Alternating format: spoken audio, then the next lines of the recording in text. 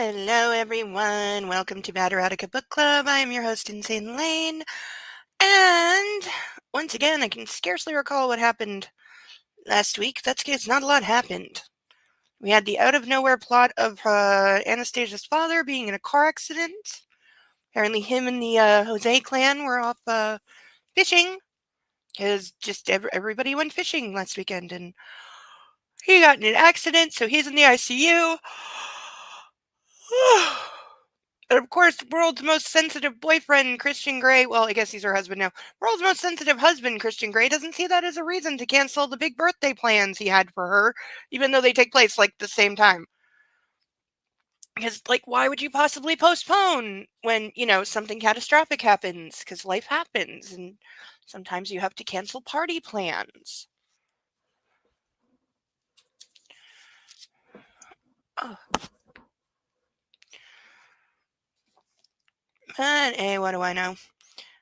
They got back from Aspen, talked about the house, which apparently is under construction, because I guess his brother has literally no other contracting jobs going on and can just immediately start a major house renovation at like 3 days' notice, because that's how anything works.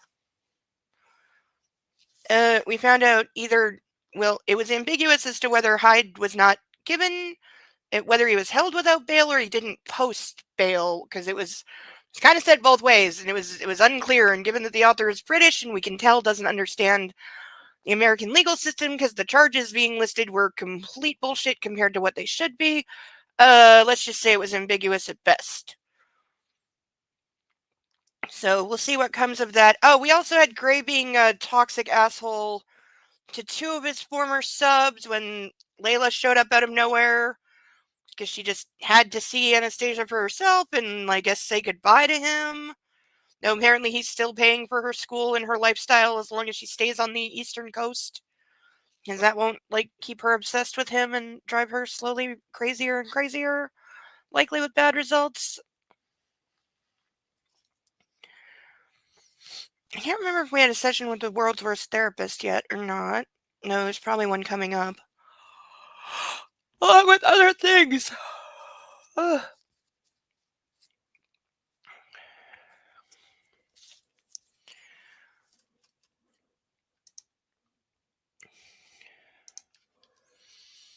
There's no doubt any number of creepy and odd things coming up this week. I have no doubt we'll be back at the hospital because her father's still in the ICU, but I don't recall that plot actually going anywhere. I'm pretty sure it just goes away at some point.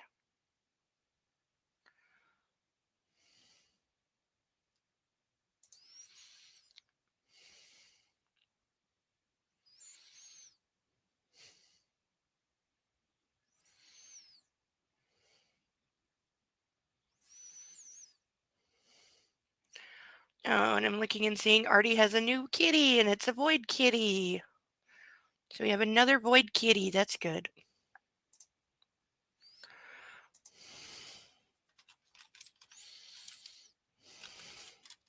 Hi, Sarah Bellum. Hi, Link. I think there was a therapist appointment implied somewhere. I don't think we saw it, but yeah, I think he said he had one or something. If during the stream anybody catches the name of Artie's new cat, you are duty bound to inform me at once so I can gush over it.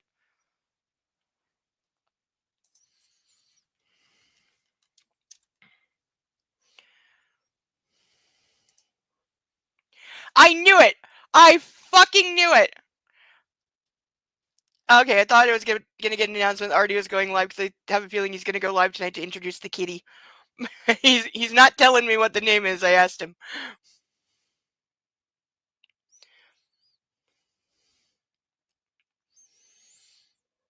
I suspect there may be a kitty naming contest coming up.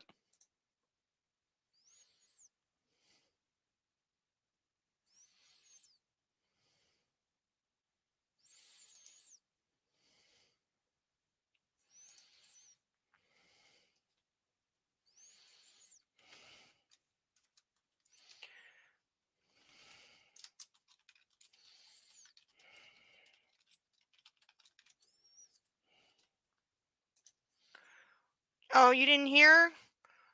Maik got very sick very quickly and was put down a couple of weeks ago. It was very, very sad and very, very, very sudden.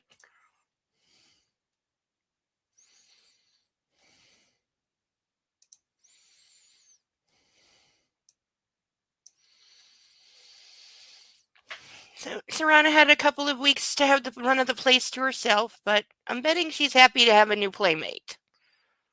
Because she's still quite the high-strung kitten, and even though from the pictures I don't think the new kitty is a kitten, it still looks pretty young.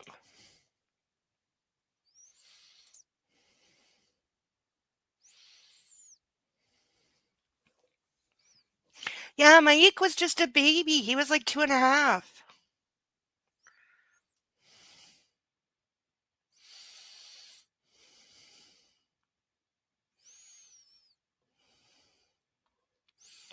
But yeah, from the picture, I don't know, kitty doesn't look too big. So maybe like a few months. We'll see. Right now, Serana is establishing her territory, going, okay, you're new here. Let me show you the spots that are mine. I get the top of the kitty tree and all of the boxes. Also, this section of the couch and this half of the bed. You know, standard kitty protocol.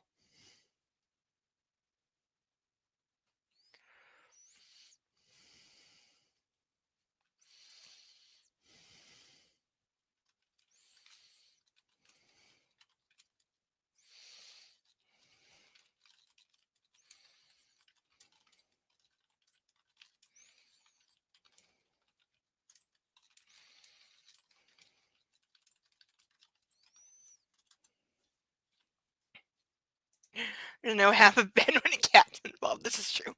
They do like to park themselves directly in the middle of the bed. And they're very good at calculating the exact middle of the bed. They just have a natural ability. You know, like the way they know how to fit in your shoes.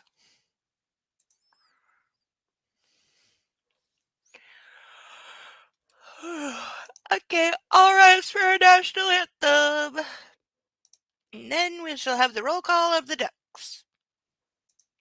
If you're still struggling with consent, just imagine instead of initiating sex, you're making them a cup of tea.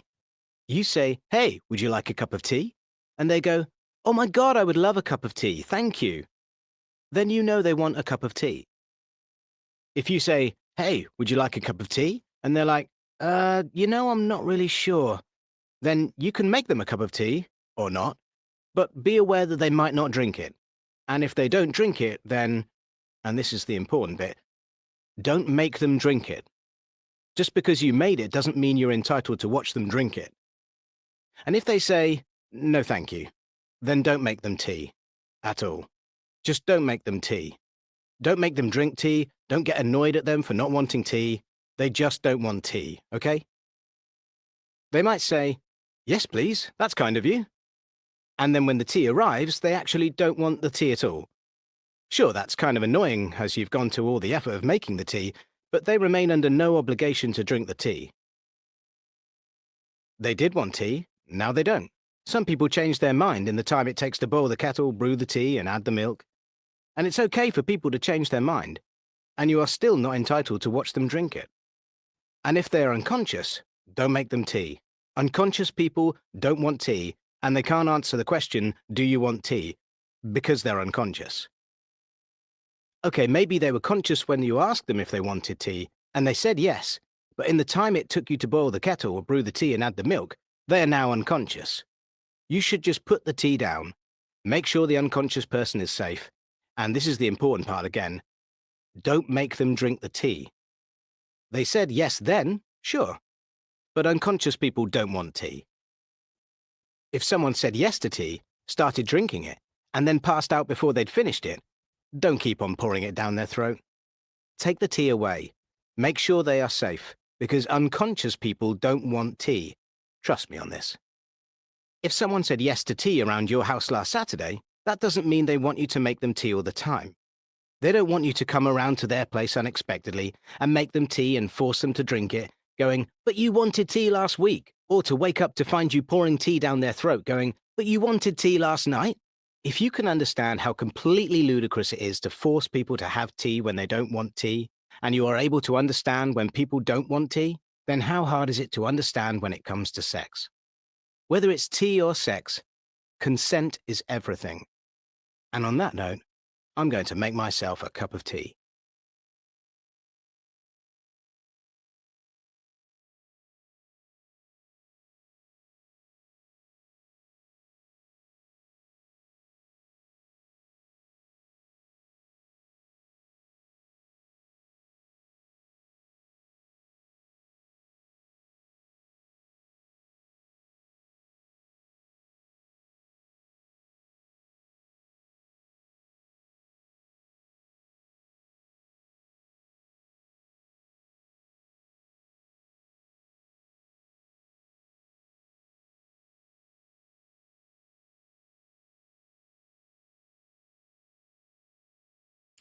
And of course I'm on mute because I always do that because reasons.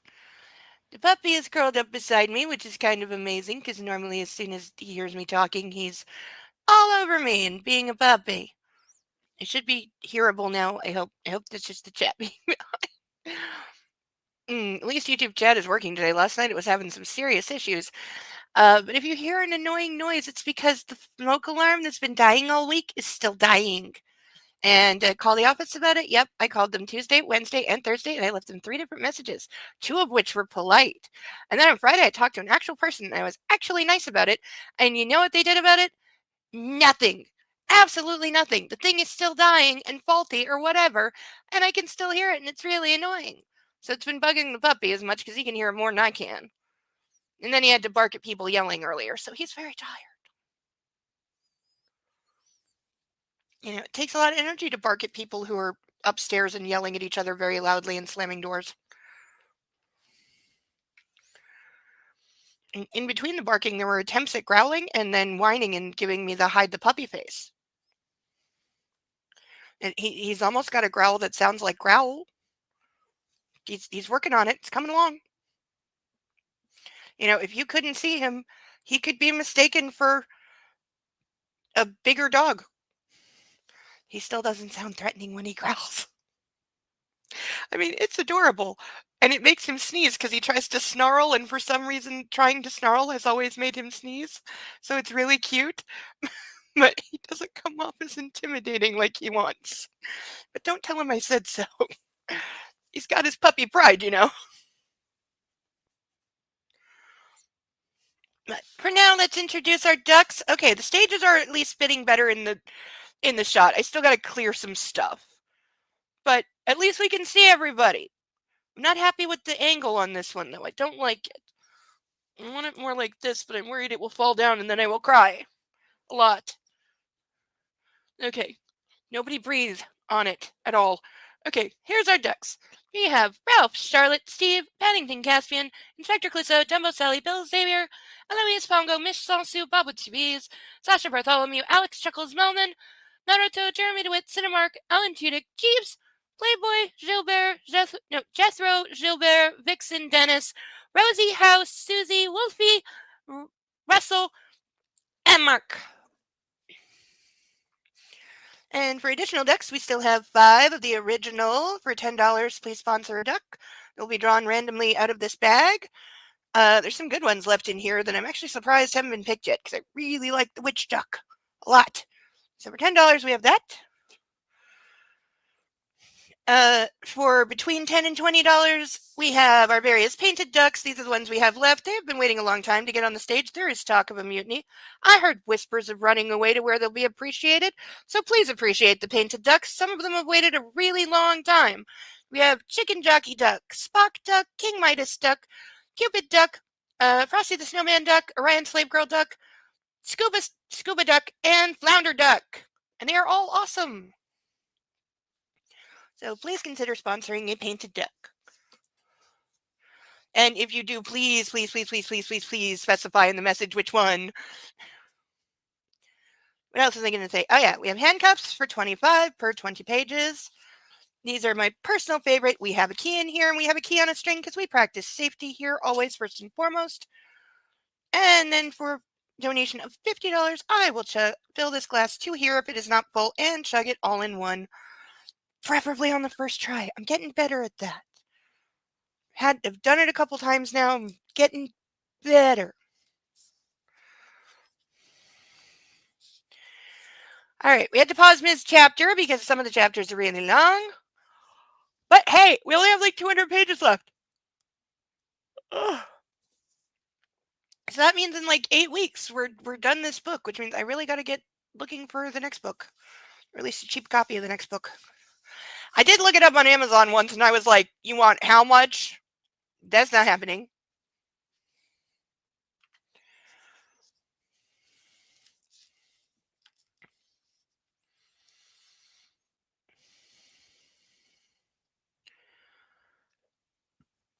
Okay. I can't actually remember if we had her like toned down birthday party or if that's still coming up. Not sure. We'll see. Though I still stand by, you should have just canceled it with everything going on. Like, I know you flew people in and you made plans and it was a big deal, but you know, life happens. Sometimes you got to cancel and rebook things for later. And, you know, people are flying in on his private jet, so it's not like anybody wasted money on airline tickets.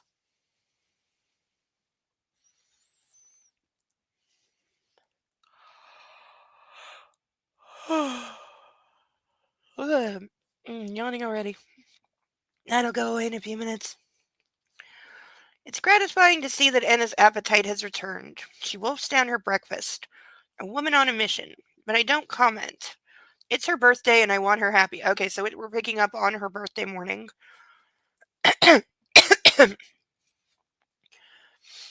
Actually, I want her happy pretty much all the time. Except when you're being a jerk, then you don't seem to care.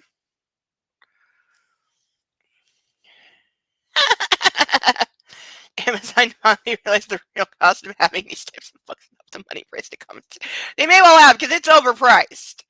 Like not just for the genre, but it's not like brand new out. It's been out for a few years. There's movies. So it shouldn't be like, you know, brand new pricing anymore.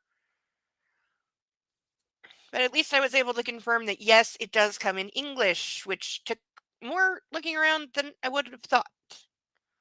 But yes, I can get an English copy, so that's good because I don't read Spanish.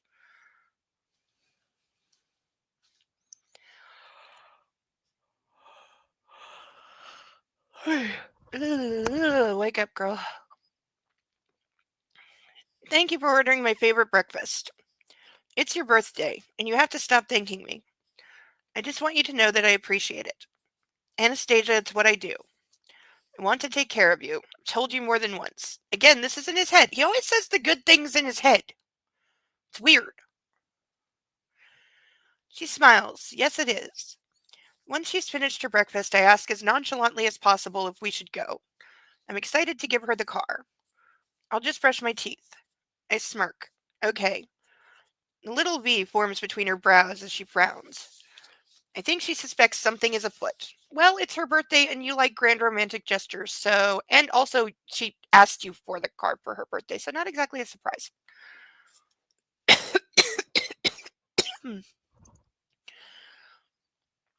But she says nothing and heads into the bathroom. I text Taylor to let him know we're leaving immediately. As we walk to the elevators, I notice Anna is wearing her new charm bracelet. Grasping her hand, I kiss her knuckles. My thumb grazes the helicopter charm.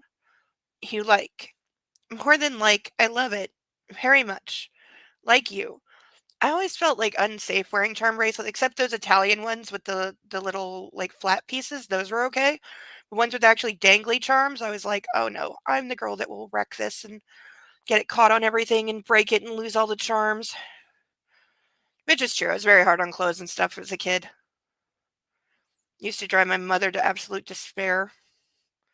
because she liked me in like frilly dresses and stockings, and I would come home, with giant holes in my stockings and the dress is all dirty and one of the bows is missing and I don't know what happened to it because I don't care.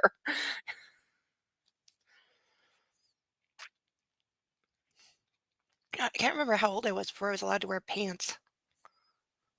Now it's like if it was like summer and we were like going outside, then pants or shorts would be allowed.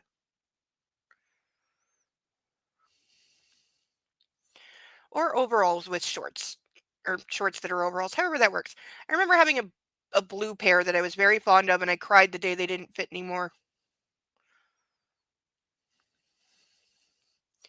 No, it was too tall for them before they didn't fit, but I insisted.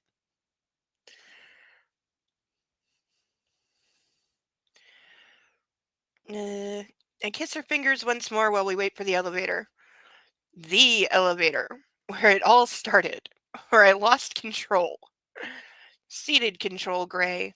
Yes, she's had you on a tight leash since you met her? What the actual fuck? Are you kidding me? That is the dumbest. Like, in a book full of dumb lions, that's really stupid. Anna's eyes flit to mine as we enter. Is she thinking what I'm thinking? Don't, I whisper as I push the button for the lobby and the door slides shut. Don't what? She peeks at me through her lashes, coy and provocative at once. Look at me like that. Fuck the paperwork, she says with a wide grin. I laugh and tug her onto my arm and tilt her face to mine. Someday we'll rent this elevator for a whole afternoon. Ew. I'm so not doing it in a public elevator. Gross. I don't care if you wipe every surface down with bleach twice. No. I laugh and tug her into my arms and tilt her face to mine. Someday we'll rent this elevator for a whole afternoon. Just the afternoon. She raises an eyebrow and it's a challenge. Mrs. Gray, you're greedy. When it comes to you, I am. So we're having one of those times where they're both just incredibly horny. I'm very pleased to hear it. I plant a tender kiss on her lips, but as I pull away, Anna's fingers curl around the nape of my neck, pulling my mouth to hers. Her tongue is insistent, demanding access, and she pushes me against the wall, pressing her body against mine. At least I know this can't turn into a full-on sex scene. I kiss her back as desire flares like a comet inside me. I was not expecting the word comet.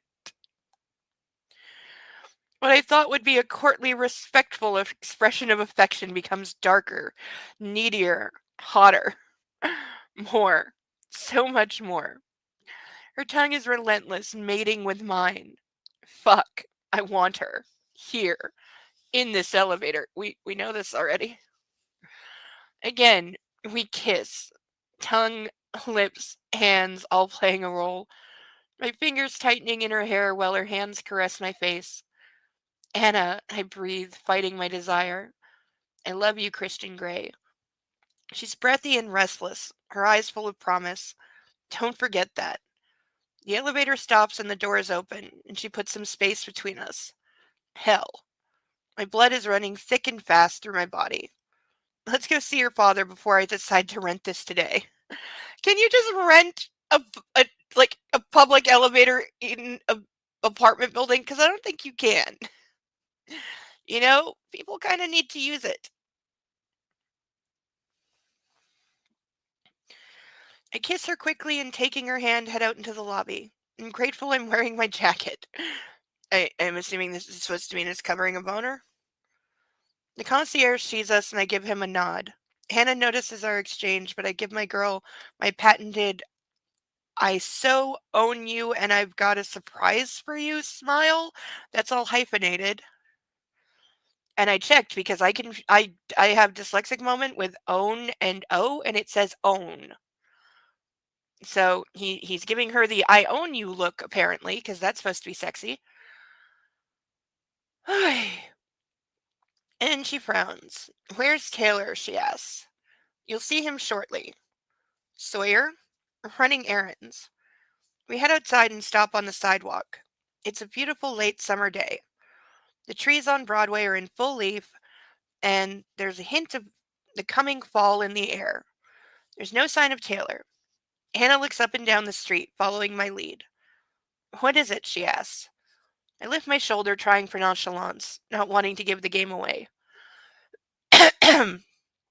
Then I hear it, the growl of the R8's throaty engine.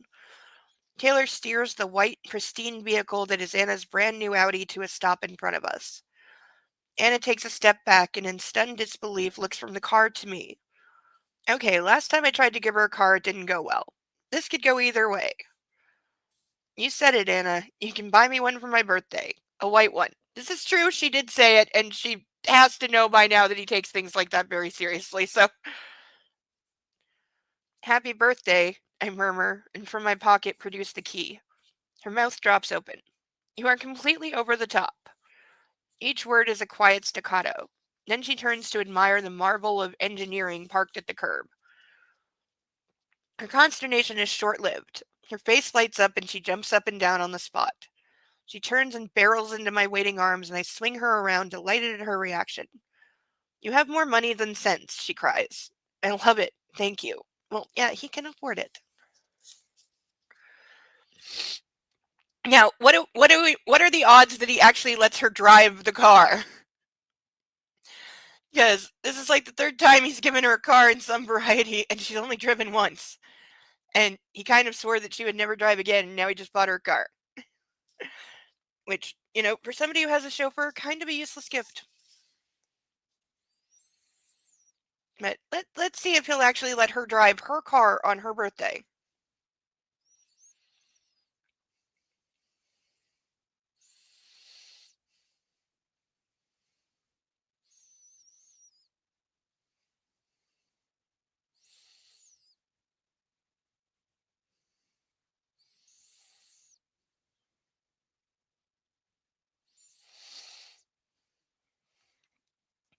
I dip her low, surprising her, so she gasps and grips my biceps. Anything for you, Mrs. Gray. I kiss her. Come, let's go see your dad. Yes, she exclaims. And I get to drive? Smiling down at her and against my better judgment, I acquiesce. There we go. I knew it was coming. Of course, it's yours. I pull her to her feet and she dances to the driver's door, which Taylor is holding open for her. Happy birthday, Mrs. Gray, he beams. Thank you, Taylor. She hugs him while I roll my eyes and climb into the passenger seat. Oh yeah, he's like the world's worst passenger too, because he gets like PTSD and has control issues. Anna clambers in beside me and slides her hands around the steering wheel, grinning with glee, as Taylor closes her door. Drive safe, Mrs. Gray, he says, his affection obvious despite the gruff tone. For some unfathomable reason, it makes me smile. Will do, Anna replies, buzzing with excitement. She puts the key in the ignition and I tense beside her. I hate being driven, except by Taylor, but she knows this. When are we making the video? Oh yeah, he actually let her drive her car. I know. What do you bet it's short-lived? Because she hasn't even like turned the car on yet and he's already freaking out.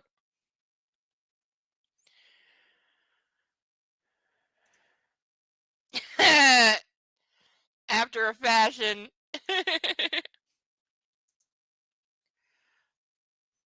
Oh my god, already posted another kitty picture. The kitty's in a shoe. Okay, yeah, this is a tiny kitty. It's not that big. Still could fit in a shoe. But yep, has discovered a shoe and shoelaces and happy kitty.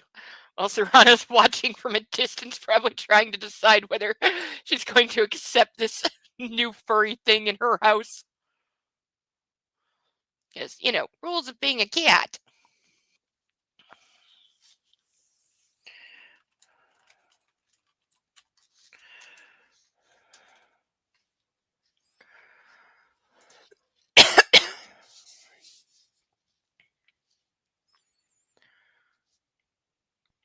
Oh. Take it easy, I caution. Nobody's chasing us now. She turns the key and the R8 roars to life. Anna quickly adjusts the side and rearview mirrors, puts the car in drive, and pulls out onto the street. at a harrowing speed. Whoa, I cry out, clutching my seat. What? I don't want you in the ICU beside your father. Slow down. I yell, wondering if the R8 was a good idea. She slows immediately. Better? She gives me a dazzling smile. Much. I mutter, grateful we're both still alive. Okay, seriously, she just pulled out of the parking lot and he's already freaking out. Take it easy, Anna. Okay, you gave her the car. You know what it's capable of. Because you have one, so you know what this car can do. 7 minutes later, we're in the hospital parking lot. Every time someone says 7 minutes, I hear that line from Resident Evil of, I forget which one it's in, but it's the Wesker Jill fight where you can optionally save Jill, but he tells you 7 minutes. 7 minutes is all the time I have to play with you. And if you don't save her and or kill him during the 7 minutes, the fight just ends and he leaves. But I gotta say, one of the cooler gimmicks for a fight in a video game is, putting a time limit on it, but then if you don't do it within the time limit, like the bad guy just gets away, you don't just automatically die and have to keep doing it until you win.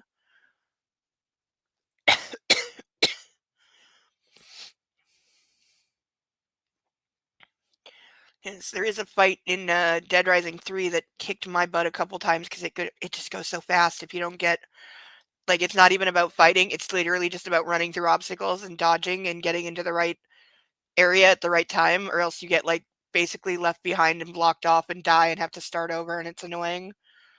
It's the I think it's in like a loading dock. It's with like cranes and like automated equipment that like chases you and starts hurling barrels at you and then there's fire and you can get trapped. Yeah, it's when you find out the old lady in the wheelchair is the bad guy.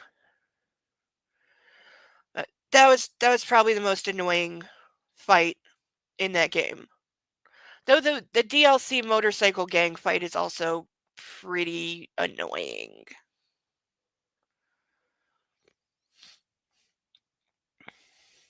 Though I did like all the DLC. I played all 4 of them.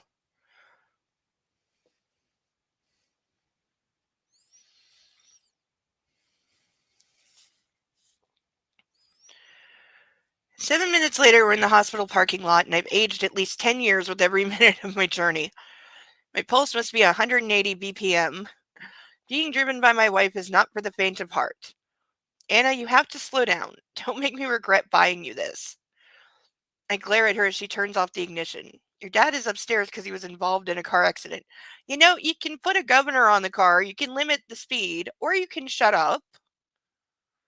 Or let her drive her car and have Taylor drive you in your car if you're that, like, stressed." And I remind everyone, this is the person that he yelled and ordered to get involved in an incredibly dangerous high-speed chase, weaving in and out of traffic on the highway, blowing red lights in the city, and he was perfectly fine with all of that.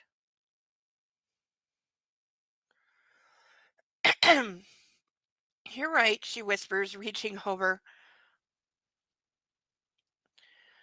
and clasping my hand. "I'll behave." I want to say more, but I don't. It's her birthday and her dad's in the ICU. "And you bought her the car, Gray." "Yes, you did. You bought her the car." "Okay, good. Let's go." While Anna's visiting with Ray, I hole up in the waiting room and make some calls. First, Andrea. "Mr. Gray, good morning." "Good morning. What news?" "Everyone is lined up to come to Portland. I'm liaising with Stefan's later this morning. I'm still waiting to hear from the Heathman. And if they can't source a cake, I found a bakery in Portland that can do it today." Okay, not gonna find a bakery that can just whip up a birthday cake and deliver it today for you. Like, no. Because I've tried getting like a cake from a bakery on short notice. I had like 3 days and I couldn't do it. We wound up going to Fortino's and buying a cake. Because we called like 20 places and they were all like, no, we need 2 weeks notice to make a custom cake. Like even Walmart.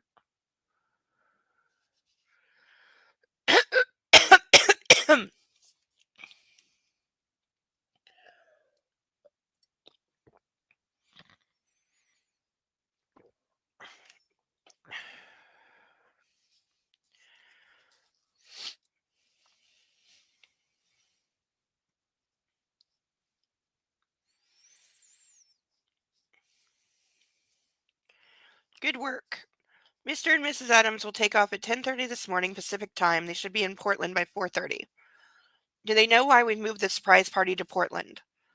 I haven't elaborated. Good. I don't want Carla to spend the flight worrying about Ray. So her mom doesn't know?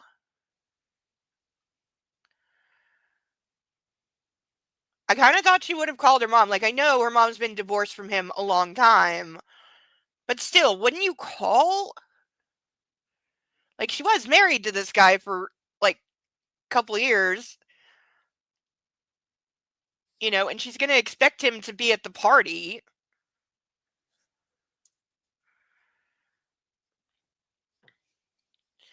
Andrea continues. Mrs. Adams said she's deliberately not contacting Mrs. Gray to add to the surprise. Okay, let me know when they've left Savannah. Will do. Thanks for organizing all this. It's a pleasure, sir. I hope Mr. Steele continues to improve. We'll talk later. I hang up and open the email that's caught my attention. Oh, great. Here we go with the emails.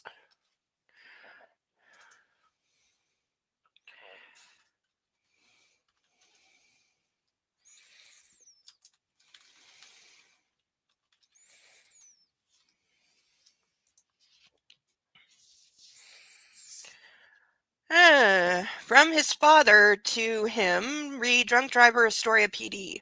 Oh yeah, he was snooping into who caused the accident because of course he can do that. Your mother says that Raymond Steele is in good hands. I'll be joining her later for Anna's birthday celebrations. With regard to the driver, I have some information which I'd rather talk you through either in person or over the phone. See you this evening, son, Dad.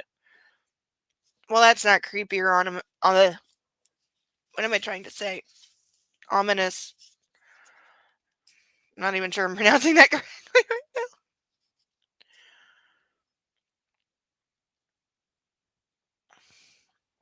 I call Carrick but get his voicemail. I leave a message, then sit down and peruse the notes Roz has sent me regarding our meeting yesterday with the Wangs. Half hour later, my dad calls. Christian. Dad. Hello. You have news. I stare out at the Portland skyline. I spoke with one of my contacts at the Astoria PD. The perpetrator's name is Jeffrey Lance. He's well known to police, not only in Astoria, but also in southeast Portland, where he's from. He lives in a trailer park there. He was a long way from home. His blood alcohol level was 0.28%. We've seen higher. I mean, that is drunk, but what does that mean? I turn around. Unbeknownst to me, Anna has crept in the waiting room and is watching me warily. It means he was 3.5 times over the legal limit, Dad says, pulling me back into the conversation. How far above the limit? I don't believe it. Fucking drunks. I loathe them. From deep in that part of my brain that holds my most painful memories, the stale of smell, Camel cigarette smoke, bourbon, and body odor seeps into my consciousness. There you are, you little prick. Fuck. The crack horse pimp. 3.5 times, Dad mutters, disgusted. See, if the person who hit her father was like related to all the stuff with Hyde and the sabotaging the helicopter and the blowing up the server room and the kidnap plans, if it was related to that, then it would make sense. For just being a random thing that happens, I still am at, why is this here? Why is this entire plot here? It adds nothing and it goes nowhere. Unless it's been changed, unless we find out major changes were made in this retelling version, which possible because other major changes were made. What is the point of it? Like why? Like, I'm all for trying to put something original in something that started as a fanfic, yay. But to have a fucking point to it. Like some kind of payoff, some kind of integration into the story, a reason for this to be here.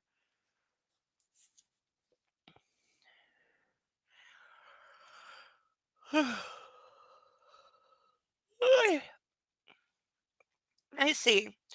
And this isn't his first offense. His driver's license is suspended, he has no insurance, and the police are assessing all the charges, and his lawyer's trying to get a plea bargain, but wow, that happened really fast. It's been like less than 1 day. And they've already filed all of the charges and are trying to plea bargain? That's incredibly fast.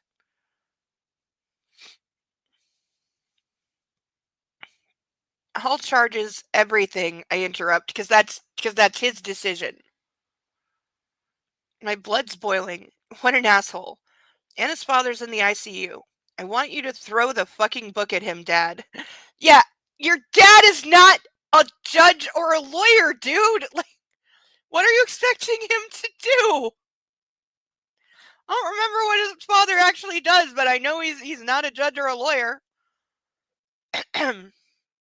Son, I can't get involved because of the family connection. But one of the women I work with specializes in this kind of law. With your permission, she can act on behalf of your father-in-law and she'll press for the heaviest penalties. Okay, again, how is she going to do that? She is a random lawyer who doesn't even know the people involved but knows the family of the people involved, kind of, sort of, maybe. And she's going to what? Slip the prosecutor a post-it? Like, obviously you can file a civil lawsuit against the guy who hit you, but that doesn't sound like it would do any good.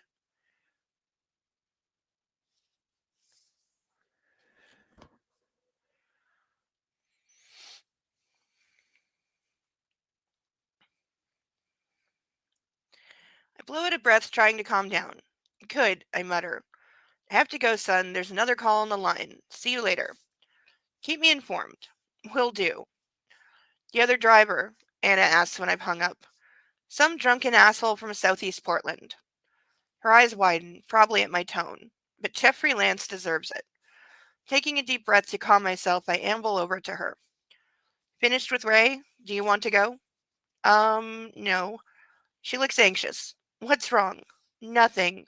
Ray's been taken to radiology for a CT scan to check the swelling in his brain. I'd like to wait for the results. Okay, we'll wait. Sitting down, I hold out my arms and she climbs into my lap. I stroke her back and inhale the scent of her hair. It's soothing.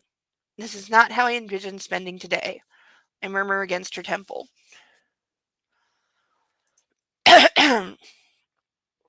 Victim's advocate, Ray can't speak for himself, so it goes to the next of kin, Anna. True. She would be able to, like, if say there was like a bail hearing or something, she would certainly be entitled and allowed to have a say there. Though with these kind of charges, and the previous history and all that, I would think bail is unlikely. If Dad were the prosecuting attorney, it would make sense here. Nothing works. Plus, we don't even know she can be appointed to the case. Just what the fuck? Yeah.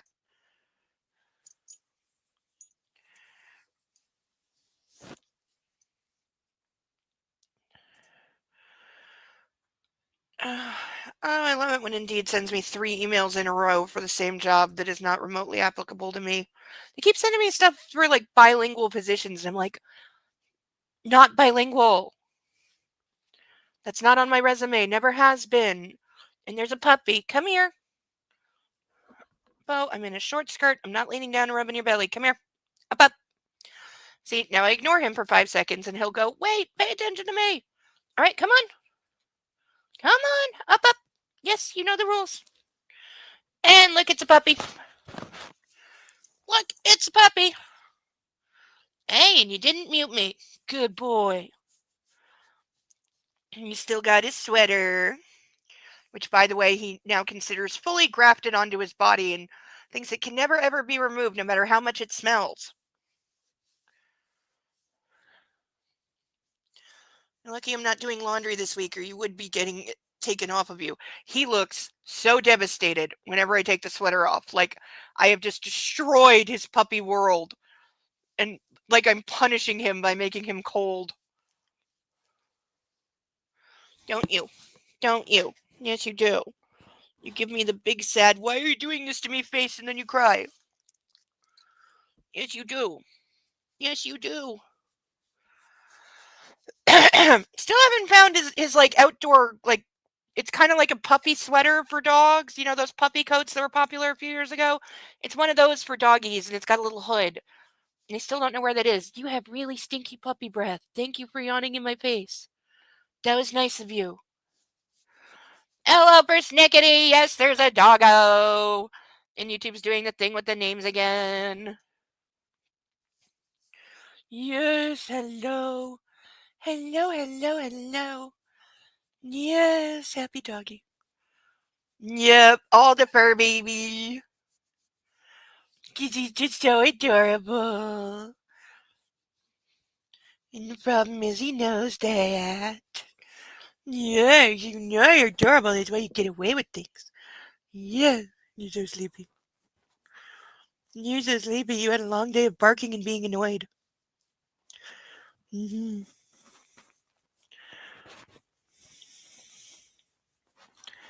Okay. Okay, how about you go under your puppy bed and curl up nice and warm, okay?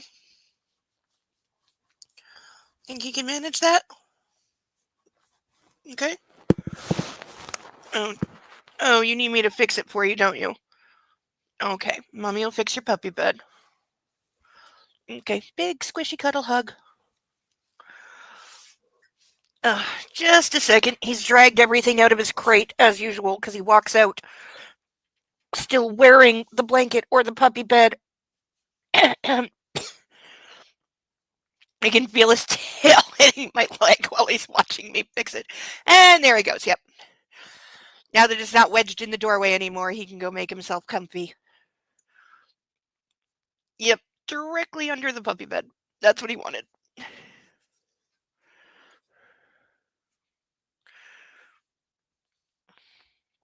Ooh, he even got most of his butt under it.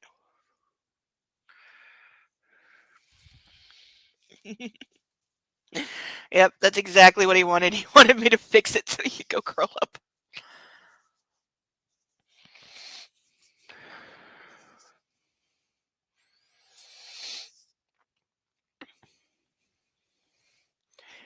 At least he's warm and happy.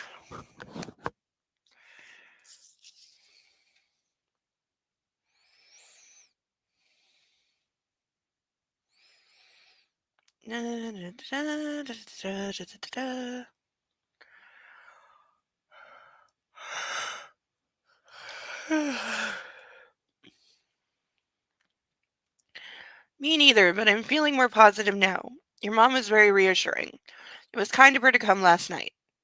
My mom is an amazing woman. I continue caressing her back and rest my chin on her head. She is. You're very lucky to have her. I couldn't agree more, Anna. I should call my mom. Tell her about Ray, she says. Uh-oh. At this moment, her mom should be en route to Portland. I'm surprised she hasn't called me, she frowns, and I feel a little guilty about my subterfuge. Maybe she did, I offer. Anna fishes her phone out of her pocket but finds no missed calls. She looks through her texts, and from what I can see, she's received birthday wishes from her friends, but as I suspected, nothing from her mother. She shakes her head. Call her now, I say, knowing she won't get a reply. Anna does, but she soon hangs up. She's not there. I'll call her later when I know the results of the brain scan. Drawing her closer, I kiss her hair. I long to tell her, but that would blow the surprise. My own phone buzzes. Without letting go of Anna, I tug it out of my pocket. Andrea. Mr. Gray, just to let you know, Mr. and Mrs. Adams took off from Savannah 15 minutes ago. Good. Taylor is primed to pick them up from the airport. ETA is what time? I don't want Anna and me to run into them at the hotel. At present, 4:35. And the other, I glanced down at Anna, not wanting to give the game away. Packages? They're all set. Your father's driving down. Your brother, sister, Kate, and Ethan Kavanaugh will be flying down with Stefan. They can't leave until 5:30 because of your sister's new job, but they should be with you by 6:30. Does Heathman have all the details? The rooms have been booked for all of them. Dinner is booked for 12 people at 7:30. They're offering a full menu and a cake, chocolate as requested. Good. Ross wanted to know if you got her notes on the shipyard deal. If you're happy with them, she can send the heads of the agreement for signing.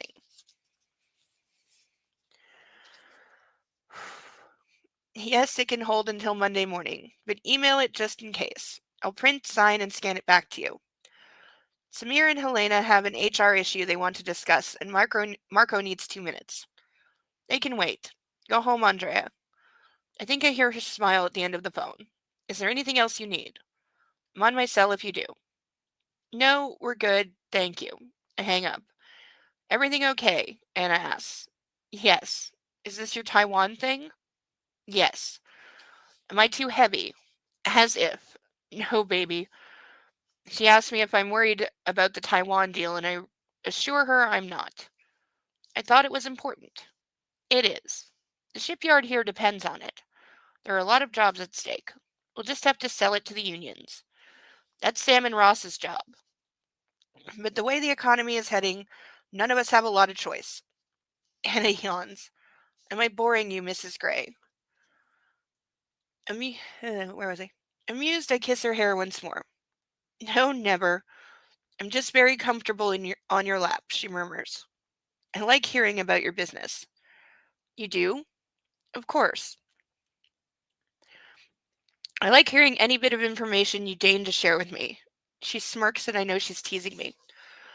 Always hungry for more information, Mrs. Gray. Tell me. She rests her head against my chest again. Tell you what. Why you do it. Do what? Work the way you do. By never being in his office and doing everything on the phone, you mean? I snort, amused. Because it's obvious, isn't it? Guy's gotta earn a living. Yeah, you could retire. Your business doesn't seem to actually need you to be present to work because even when you're there, you don't seem to really do any work. Christian, you earn more than a living, she says, her eyes as guileless as ever, demanding the truth. I don't want to be poor. I've done that. I'm not going back there. Okay, again, you're literally a billionaire. You could set up a structured settlement and pay yourself $100,000 a month for the rest of your life and probably still have hundreds of millions of dollars to play with. But you would definitely never be poor.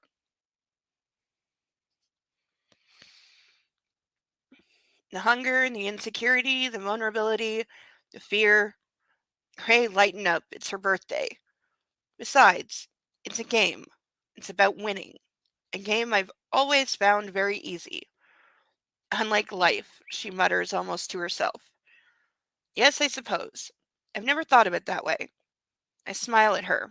Perceptive, Mrs. Gray. Though it's easier with you. She hugs me. It can't all be a game. You're very philanthropic. We've heard lip service to that, but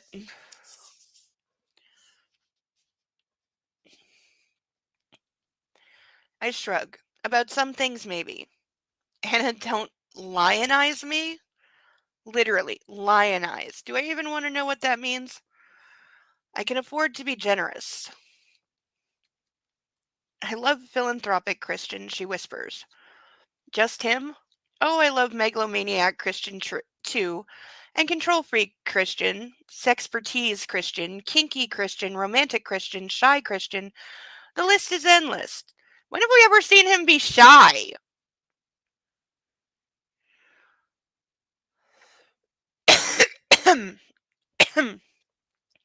That's a whole lot of Christians. I'd say at least 50. I laugh. 50 shades, I whisper in her hair. My 50 shades. Ugh.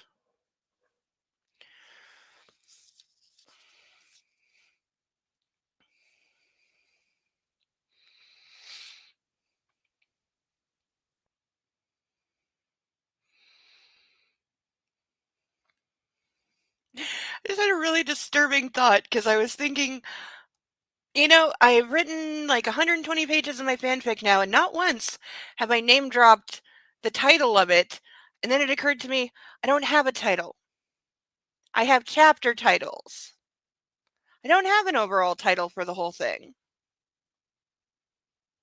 How did that slip my notice until now?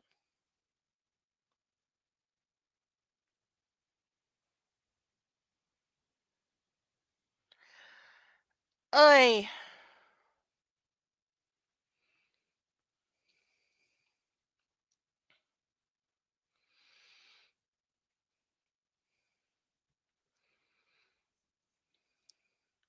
It's gonna bug me until I come up with something. I tip her head back and kiss her. Well, Mrs. Shades, let's see how your dad is doing. Okay. Oh, let's stretch.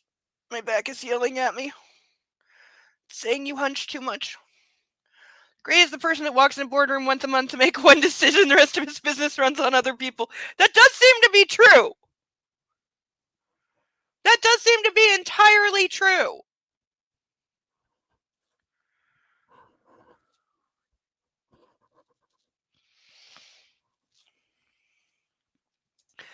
Lionize means give a lot of public attention and approval to someone, treat as a celebrity. Okay. Well, yeah, she definitely does that. True, my focus was on writing. Oh, but I am looking to convert the first part enough to send to publishers where I'm probably going to get laughed at or get nasty letters back saying they don't produce this kind of stuff. Uh, but I will need a title to do it. I have settled on the character name changes. I don't need to change the female character name because she doesn't even until like part 6 she doesn't even have a last name and it's assumed identity anyway, so it doesn't matter. But nobody will, fans will recognize the some of the names and where they're from, but I need to change. I can't call my main male character Hannibal Lecter because that's taken. So I had to come up with something. But I have after like a month and a half of considering, I have a name. I'm gonna chat with you sometime about the scene. Did you finally have time to read it? Please keep in mind I am neither straight nor vanilla, so I was writing about things I don't know. Once a month is generous. Surprised Gray remembers he has a company and not just an office with women who look like his mother. Yes, I know.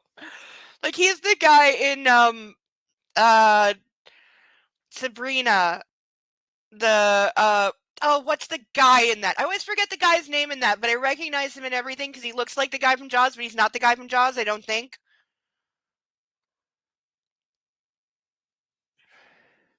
But yeah, I think it was the late '90s. There's a remake of Sabrina. Uh, the other guy in it, the brother of the guy who looks like the guy in Jaws, or plays the brother of the guy who looks like the guy in Jaws, but isn't the guy in Jaws. Looks like the guy who played Uncle Joey on Full House, but is not Uncle Joey. I think his name might have been Jeff Daniels, maybe. I don't know. But Gray's like that guy. Greg Kinnear. Is that the guy in Jaws or the guy in Sabrina? But yeah, Gray strikes me as the brother in Sabrina, the dopey one who's never at the office, and then he like shows up at the end and like tries to step up and he doesn't know where his office is.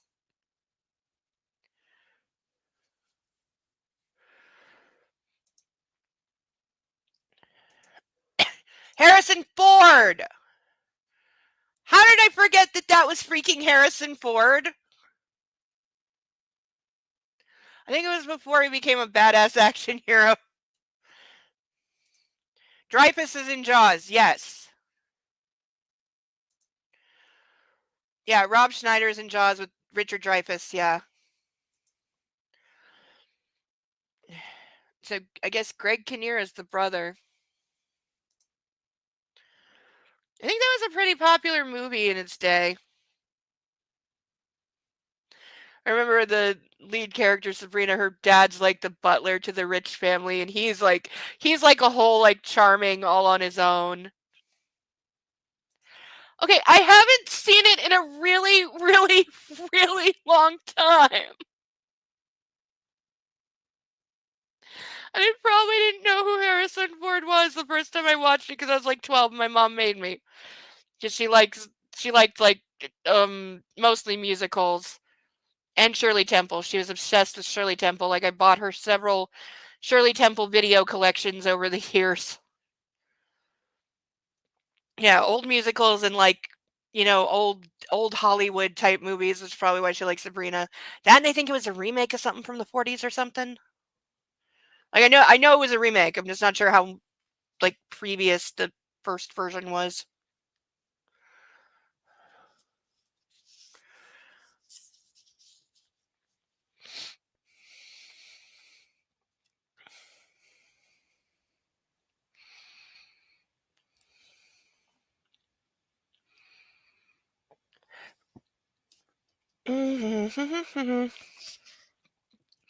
Dr. Sluter has good news. The swelling in Ray's brain has subsided, so she's decided to wake him from his coma tomorrow morning.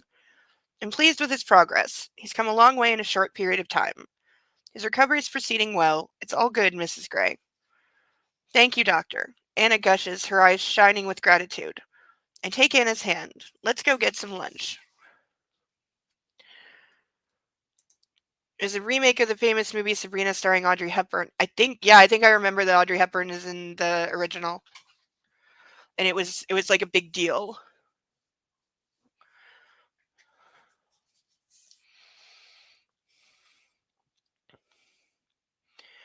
Can we go for a drive? She asks as she starts the ignition. Wait, did I skip a page? Nope. Sure, it's your birthday. You can do anything you want. How are we on time? We're actually perfectly on time. Wow. I'm also counting the minutes until I can start drinking because I really could use a drink. 'Cause this is boring. For a moment, I'm transported to a parking lot in Seattle where an insatiable Anna took matters into her own hands. Oh, yes, that time they had sex in the car that was physically impossible to have sex in the way they were describing it, and he would have broken her neck a couple times.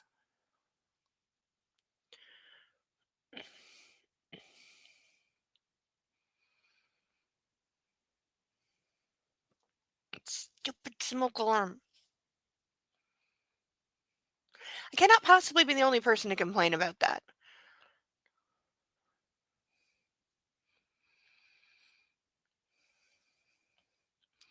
She stares at me, her eyes darkening. Oh god, are they gonna have more car sex? Because my head may explode. Anything?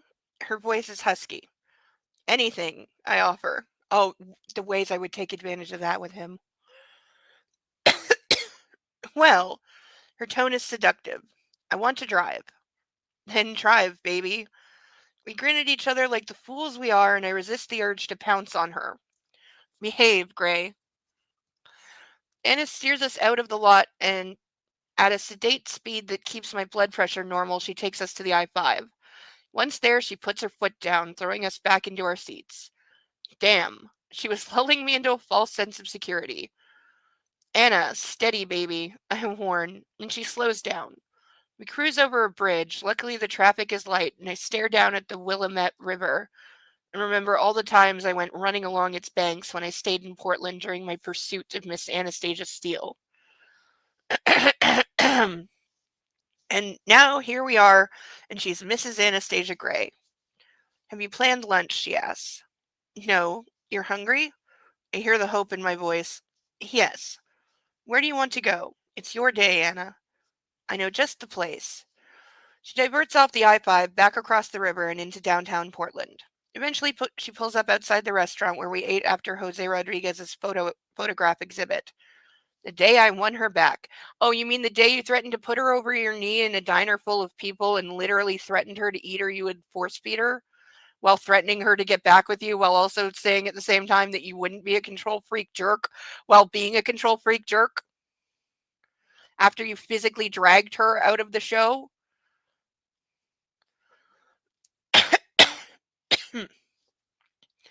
For 1 minute, I thought you were going to take me to that dreadful bar you drunk dialed me from. I tease her. Why would I do that? To check the azaleas are still alive? I give her a sideways look and she blushes. Oh, yes, baby, you vomited at my feet. She should have thrown up in his face. Don't remind me. Besides, you still took me to your hotel room. Smirking, she lifts her chin in that stubborn, triumphant way she has. Wow, talk about rewriting history. And there's a puppy who should be sleeping. Why aren't you sleeping? You're supposed to be sleepy. He's like a toddler getting out of bed. Yes, the part where the dashboard and the roof didn't exist. Yeah. The roof would have been in the way as well. She can do anything she wants as long as it's what he wants to do. Yes, this is true. Oh, you just needed some water? Okay. I need to fill up your dish, don't I? Okay. It's not empty. He's okay for now. But he'll need some more before I go to bed. Nice and fresh and cold for you. But I find he doesn't like his water super cold. The kitties did. They liked as cold as possible, preferably with ice in it. Him, not so much. No, you don't mind room temperature water, do you? All right, you can come up for one cuddle and then you're going back to sleep. Come on. Up, up. Okay, one quick cuddle, then back to bed with you. Trying so hard not to get lipstick on the sweater because it doesn't come out. Yes, I love you. I know you needed some water. I know. That's okay. You can get a drink. Get. There we go. That's the word. There are words that make the ears go up. Yes. Yes, don't they? They make your ears go all the way up because they have your attention because I said one of the magic words that you like to hear.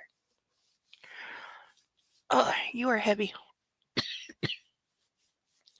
You are a heavy doggy. Yes, you are. Yes, you are. You want to lick so bad, but you know you can't. Oh, I know you want to lick. I know. I know you do. You're still a good boy. You're still a good boy, even if you don't get to lick.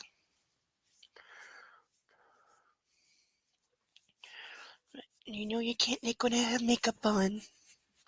So good listening. You know it makes you sad. But I still know that you love me and you're still a good puppy. No, you can't have one of the ducks. That's what he's looking at. He's going, can I have one of these? Because I could just chew one of these and leave you alone. If you could just give me the yellow one, and then I could chew it, and then I could chew it and be a puppy, and then you don't have to pet me because I could chew the duck, and you could just give me that one right there that my nose is pointing at. Uh-huh. So if you would like to rescue a duck from the puppy,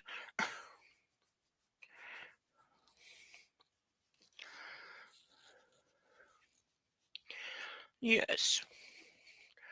Yes. There's a reason I wait until you're napping to get them out.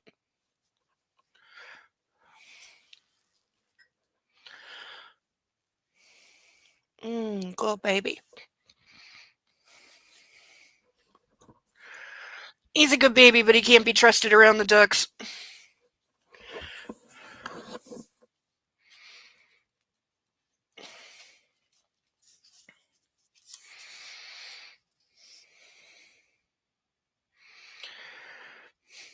That was quick. You take it your dryer needed more time.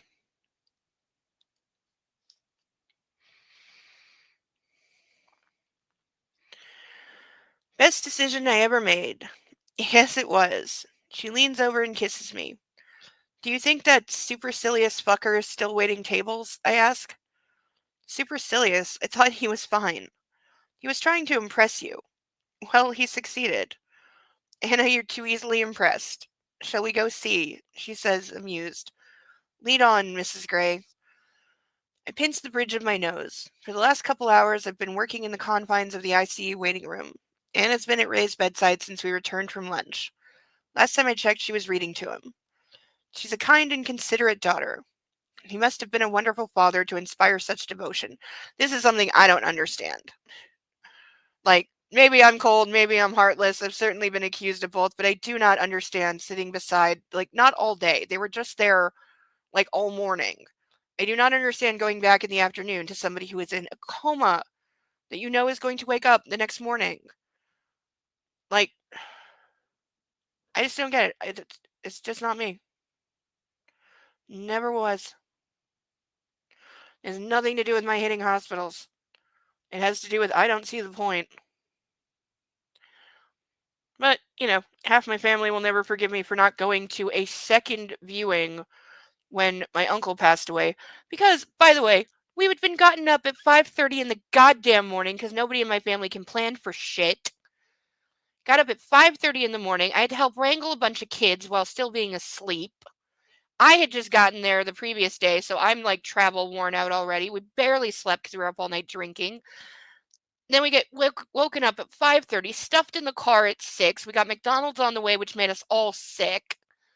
And then we get there at like 10 o'clock because we hit traffic, of course.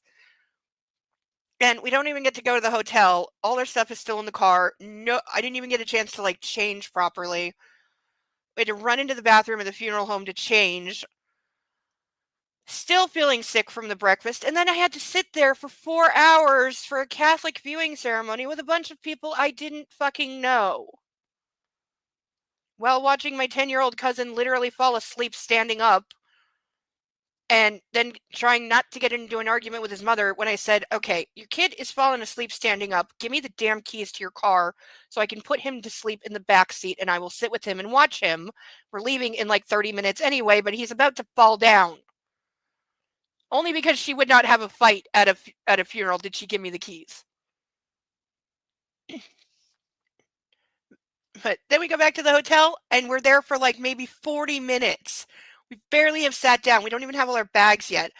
And she's like, okay, we have to go back for like another 4-hour viewing session. And then we have a full Catholic Mass funeral tomorrow. Tomorrow we have like a 4-hour full Catholic Mass and then the funeral in the morning. And then, like reception at the grandparents' house after. So I was like, yeah, I'm staying at the hotel. I am dead on my feet. I'm exhausted. I'm still nauseous. And I need to make some calls and check on some things at home. I'm not going to the second viewing. But they will never forgive me for that.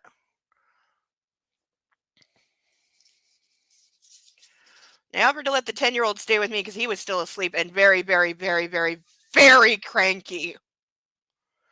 But no, my aunt had to drag him, literally kicking and screaming, which I'm sure was a great impression. Also, like, he didn't really know what was going on.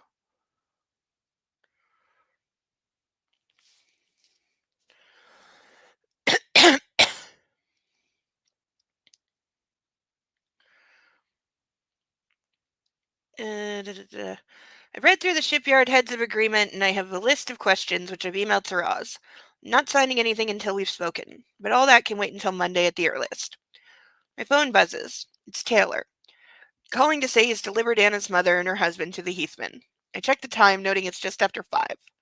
Carla needs to know about Ray. I can't put that off any longer. Reluctantly, I call the hotel and ask to be put through to the Adams' room. I'm not looking forward to this. Hello, Carla answers. I take a deep breath. Carla, it's Christian. Christian, she gushes. We had such a wonderful flight over here. Thank you so much. I'm glad you had a pleasant journey. I have some bad news, though. Oh no, is Anna okay? Anna's fine. It's Ray. He was involved in a car accident and he's in the ICU here in Portland. That's why we're in Portland and not Seattle. His condition is improving, though he's in an induced coma at the moment. He'll be coming out of it tomorrow. Oh no, she breathes. How's Anna? Also, left out the part where he didn't tell her for 2 days. She's holding up, and all because the news from the ICU is good. I thought we'd go ahead and celebrate her birthday. Yes, yes, of course. I am still not sure I'd be going through with this party. I thought you should know before this evening, but I'd still like to keep your arrival a surprise. Yes, yes, she says. I've deliberated not I've deliberately not called or texted Anna to keep the surprise. I appreciate that, and I'm sorry to be the bearer of this news. It must be upsetting. No, Christian, thank you for telling me. I'm very fond of Ray. I'll see you later this evening.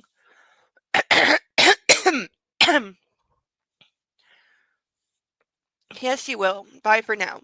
She hangs up. That was not as bad as I anticipated. It's time to go back to the hotel. I pack my laptop and then stand and stretch. These are not the most comfortable seats. Anna's still reading off her phone to Ray. I watch from the end of the bed as she caresses his hand and glances at him occasionally, her love light burning bright. She notices me as Nurse Kelly approaches. It's time to go, Anna, I say gently. She tightens her hold on Ray's hand, making it clear she doesn't want to leave him. I want to feed you. Come. It's late. I insist. I'm about to give Mr. Steele a sponge bath, Nurse Kelly says. Okay, Anna acquiesces. We'll be back tomorrow morning. Leaning over Ray, she kisses his cheek. She's quiet and thoughtful as we walk across the parking lot. Do you want me to drive? I ask. Her face whips to mine. No, I'm good, she says, and opens the driver's door. There's my girl. I grin and climb in beside her. I'd be letting him drive. He's probably the one in the better frame of mind. Wow, phrase I never thought I'd be saying about that character. In the elevator, she's quiet again. Her mind is with Ray. I'm sure of it. Wrapping her in my arms, I offer her the only comfort I can. Me, and the warmth of my body. I hold her close as we travel up to our floor. I thought we'd dine downstairs, in a private room. I open the door to our suite and usher her in. Really? Finish what you started a few months ago? Anna raises a brow. If you're very lucky, Mrs. Gray. She laughs. Christian, I don't have anything dressy to wear. Oh, ye of little faith, Anna. I open the bedroom and open the closet door. There, hanging where Sawyer said would be, is a dress bag. Taylor? Anna's surprised. Christian, I state, feeling a little aggrieved that she would doubt me. Well, yeah, every other time clothes have appeared, it was Taylor, so.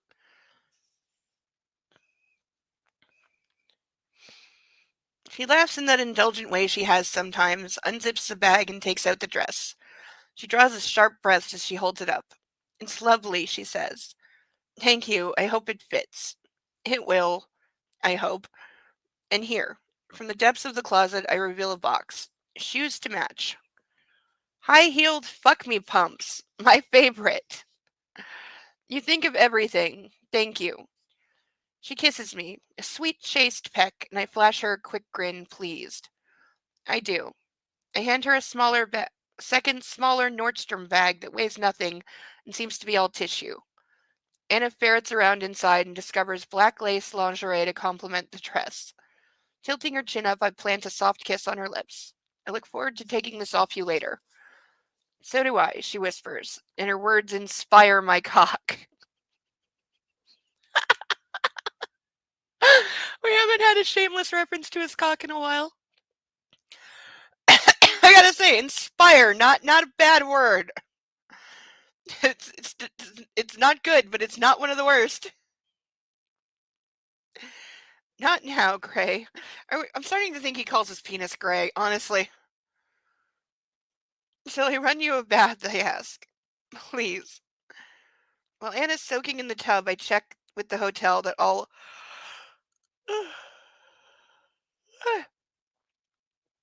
of Andrea's arrangements are in place.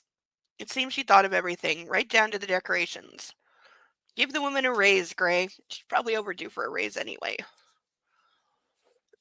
I have to wait for Anna, so I open my laptop, pull up the Geolumara's P&L, and spend several minutes running through it.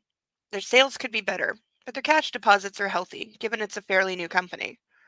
However, with their considerable expenses, their profit margins aren't as high as I would expect. We can get them there.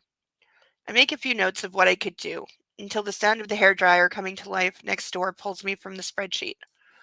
I've lost track of time. Ambling into the bedroom, I find a squeaky clean Anna sitting on the edge of the bed, wrapped in a towel, drying her hair. Here, let me, I offer, and point to the chair by the dressing table. Try my hair? Her disbelief is obvious. Anna, this is not my first rodeo. But I'm not sure she'd like to hear that I used to do this for my submissives as a reward for good behavior.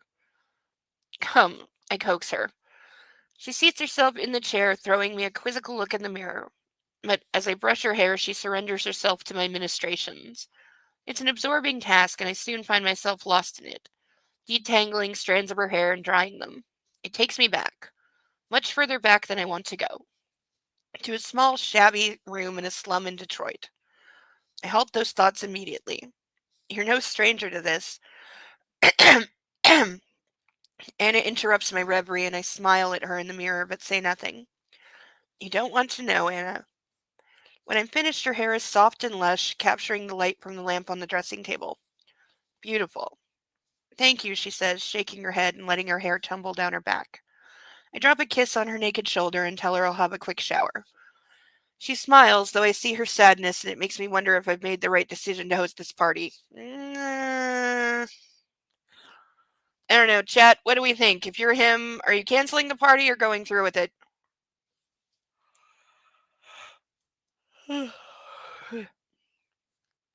Hell, these thoughts weigh heavily on me as I step under the cascade of hot water.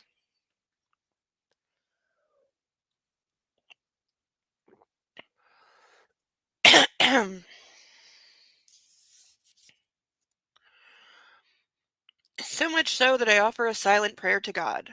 Make Ray better. Please, Lord. Have we ever heard him pray? Like, that is one of those things is so retconned in for this version, because he never, like, was religious in the original versions, like, ever, ever, ever.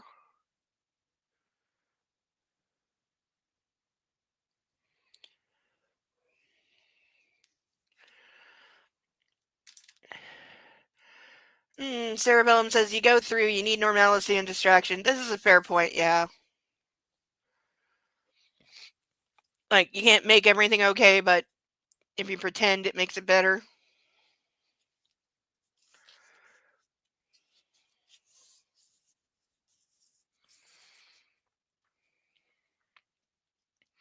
When I come out of the bathroom, Anna's waiting for me. She looks stunning. The dress fits perfectly, accentuating her beautiful body, and the bracelet sparkles on her wrist. She does a quick twirl and then stops so I can zip her up. You look gorgeous, as you should on your birthday, I whisper. She, she turns and places her hands on my naked chest. So do you. She peeks up at me through long lashes, and in that way that heats my blood. Anna, you'd better get dressed before I change my mind about dinner and unzip that dress. You chose well, Mr. Gray. You wear it well, Mrs. Gray. Mia has texted to let me know everyone has gathered in the room. Squeezing Anna's hand as we step out of the elevator onto the mezzanine level, I hope she likes surprises. I steer us towards the private dining room, my stunning wife seemingly oblivious to the admiring glances she's attracting. At the end of the corridor, I pause for the briefest moment before I open the door, and in we go to a rousing chorus of surprise. Mom, Dad, Kate, Elliot, both Joneses, Mia, Ethan, Bob, and Carla all raise their glasses, cheering. As we stand together before our family and friends, Anna turns and gawks at me. I grin, squeezing her hand, delighted that it's all come together. Carla steps forward, sweeping Anna into her arms. Darling, you look so beautiful. Happy birthday. Mom, Anna sobs. It's a bittersweet sound, and I step away to give them some privacy and to greet the rest of our guests. I'm actually pleased to see everyone, even Jose. He and his father are looking well rested and less battered than yesterday. Elliot and Ethan rave about Charlie Tango. Mia and Kate about the Heathmen. And I got to fly in your helicopter. Thank you so much. Mia throws her arms around me, and I ask her how the job is going. So far, so good, she grins. Oh, my turn for Anna. She darts off to pester my wife. Thanks for all this, Christian, Kate says. I'm sure Anna appreciates it. I hope so. When I return to her, Elliot has Anna in a tight embrace. Taking her hand, I ease her to my side. Enough fondling my wife. Go fondle your fiancé, I say without rancor. Elliot winks at Kate. A waiter presents Anna and me with flutes of rosé champagne. Our usual Grand Ani, of course. I clear my throat. The general hum in the room dies down and everyone gives me their attention. This would be a perfect day if Ray were here with us, but he's not far away. He's doing well, and I know he'd like you to enjoy yourself, Anna. To all of you, thank you for coming to share my beautiful wife's birthday, the first of many to come. Happy birthday, my love. I raise my glass to my girl, amid a chorus of happy birthdays, and tears shine in her eyes. Oh, baby. I kiss her temple, longing to take her hurt away. Good surprise? I ask, suddenly nervous. Very good surprise. Thank you, you darling man. She raises her lips to mine, and I give her a quick, chaste peck suitable for family viewing. What the actual fuck? Anna is not her usual self during dinner. She's subdued, but I understand. She's worried about her father.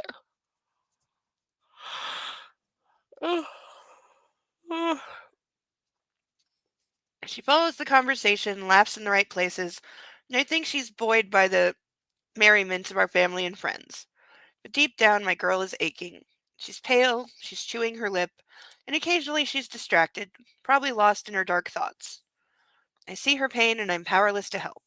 It's frustrating. She picks at her food, but I don't nag her. I'm just grateful she ate a hearty lunch. Elliot and Jose are in top form. I had no idea the photographer had such a sharp sense of humor.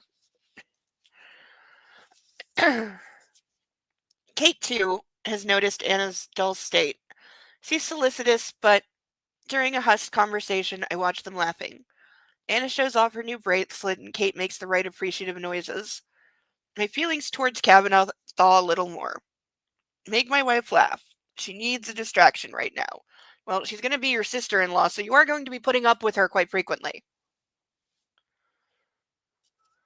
Finally, a magnificent chocolate cake with 22 candles ablaze is delivered by two waitstaff. Elliot starts a spirited rendition of Happy Birthday, and we all join in. Anna's smile is wistful. Make a wish. I whisper to her, and she screws her eyes shut like a child might, then blows out every candle in one breath. She looks up at me anxiously, and I know she's thinking of Ray. He'll be fine, Anna. Just give him time. Bidding good night to all our guests, we wander up to our hotel room. I think the night has been a success. Anna seems more content, and I'm surprised, given the circumstances, how much I enjoyed everyone's company. I close the door to our suite and lean against it as Anna turns to face me. Alone at last, I mutter. She must be exhausted. She steps towards me and runs her finger over my lapels. Thank you for a wonderful birthday. You really are the most thoughtful, considerate, generous husband. My pleasure. Yes, your pleasure. Let's do something about that, she whispers and raises her lips to mine. Please tell me. That's the end of the chapter. End of chapter 32. Please tell me they skipped the sex scene. Because I'm pretty sure there's one coming up later, and I just don't want to in one night. That's too much. Ugh. Stretchy time. Oy.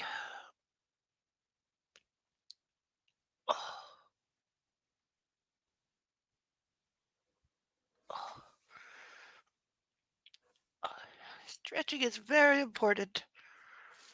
Oh, somebody's gone back under their puppy bed.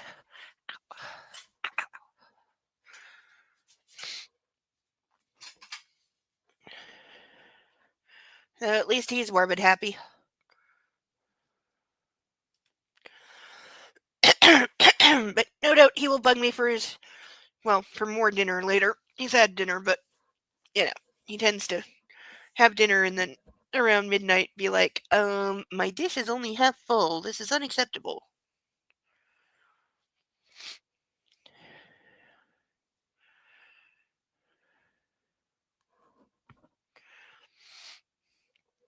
You know, he's one of those puppies. His dish needs to be full all the way.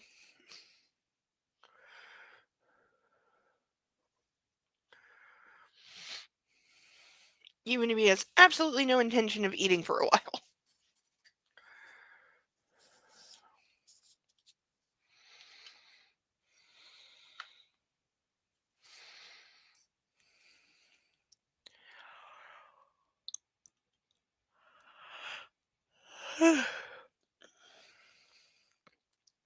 Sunday, September 11th, 2011. Wow, 10-year anniversary of 9/11. Most pets don't like seeing the bottom of their food bowl. None of mine ever did. Yeah, I think that's what it is. I think when he can see the bottom of the bowl, he's like, oh no, nearly out of food. Must go pester mommy for more food. Or else I'll starve. Even though I just ate like 2/3 of a bowl of kibble and I'm so fat right now, I'm gonna go whine at mommy to rub my belly because I'm too fat. Because I ate too much kibble. You know, he eats so much so fast he gets hiccups.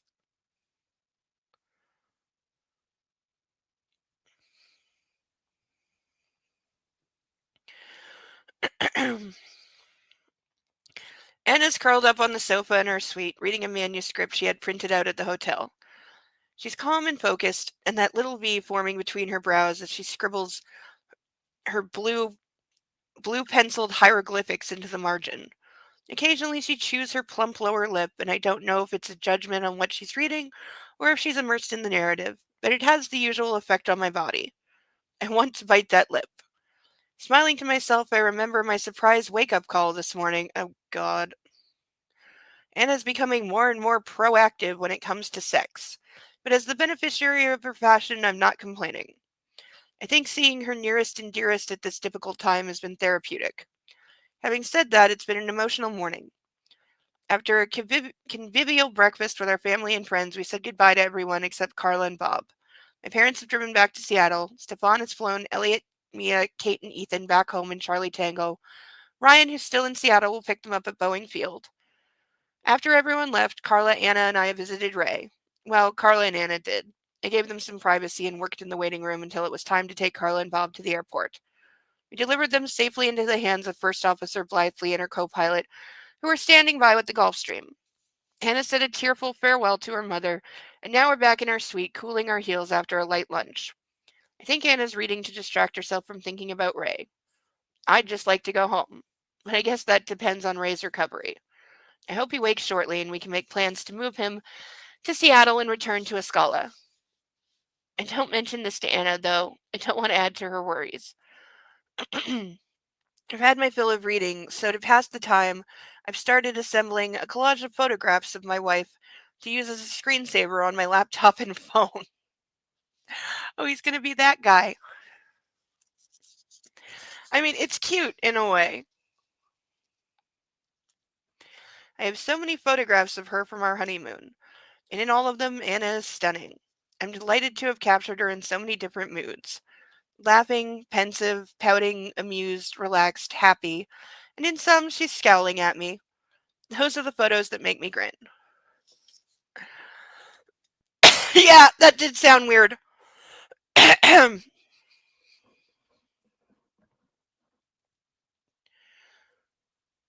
Because don't we know like uh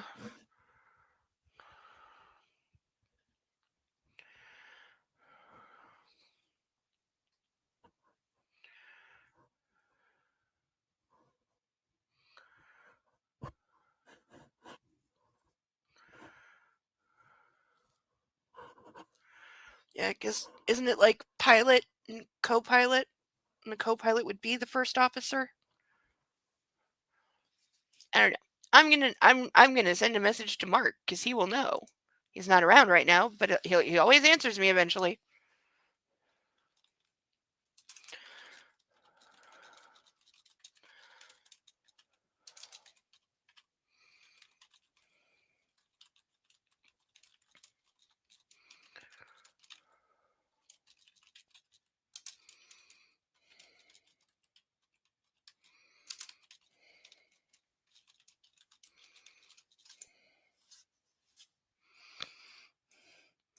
Captain and first officer, yeah.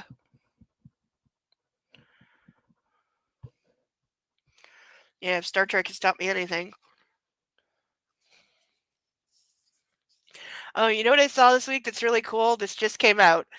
Lego now has a full size not full size, but a large model of the Enterprise D from Next Generation.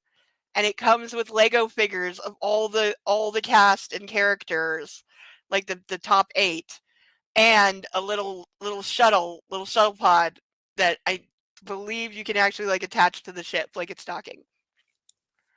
I saw a picture of it and I saw someone that had it like making Lego assembly video. It's pretty cool looking. I'm sure it's $1 billion, but it looked pretty cool.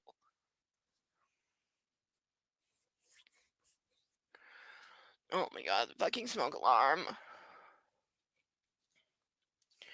It is hella expensive. Yeah, of course it is. Of course it is. Like it's a tie-in with like a known brand, so I'm sure Paramount's getting half.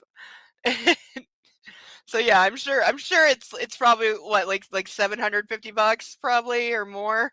It's probably extremely limited and sold out already. I saw some of the Wednesday Lego sets. I still want a couple of them. The one of Thing's apartment and the balcony with the window. I want those. I hope, 3 years from now when they do season three, and yes, that really is the plan. Though a Uncle Fester spinoff is expected in between now and then. I hope we still have Thing's apartment because Thing's apartment's really cool.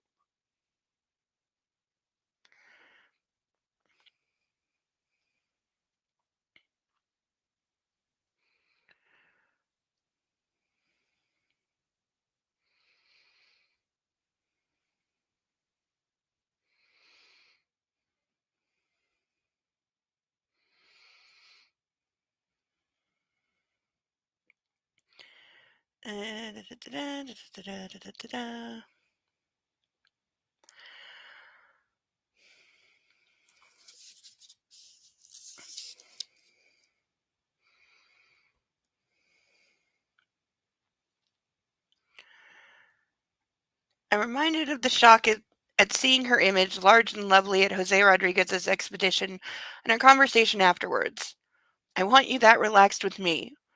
I glance over at her again. Here she is, relaxed, absorbed in her work. Mission accomplished, Gray. We'll hang the other photographs in our new house, and maybe I'll put one of them in the study at Escala. What? She looks up. I tap my index finger against my lips and shake my head. Nothing. How's the book?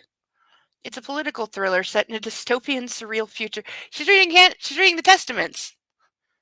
It came out afterwards, but it came out several years afterwards. But sounds riveting. It is. It's a take on Dante's Inferno by a new writer who's based in Seattle. Boyce Fox. Have you ever heard the name Boyce? Boyce. Anna's eyes shine, animated with the thrill of a good book. I can't wait to read it. She smiles and returns to her manuscript. Smiling, I return to my collage. Hello, puppy.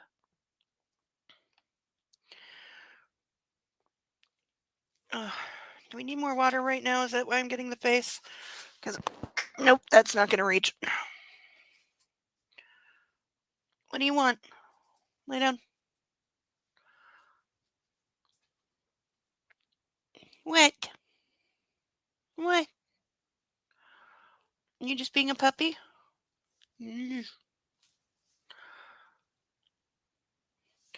just being a puppy? Yes, he says he's just being a puppy. $400. Yeah. That's a hell of a lot. All right, quick cuddle, then bed. Come on. Up. Up, up. Come on. Okay. And I will also take this as the opportunity to do my second shout out of the evening to say, please consider sponsoring a duck. Whether it's one of the random ones that are the bags for $10 or one of the painted ones for $15 to $20, depending on the duck. Or we also have our handcuffs for $25, or making me chug the first glass for $50, which is always fun when it's the first glass. It really kicks things off nice for the rest of the evening. Ugh. You're getting strings and dust on your sweater. This is why you have to let me take it off you once in a while and clean it. Okay, when I said the words take off in regards to the sweater, he gave me the no face. I know, because you'll absolutely freeze to death if I take your sweater, even if it's just for a couple hours. Yes, yes, I will.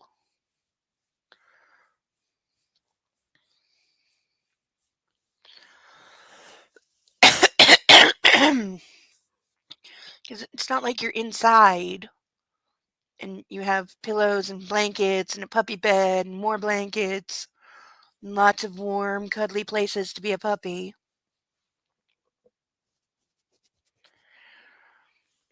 I haven't been looking at Artie's chat. Has he given up the name of the new kitty yet?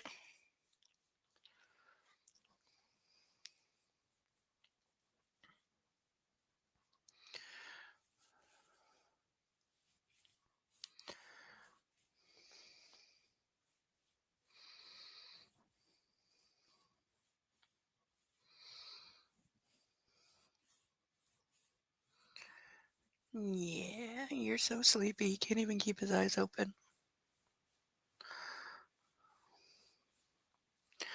All right, back to bed with you, stubborn toddler. You're a toddler.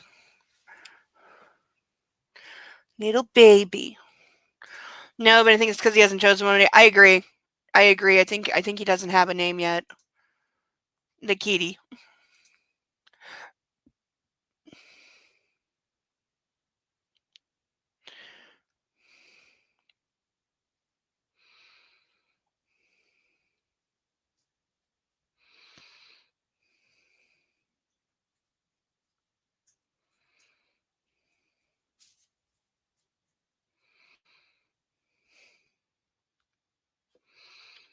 Now, some of the names being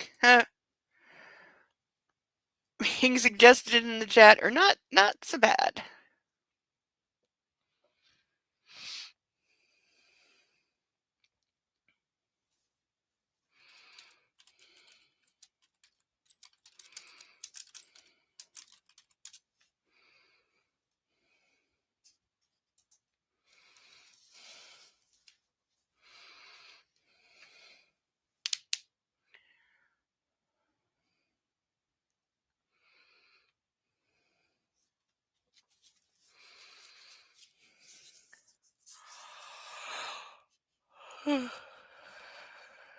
Okay.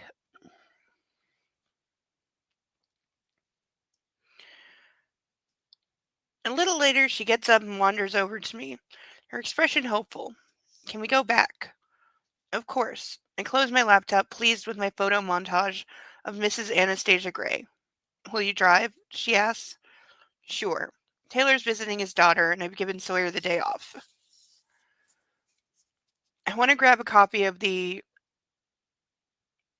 or Oregonian. I'm probably not pronouncing that correctly. Oregon, the word Oregon with IAN at the end. I'm assuming this is a newspaper. So I can read Dad the sports page. Yeah, good idea. I'm sure they'll have one at reception. Let's go. I grab my jacket and my laptop and we head out. Ray lies peacefully asleep in his hospital bed, and it takes a few seconds for Anna and me to realize he's no longer on a ventilator. The repetitive, measured blast of air that's been a constant companion is no more. He's breathing on his own. Anna's face glows in relief. With infinite tenderness, she strokes his stubbled chin and wipes his spittle with a tissue. I look away. I'm intruding. This wordless expression of love from a daughter to her father is too intimate for me to witness. I know Ray would be mortified if he knew I was standing here watching him at his most vulnerable. I stalk off to find one of his doctors for an update. Nurse Kelly and her colleague Liz are at the nurse's station. Dr. Schluter's in surgery. Kelly picks up the phone. She's due out any moment. Do you want me to page her? No, that's fine, thanks. I leave both nurses and head back to the all too familiar waiting room. Okay, never in my life, ever. And I spent a ridiculous amount of time in hospitals growing up because my mother was frequently in them. Never once in my entire life did any nurse offer to page one of her doctors at any point, no matter what was going on. In fact, the exact opposite. I was frequently told, well, they do rounds at 10:30 in the morning, so if you want to talk to them, you have to be here at 10:30 in the morning because they don't come back the rest of the day. And no, we can't page them, and no, they won't come down at a different time. That was it for years, which I still say is utterly fucking absurd. Because I'm sorry, you are not a doctor if you breeze through a ward at 10:30 every day for 5 goddamn minutes. You're not a doctor. I'm not sure what exactly you are, but you're not being a doctor.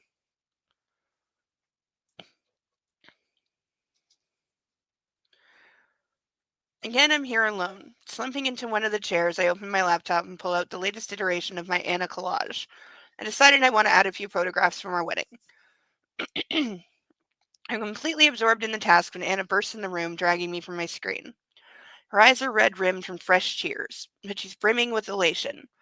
He's awake, she exclaims. Thank God, at last. Is it normal to take an entire day to come out of a medically induced coma? It feels like it shouldn't be. Setting aside my laptop, I stand up to embrace her. How is he? She snuggles against my chest, her eyes closed. She wraps her arms around me. talking, thirsty, bewildered. He doesn't remember the accident at all. Most people don't. That's understandable. Now he's awake, I want to get him moved to Seattle. Then we can go home and my mom can keep an eye on him. I'm not sure he's well enough to be moved. Yeah, that's probably going to take a couple days. I'll talk to Dr. Schluter and get her opinion. You miss home. Anna looks up at me. Yes, very much. Okay, she smiles. Okay, dude, technically, you can go home. You didn't need to stay this long. She needs to stay right now. You could have gone back.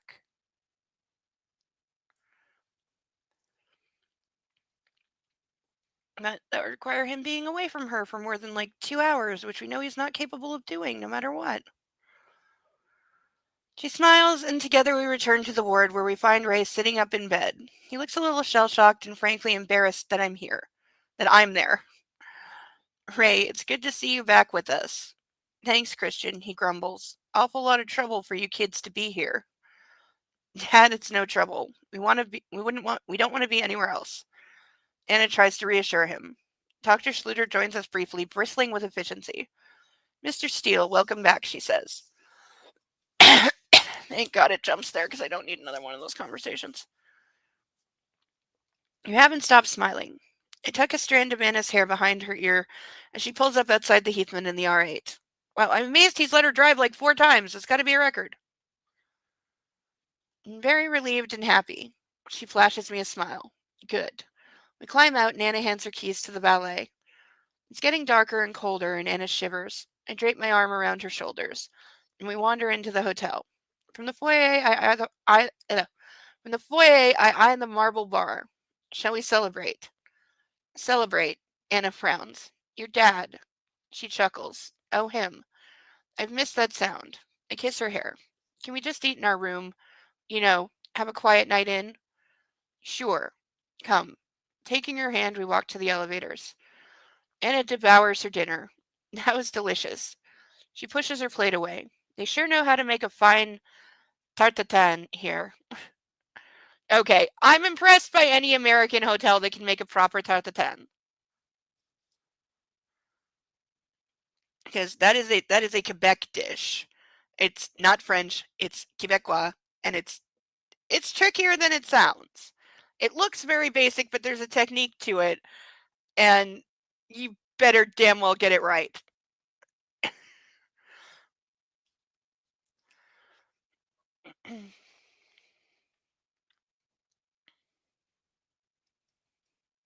Yeah, very surprised that E.L. James even knows that dish, because there's no way it's popular in the UK.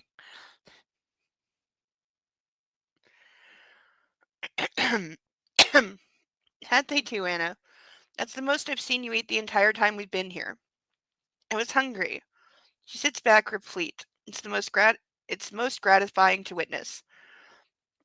She's fresh and clean from our bath earlier and wearing nothing but my t-shirt and her panties.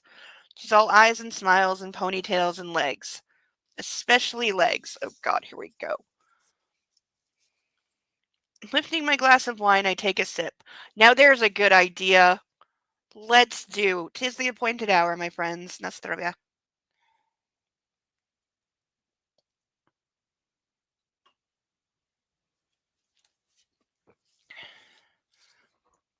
Mm.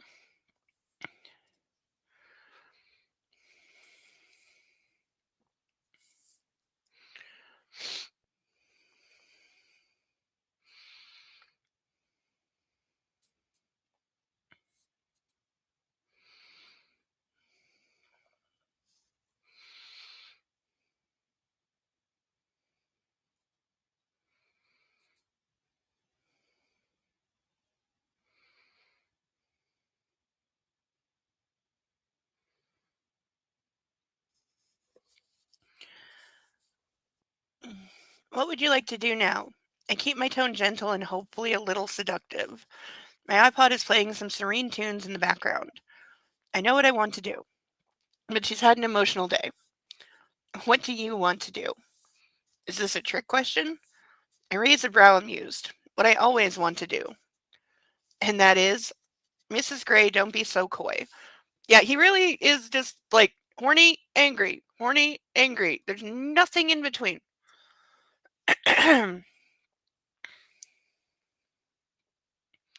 She purses her lips with her secret smile and, reaching across the table, grasps my hand and turns it over. With great care, she skates her index finger over my palm, which tingles in response. It's an odd feeling that takes my breath away. "I'd like you to touch me with this." Her voice is low and provocative as her fingertip continues brushing over my index finger. Her touch echoes everywhere because he's that easy to turn on. Like, I want to make a joke that all guys are that easy to turn on, but in my experience, they're not. Because most of them are more mature than your average 13-year-old. Fuck. I shift in my chair. Just that. Maybe this. She traces a line along my middle finger and back to my palm. And this. She weaves the path up to my wedding ring. Definitely this. She stops, her finger pressed against my platinum ring. This is very sexy. Is it now? It sure is. It says, "This man is mine." Oh, now she's doing the "it's your mine" thing. Ugh, gag. Hell, I'm hard. Yes, Anna, yours. Using her fingernails, she outlines the small callus that formed where my palm rubs against my ring. Her eyes on mine. Her pupils dilate, the dark overcoming the bright blue. Okay, if your pupils are dilating to the point where you can't see your eye color, like I have really dark eyes, so it's hard to tell, but if your pupils are dilating to the point where it's all pupil and no like color, you've been roofied. Because that's drugs. Like, pupils do dilate a tiny, tiny, tiny bit from arousal. Tiny bit being the key words there. Not like super huge, like drugged out Gollum eyes.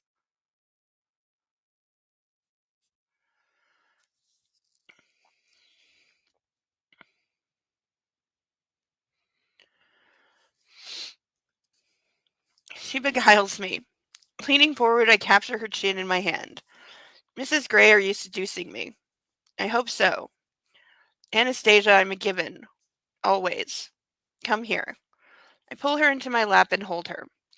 "I like having unfettered access to you."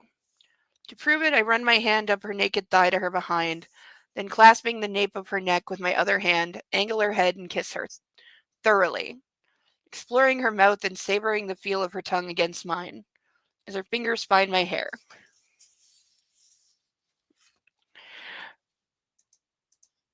Absolutely not. They've not been married long enough for a callus to form. Also, I'm trying to how do you from wearing a wedding ring? Like I have something that looks a little wedding ringy-ish. Someone gave this to me and I play with it occasionally, but okay, this is on the wrong hand. But assuming this is like a guy's wedding band, this is probably a little thick, but assuming this is like a male wedding ring, how is it even like is it just from like this? So he's meaning like the top of his palm, like here? Because I don't even see how it's making contact with any other part.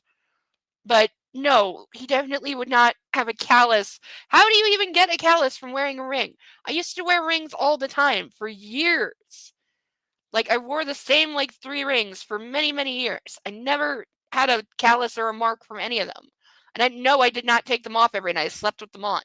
So I'm not seeing how wearing a wedding ring gives you a callus on your palm. But I've never been married, so I don't know. No, there's a puppy curled up beside me. I think someone's feeling a little lonely. And I know the fire alarm sound is driving him crazier than me because he keeps looking at me when I like I'm sure he hears it because he looks at it and he looks back at me like, "When are you gonna make that stop? Like you're in charge of the universe, human. Make it stop."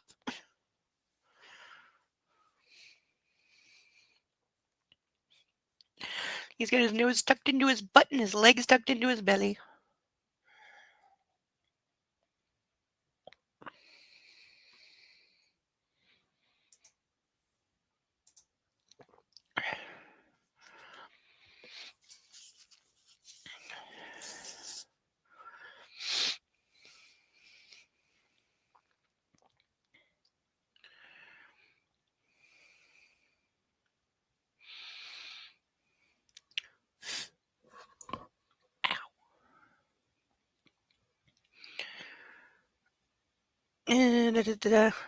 She tastes of apple pie and Anna. She was just eating tartatan. She does not taste with a hint of fine chablis. Okay, so that's what the drugs were in. The drugs are definitely in the wine. It's a stimulating combination in every sense. We're both breathing hard when I pull away. Let's go to bed, I whisper against her lips. Bed? She scoffs. Oh, you're in a hotel room. You don't have the red room here. Where else are you going to go?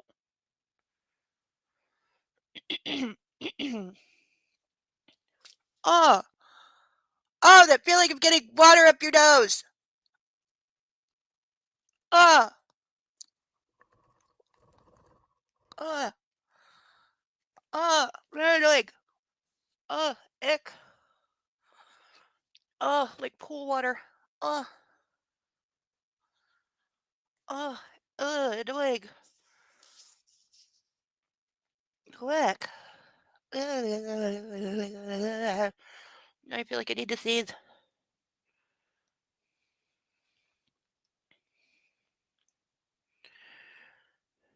Uh, I lean back and tug her hair so I'm looking directly in her eyes. Where would you prefer, Mrs. Gray? She shrugs nonchalant. Challenging. Surprise me. You're feisty this evening. I run my nose down hers while a list of possibilities forms in my mind.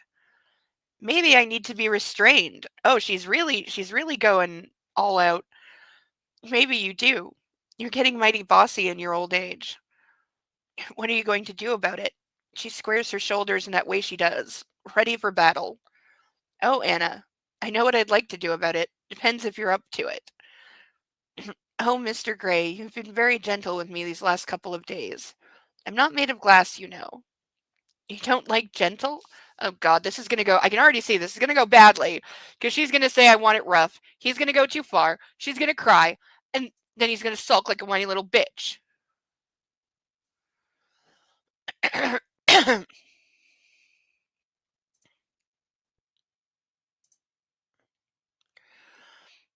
So apparently, yes, wedding rings do give you a callus on your palm, but I'm guessing it takes more than a month.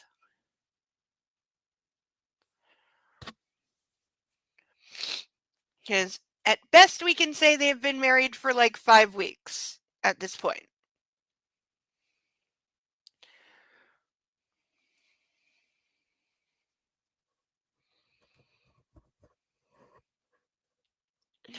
But that's very cute, Cerebellum. That's something I would be proud of.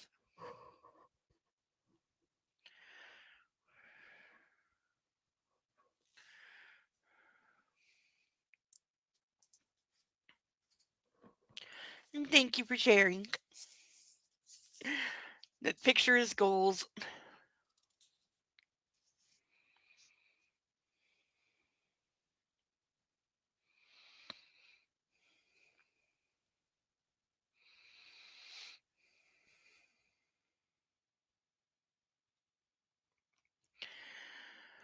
You don't like gentle. With you, of course. But you know, variety is the spice of life. She flutters her eyelashes. You're after something less gentle. Something life affirming. This is not a good setup to sex. Wow. Life affirming. Astonished, I gaze at her. Like, if he chokes her, I swear to God. I gaze at her as all manner of sexual scenarios pops most welcome into my mind. She nods, gazing into my eyes and teasing her lower lip with her teeth. On purpose. She's goading me. She wants life affirming. I can oblige. Don't bite your lip. I tighten my grip on her and rise, holding her close. She gasps in surprise and grabs my arms while I carry her across the room and settle her on the farthest sofa. Yeah, you're in a hotel room. Your options are kind of limited.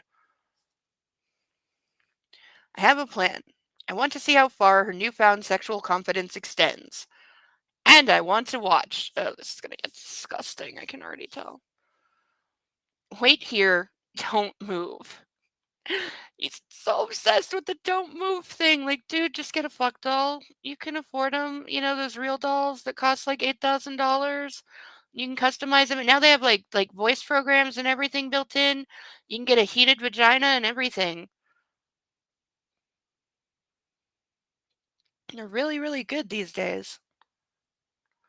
Or hell, go the full what's it called? I can't remember the movie that I've never seen. The one with the robot girl and the back of her head is all shiny and silver. You know, do that. I know it's like a famous classic sci-fi movie. Okay, I'm a bad movie nerd sometime. Oh, yeah, also Sarah Bellum with the good point. Yeah, no. I am not like I would be so reluctant to have sex in a hotel. I would like have to bring my own sheets. The hell this setup. Sorry, I was dealing with issues in the neighborhood police activity. What? Is everything okay?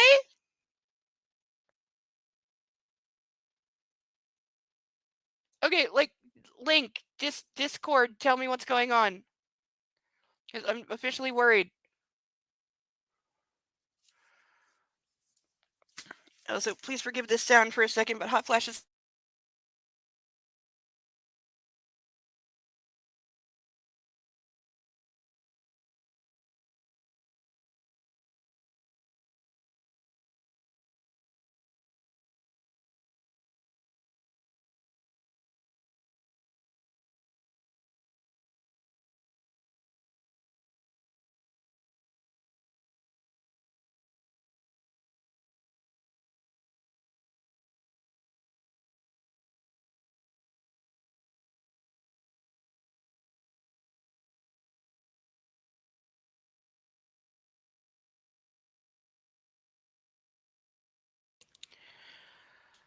Ay.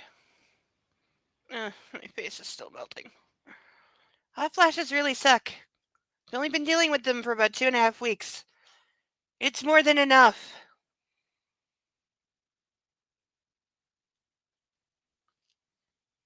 Why do they always happen at night? General noise disturbance call. They were knocking on doors to see or heard things. Big nothing burger. Okay. As long as everybody's safe and nobody was shot. I'm sorry, but you live in America, so the question is always there.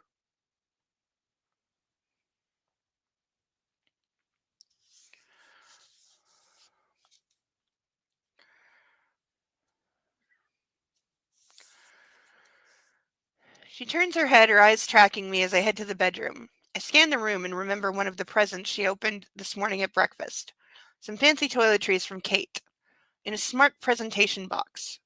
I discover a small bottle of scented moisturizing oil. Dark amber and sandalwood. Perfect. I slip it into the rear pocket of my jeans. From the bathroom, I retrieve both belts from our hotel bathrobes and grab one of the largest bath towels. Back in the living room, I'm pleased to find Anna has stayed on the couch. Obedience at last. Suck my fucking dick. She can't see me as I approach her from behind, or hear me as I'm barefoot. She gasps when I lean over and grab the hem of her t-shirt. I think we'll dispense with this. I drag it over her head and toss it on the floor, admiring how her nipples peak in response to the brush of the material and the cooler temperature in the room. I grab her ponytail, tipping her head back and claiming her mouth with a brief kiss. Stand up, I murmur against her skin. She obliges, naked except for her panties. I lay the towel over the sofa, not wishing to get oil or anything else on the fabric. Okay, a towel, unless like it's super absorbent, like take your panties off. I look directly at Anna. She swallows, but with her eyes fixed on mine, she obeys without hesitating. I like this version of Hannah. Things you should not be saying. Sit. Again, we're back to ordering her like a dog. This is great. She does as she's told, and I grasp her ponytail once more, twirling her soft hair between my fingers. I tug it, pulling her head back and stand over her. You'll tell me to stop if this gets too much. Yes? She nods. Damn it, Anna. Say it. Yes, she answers, her voice a little shrill and breathy, betraying her excitement. I smirk and pitch my voice low. Good. So, Mrs. Gray, by popular demand, I'm going to restrain you. Yes, It is. Swallowing is a hesitation. Yes, it is. I mean, you don't expect the author to read what she wrote. I've chosen this, the only sofa that has finials, for a reason. Bring your knees up and sit right back. Once more she complies without hesitation. Lifting her left leg, I wrap a belt from one of the robes around her lower thigh and tie a slip knot above her knee. Bathrobes? Anna asks. I'm improvising. I tie the other end to the finial at the back left-hand corner of the sofa and tug, parting her thighs. Don't move. I do the same with her right leg, tying the other belt to the back right finial. Okay, so we're saying the sofa either, like, it has little posts, which, by the way, would go snap if you put any real force on them, or are we saying, like, it has carved legs, and he's tying the belts to that, which would make the belts extremely long, and also probably cause the sofa to tip over backwards if she moves in the wrong way?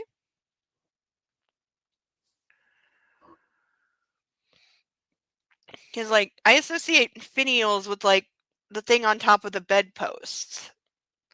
But this is a sofa.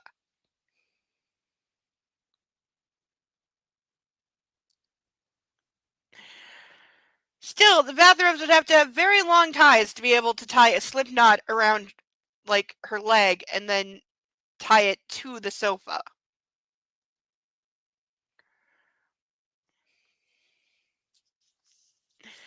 But again, we know E.L. James doesn't plan any of this out or make sure it's actually, possible.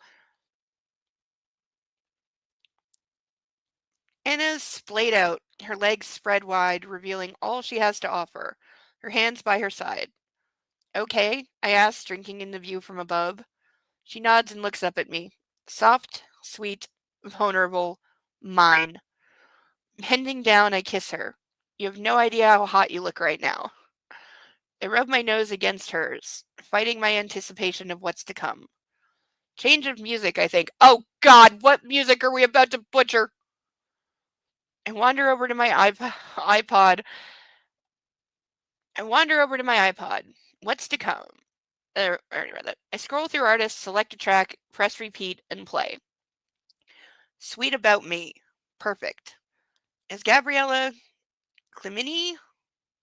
Cilmi? I'm sure this is a real artist.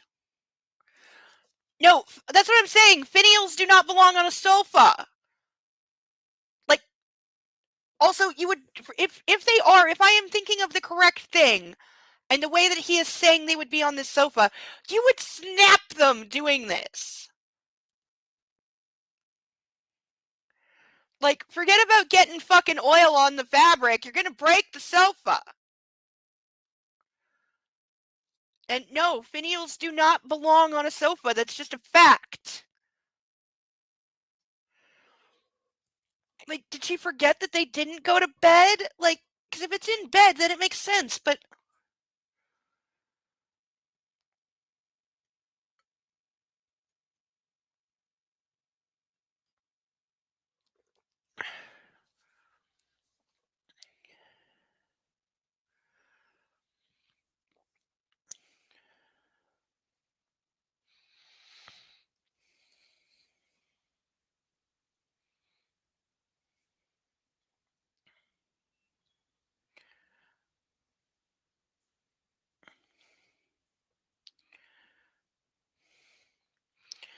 Okay, sofa with finials does actually come up as a Google option, and guess what? They're all ugly. Yeah, and most of them that show, like, finials, it's just a wooden ball on the corner that's up a little bit. So if he's tying around the, like, skinny part like this, and then there's a ball, this is what I'm getting. You would 100%, like, snap that by tying someone's legs to it. And wow, are they all really, really, really ugly. But yeah, it's basically a doorknob on the corner of the sofa. And yeah, really, really ugly. But yeah, they're definitely breaking this sofa. I mean, not that he can't afford it, but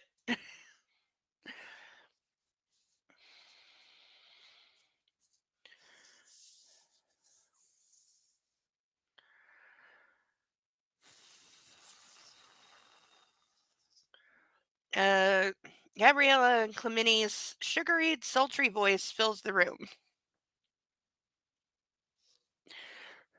Yeah, they do. They look completely out of place. Like they have no point in being there, and like the sofa would look much better without it in every picture that I saw.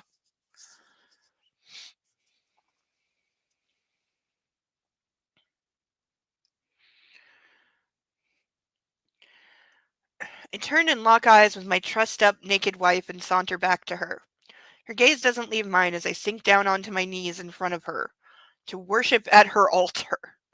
Yes, because her vagina is the only part.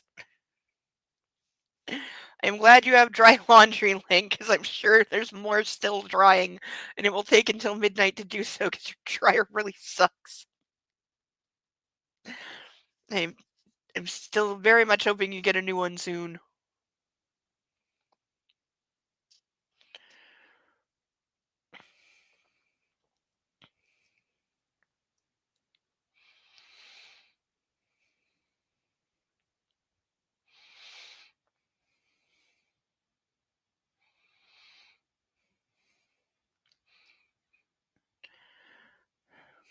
Her mouth parts as she inhales. Oh, Anna, let's see how far your confidence has grown.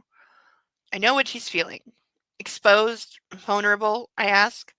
She licks her lips and nods. Good, I whisper. Baby, you've got this. Hold out your hands. From my back pocket, I withdraw the small bottle of oil. Anna holds up her cupped palms, and I pour a little oil into her hands. The scent is heavy but not unpleasant. Rub your hands. She wriggles on the couch. Oh, this will never do. Keep still, I warn. Anna stops squirming. Now, Anastasia, I want you to touch yourself. This is great. She blinks, surprised, I think. Okay, you don't know if she knows how to do that, by the way, because he wants to play voyeur while she masturbates. That's clearly what's about to happen.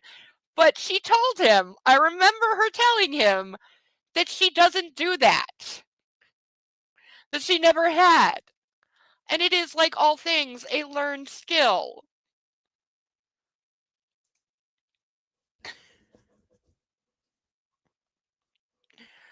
Link, you have a question?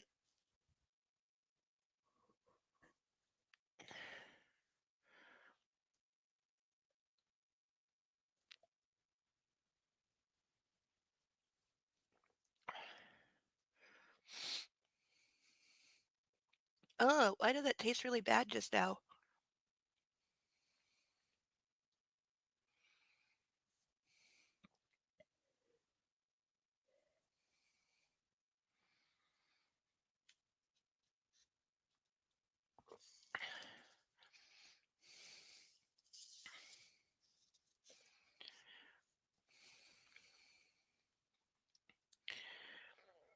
Start at your throat and work down. How much oil did he pour into her hands? Her teeth dig into that bottom lip. Don't be shy, Anna. Come to it. Come on, Anna. Okay, again, she doesn't know what she's doing.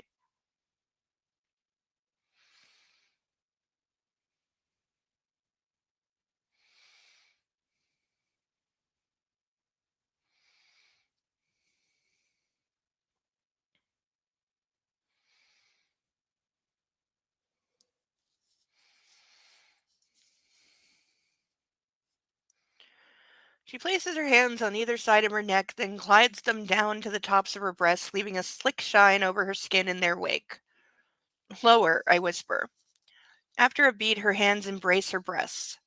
Tease yourself. This is so gross on so many levels. Tentatively, her darkening eyes on mine, she takes each of her nipples between her thumb and forefinger and gently tugs on both. Harder, I urge her, feeling like the serpent in the garden. That's apt.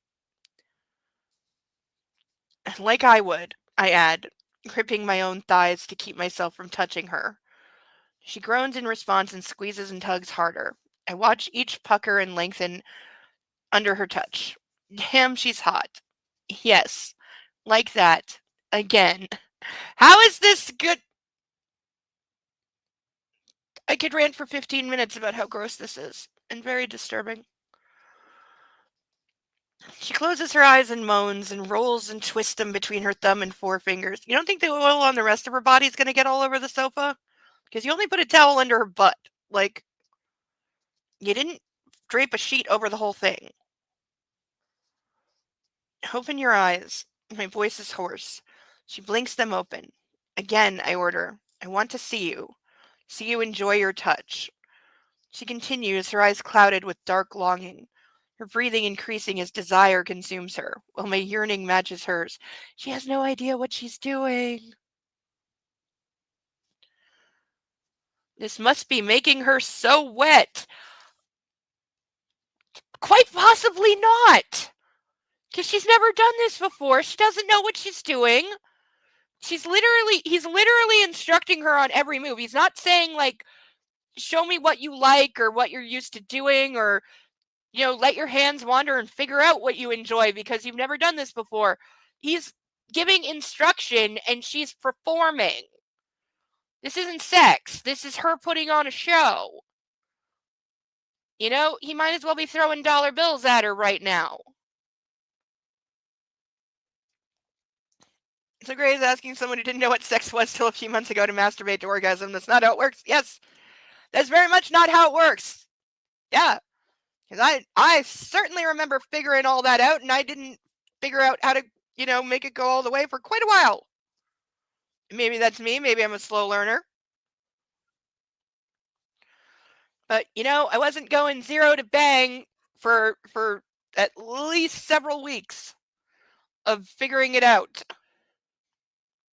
And partly because when you first start doing that stuff, everything is way too intense and you get scared and stop, There is a dryer vent cleaning service or a kit from Lowe's or Home Depot. It's a fire hazard to leave the ducts full of lint. Yes, it is. Yeah, lint is so incredibly flammable. Like, most people have no idea, but it very, very much is the cause of a lot of house fires is unclean dryer vents. Because they're full of lint and then they get super hot with the dryer being on and boom.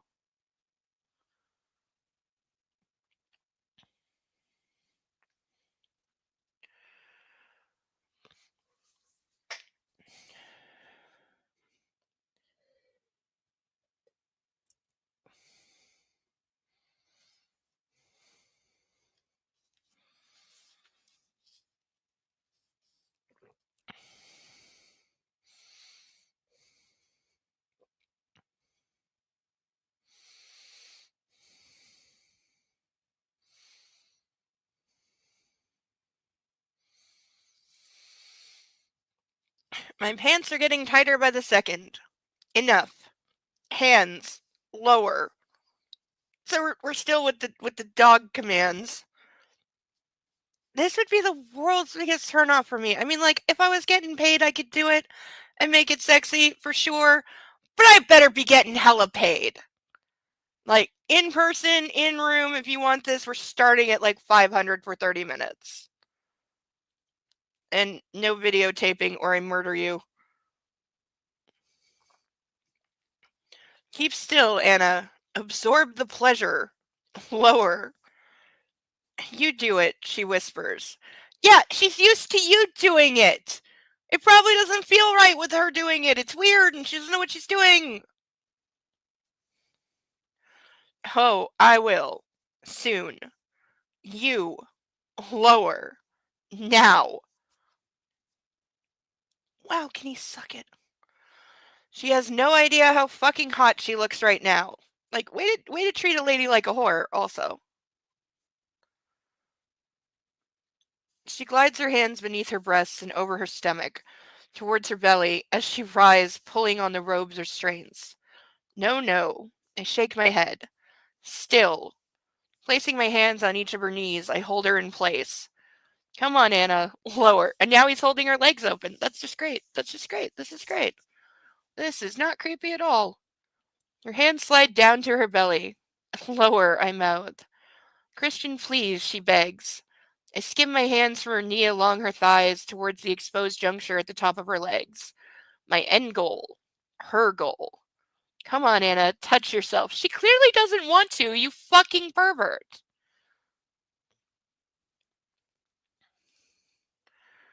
Her left hand grazes her vulva and she starts to rub her fingers in a slow circle over her clitoris. Ah, she breathes, her mouth forming a badly drawn O. What? Again, the word is a whisper and a command. She groans, gasping for air, and closes her eyes, tipping her head back against the sofa as her hand moves. And that's when the sofa falls over backwards and he falls and cracks his head and dies. But I'm not that lucky. Again, she groans again, and I don't want her to come without me. Grabbing her hands, I hold them firmly and bend down between her thighs, running my nose and tongue over her clitoris. Ew. Back and forth again, taking her higher.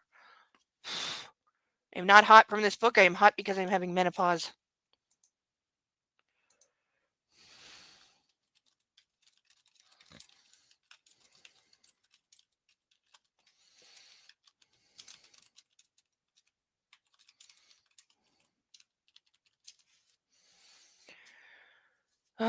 My apologies, but I'm dying. No.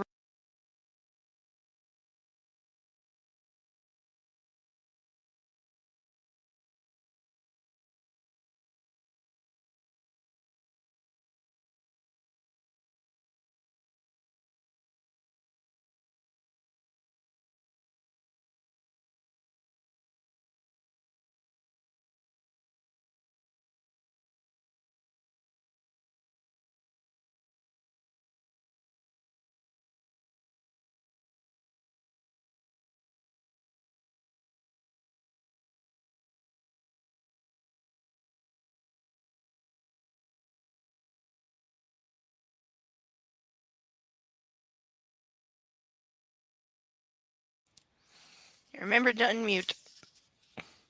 Just know the fan can sound really loud through the mic sometimes. Where was I? She's so wet, dripping with her lust. I would so not be. That would be the last thing. I would not be turned on at all by this. I'd be faking all the way. Ah, she cries and tries to move her hands. I tighten my fingers around her wrists while I continue my sensual onslaught. I'll restrain these too. Keep still, I breathe, against her most intimate place. I'm surprised he hasn't done that already, honestly. Hannah groans and I release her, then slowly ease 2 fingers inside her. So wet, so ready, so greedy. Okay, fuck off.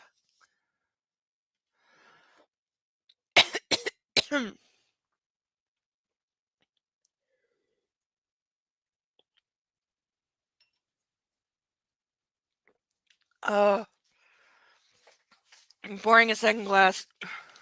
Ow! Mm.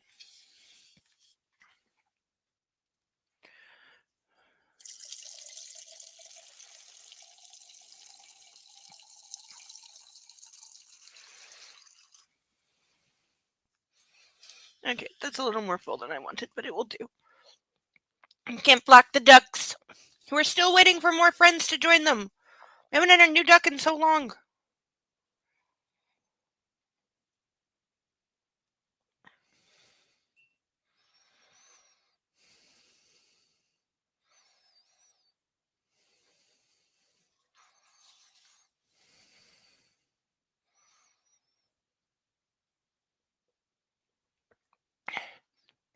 Yeah, I can certainly understand about like homeowners insurance liability. They always want to make sure stuff is like done by a like licensed or reputable company or somebody they cover if it's something that's covered, which can get complicated certainly.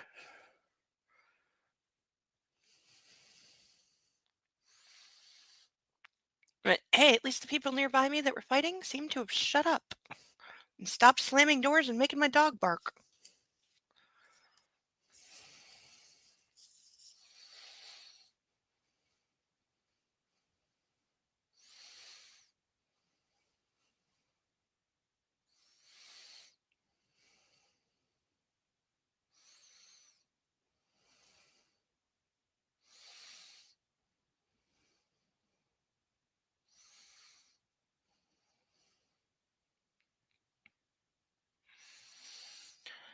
The heel of my hand pushes up against her clitoris. I'm going to make you come quickly, Anna. Ready? Yes, she breathed, nodding frantically. I would not even be. I would not even I would be faking 100%.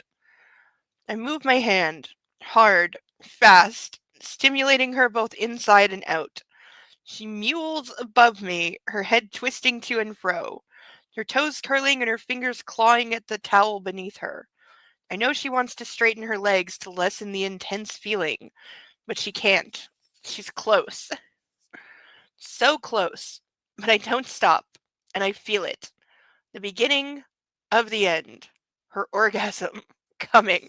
Look at how this is fucking written. Look at this. What in the actual fuck? What is this? Just this. What is that? No wonder this is 750 pages long. There's at least 100 lines that are 1 to 2 word lines. I hate that.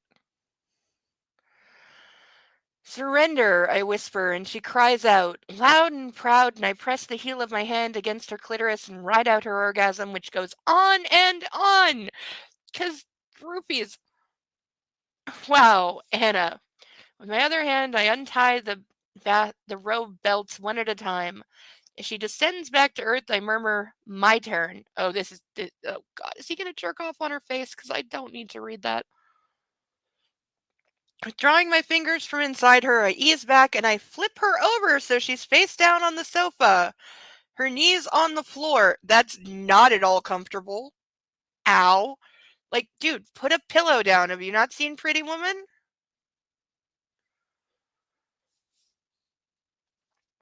I yank open my jeans, spread her legs with my knee, and slap her hard across her beautiful backside. Oh, great! Great, great, great! Ah, she cries, and I drive into her as deep as I can. She cries out again. Oh my God. So she's tied up, legs up. She comes, he unties her, literally flips her over, knees on the hard floor, bent over the sofa, kicks her legs apart and just boom in, smacks her hard and then boom all the way in.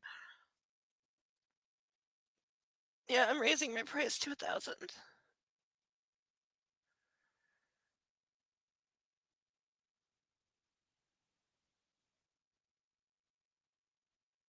And he must also be kneeling on the floor because he is much taller than her.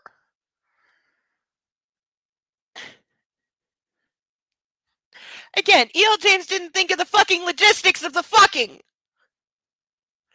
Because this would be very difficult to actually do.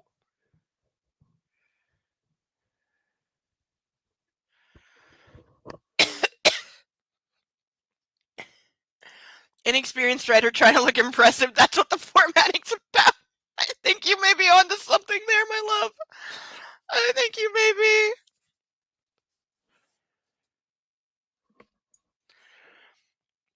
Thank God I've never done that. My only thing as a writer that I'm trying not to do because I'm bad at dialogue is I don't like doing having a line of dialogue and then putting he said or she said. I don't like doing that. So I try to via context make it clear who is speaking. Which I've run into problems sometimes trying to avoid doing that, but so far I'm pretty successful at it, I think. Because I think it's always lazy writing or bad writing when you have to put he said or she said after every line of dialogue because otherwise it's not clear who is speaking. But there are definitely times in this when it's on we've had dialogue in here where we've all collectively been, wait a minute, who's talking? Because it's not clear. But yet E.L. James also does the he said she said thing a lot. A lot. So I don't know how it's possible to suck at both, but she does. Oh, Anna, I breathe, and gripping her hips, I start to move. Hard. Fast. Again. Taking my pleasure. She wanted it rough. We aim to please. I drive into her, losing myself. In her. So in her. This sounds painful. Her cries taking me higher. Fuck. She's building again. I feel it. Okay, women are not a bubblegum machine. We don't recover and like come again in 5 seconds. Guys aren't the only ones with a recovery time. Come on, Anna, I shout, and she comes once more, taking me over the edge with her. That would be probably record breaking. I ease her off the sofa and we lie down on the floor where she sprawls on top of me, facing the ceiling. Because God forbid she faces him after they've just had sex that supposedly we're supposed to believe she enjoyed. We're quiet, catching our collective breath. Life affirming enough for you? I ask eventually as I kiss her hair. Oh, yes. Her eyes settle on my thighs and she tugs at the material of my jeans. I think we should go again. No clothes for you this time. Oh, please don't. And yet, I think they're about to. Again? Christ, Anna, give a man a chance. Oh, so he gets to have recovery time, but she doesn't. She giggles, and I can't help laughing with her. I'm glad Ray's conscious. Seems all your appetites are back. She turns over, still on top of me, and scowls. Are you forgetting about last night and this morning? She pouts and rests her chin on her hands, not my chest. Okay, so she's suddenly ravenously hungry and ravenously horny. Nothing forgettable about either of those. I'm confused at the physics. Yes, no, cerebellum, that is a constant. That is a constant. Yes, no, I don't know the physics either. Because E.L. James, again, she didn't play it out with dolls like she should have to make sure it works, because it doesn't. It doesn't work at all.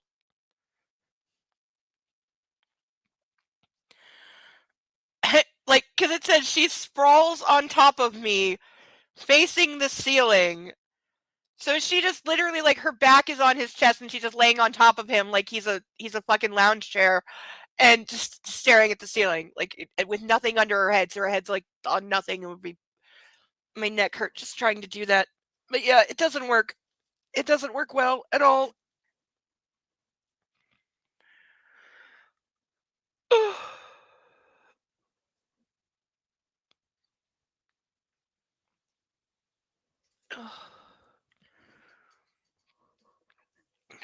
Oh, we're a little fast on time.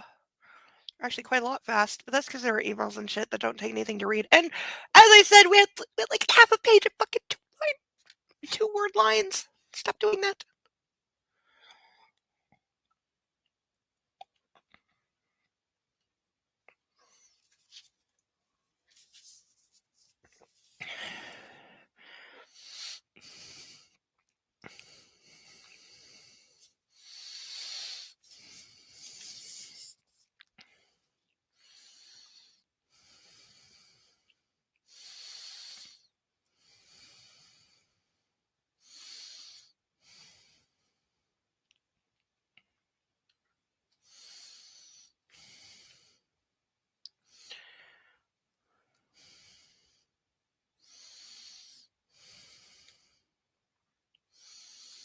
I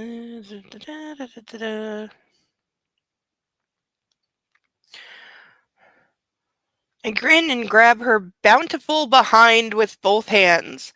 You have a fantastic ass, Mrs. Gray. So do you, she arches a brow, though yours is still under cover. And what are you going to do about that, Mrs. Gray? Why, I'm going to undress you, Mr. Gray. All of you. Her enthusiasm is infectious, and I think there's a lot that's sweet about you, she whispers, repeating the song lyric, her eyes radiating warmth and love. I don't know the song, and I'm glad I don't know it. Shit. Are you? She stresses and kisses the corner of my mouth. Closing my eyes, I tighten my arms around her. Why are you talking about this? Christian, you are. You made this weekend so special, in spite of what happened to Ray. Thank you. Large, luminous eyes meet mine. Because I love you, I murmur. I know, she says. I love you too. She runs her fingertip down my cheek. And you're precious to me too. You do know that, don't you? Precious? Me? Precious is a good movie. If you've not seen it, watch that movie. Though not for the faint of heart. Like, it's dark, but it's good. Suddenly, I'm helpless and panicked, and completely disarmed. What do I say? Not now, maggot. Fuck. I close my eyes. I don't want that in my head. Believe me, she whispers, and I open them once more. Gray eyes to blue.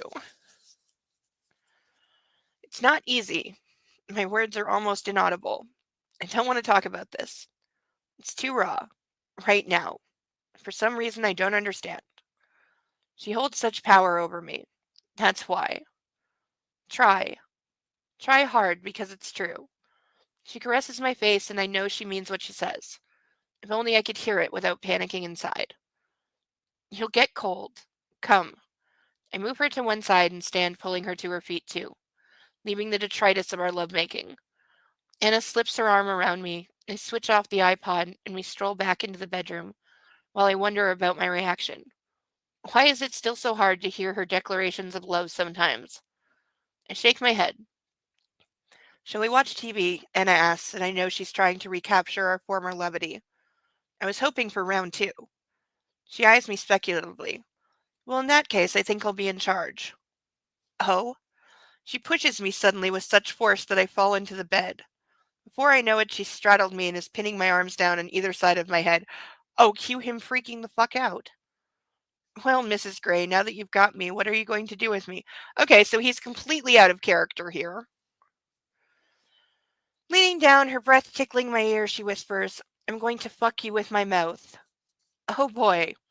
I close my eyes and she runs her teeth along my jaw and I surrender to her. I surrender to the love of my life and thank you for not making me read that fucking scene end of chapter. Not that we're done.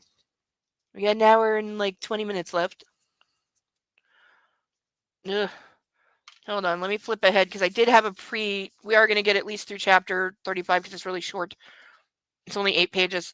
But then chapter 36 is long, so I did have a you know what, we may get all the way through chapter 36. This is going faster than I thought. I don't know why, but this book in particular, out of the 6, is a fast read. I don't know why. Maybe it's because, as I said, there's a lot of lines that just have one word or 2 words on them. There's a lot of emails that don't take any time to read, so maybe that's why. So maybe we will get all the way through. Yeah, we could. I think we have enough time. We might get fully through chapter 36. I don't know. We'll at least get into it. I might not get all the way through, but we'll at least get into it. Oh, it's like all emails. Okay. I'm pretty sure we'll get all the way through chapter 36. But do I want to get into chapter 37 if we get... Oh, no. I meant chapter 35. Why am I saying... No, we're at chapter 34. I'm losing my place. Okay, we're at chapter 34, which is 8 pages, and then chapter 35 is like 20, so... Yeah, it's just shy of 20, so we'll see. We'll see where we get. Oh, why am I so hot? Why are hot flashes a thing? Like, whoever designed the system, make it stop.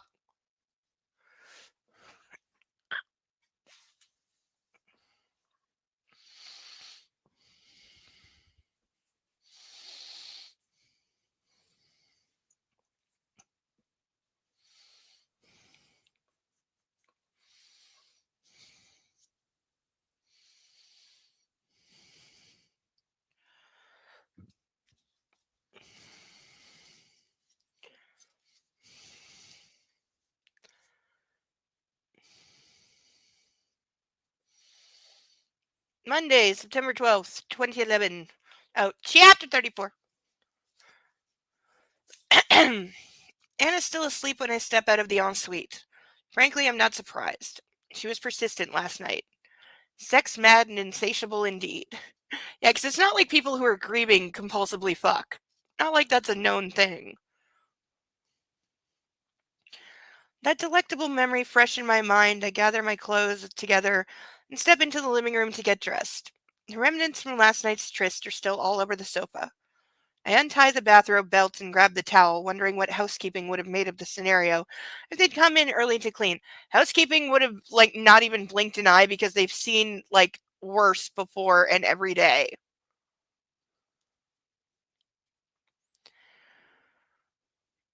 Folding the items, I place them on the console beside the bedroom door. I order breakfast. It will take half an hour and I'm hungry. To distract myself, I sit down at the desk and open my laptop. Today I want to arrange moving Ray to Northwest Hospital, where my mother can watch over him. I fire up my emails and to my surprise, there's one from Detective Clark. He has questions for Anna about that asshole Hyde. What the hell? I send a brief reply to let him know we're in Portland and I'll have to wait until we return to Seattle. I call my mom and leave a message about moving Ray, then breeze through other emails. There's one from Ross. The Hwangs are inviting us to visit later this week. That will depend on Ray, I guess. I email Ross to say it's likely that I'll be able to go, but I can't confirm as yet, as we're not sure what's happening with my father-in-law. I don't want to leave Anna to deal with this on her own. Okay, he didn't need to say to deal with this on her own. He just doesn't want to leave her. As I press send, I receive a reply from Clark. He's coming to Portland. Shit. What can be that important? Also, I'm sorry, a detective is not driving 4 hours to Portland just to talk to you. Like, this is 2011. Like, you can make a phone call. Video calls, like, sucked, but they were a thing. Like,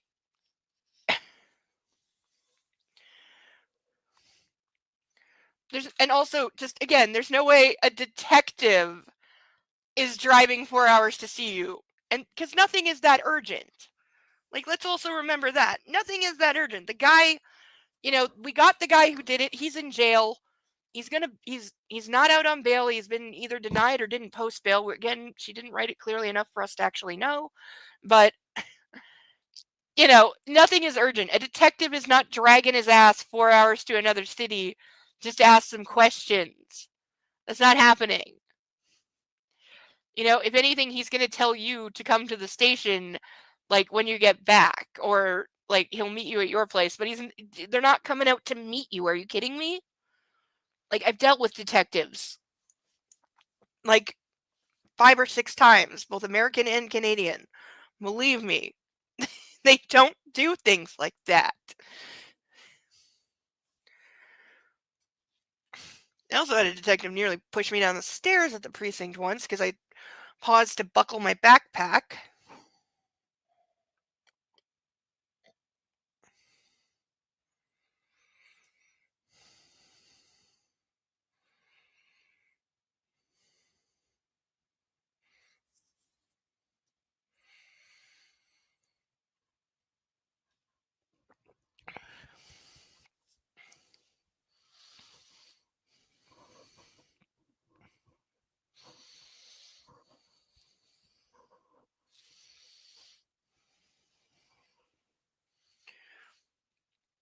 I've definitely seen words of Diddy stayed there, yeah. I saw the hotel bid.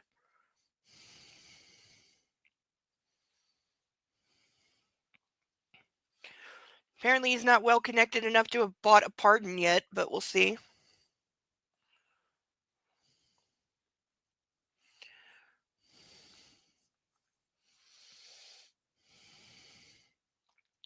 No, I am certainly enjoying a very large case of Schadenfreude watching Prince Andrew's fall from grace. Excuse me, former Prince Andrew.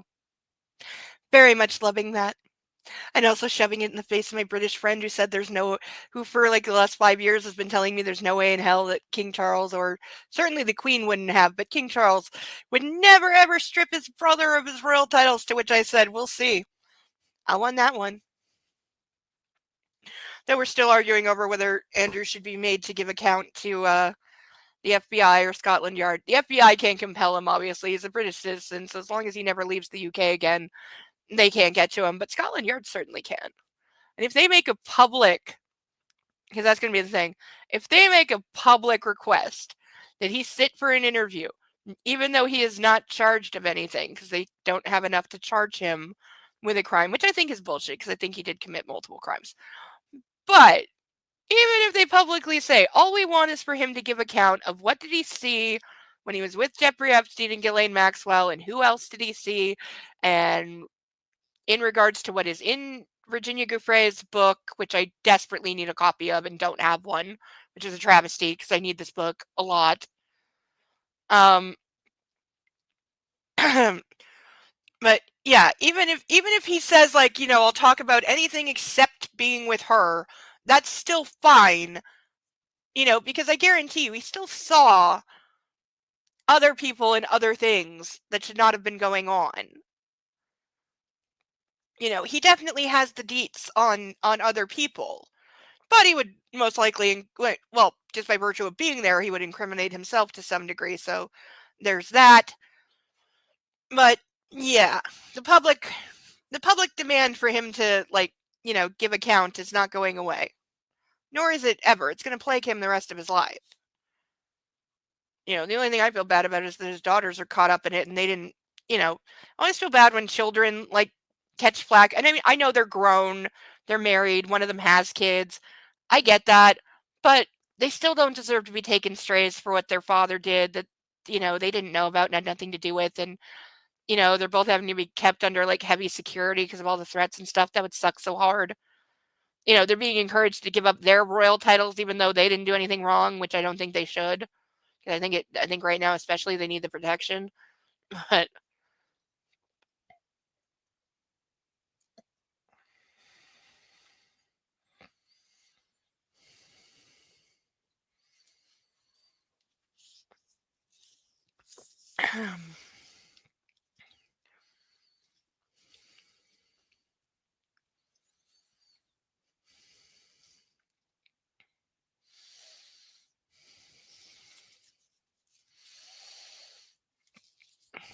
good morning. Anna's sweet tone interrupts my thoughts. When I turn around, she's standing in the bedroom doorway, wearing nothing but a sheet and a shy smile. Her hair is a tousled mess that falls to her breasts. Her bright eyes intent on me. She looks like a Greek goddess. Mrs. Gray, you're up early. I hold out my arms, and in spite of the sheet, she bolts across the room, offering me a welcome flash of legs and lands in my lap. As are you, she says. I cradle her against me and kiss her hair. It was just working. What? She asks, leaning back to scrutinize me. She knows something's off. I blow out a breath. I got an email from Detective Clark. He wants to talk to you about that fucker Hyde. Really? Yes, I told him you were in Portland for the time being, so we'll have to wait. But he says he'd like to interview you here. He's coming here? Apparently so. She frowns. What's so important that it can't wait? Exactly. When's he coming? Today. I'll email him back. Dude, just tell him this is an inconvenient time. We're dealing with a family tragedy, family emergency, whatever. We will arrange to meet with you when we are back in Seattle. I'm sorry, but somebody as rich and entitled as Christian Grey is not going to put up with this. And again, with how protective he's supposed to be of her, he's also not going to put up with this on that front. I have nothing to hide. I wonder what he wants to know. We'll find out when he gets here. Also, he would have an army of lawyers in the room just in case. I'm intrigued too. I move in my chair. Breakfast will be here shortly. Let's eat and then we can go see your dad. You can stay here if you want. I can see you're busy. No, I want to come with you. Okay. She grins, pleased, I think, and I want to accompany her. She kisses me and then waltzes back towards the bedroom and with a suggestive glance at me lets the sheet drop as she crosses the doorway. Damn, goddess indeed. That's my cue. Emails and breakfast can wait. I follow her into the bedroom and make good on her invitation. And thankfully it jumps time there because I don't need any more of them doing it. Ray is awake, but it would appear he's not in the best of temper. After saying good morning, I leave Anna to deal with him and head to the waiting room. My new office, or so it would seem. I've already received tentative approval from Dr. Sluter to move Ray to Seattle, and I'm waiting for my mother to confirm there's a bed for him at Northwest before I organize the helicopter transfer. Dr. Sluter thinks we can relocate him as early as tomorrow, but she'll confirm that later today when she runs more tests. I call Andrea. Good morning, Mr. Gray. Andrea, hello. I hope we can move Raymond Steele tomorrow. Can you find an air ambulance service, please? Portland OHSU to Northwestern Hospital. My mother should know a reliable company. I'll ask Ray's doctor if there's any specific medical equipment that should be on board. Either she or I will send that through. You're assuming a hell of a lot. Because again, I'm sorry, doctors are not this involved in shit like that. They have people who do that, and it's not them. I'll call Dr. Gray. 2. I'm waiting to hear from her if there's a room available. Okay, I'll take care of it. Taiwan. Ross and I may fly out on Thursday evening. We'll need the jet. You're at WSU on Thursday morning. I know, but get Stefan and the crew prepped. It's still tentative. Yes, sir. Actually, Roz wants a word. Okay, thanks. Put me through. Roz and I have a quick catch up and decide the signatures on the heads of agreement for the Taiwan shipyard can wait until tomorrow, when I'm hopefully back at Seattle. As soon as I hang up, my phone buzzes. It's Clark. Mr. Gray, thank you for seeing me today. It's 4 o'clock a good time. Sure. We're at the Heathman. I'll see you then. Again, this is so much bullshit. Anna wanders into the waiting room. She looks serious. Is there a problem? Okay, I respond to Clark and hang up. Clark will be here at 4 this afternoon. She frowns. Ray wants coffee and donuts. I laugh, not expecting that response. I think I would too if I'd been in an accident. Ask Taylor to go. No, I'll go. Take Taylor with you. Anna rolls her eyes. Okay. She sounds like an exasperated teen. I smirk and cock my head to one side. There's no one here. Her eyes widen a fraction as she catches my drift. Her interest clearly peaked. Okay, I'm sorry, I'm not doing it in a hospital waiting room because ew! I don't think there's anywhere in an entire hospital I would feel comfortable doing it for multiple reasons. 1, germs. 2, hospitals are not as clean as they like to pretend. They're usually quite disgusting, actually. And 3, cameras everywhere. 4, being walked in on. Very real possibility.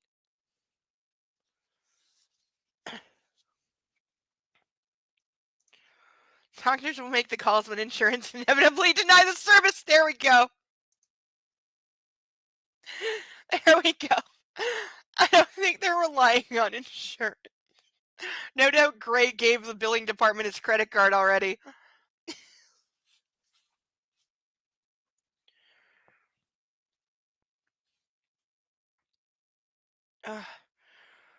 No, I do know ICU stays in America can be as much as like $1 million a day, which is just beyond goddamn ridiculous. Like I've seen some of the prices of shit in America for healthcare, and it's absurd. It's beyond absurd. They are fucking mental to charge what they charge. Like literally, I saw this once on somebody's actual bill. Just having a nurse walk in the room and inject a drug into an IV port for a patient. Just that takes like what, like 2 minutes? Literally 2 minutes, like 120 seconds. Walk in the room, inject the thing, walk out, put the needle in the sharps thing. That's all you do, and that costs $700. How the fuck are you justifying that? Because I highly doubt that nurse makes $700 a day. I doubt if she makes $700 a week in some places.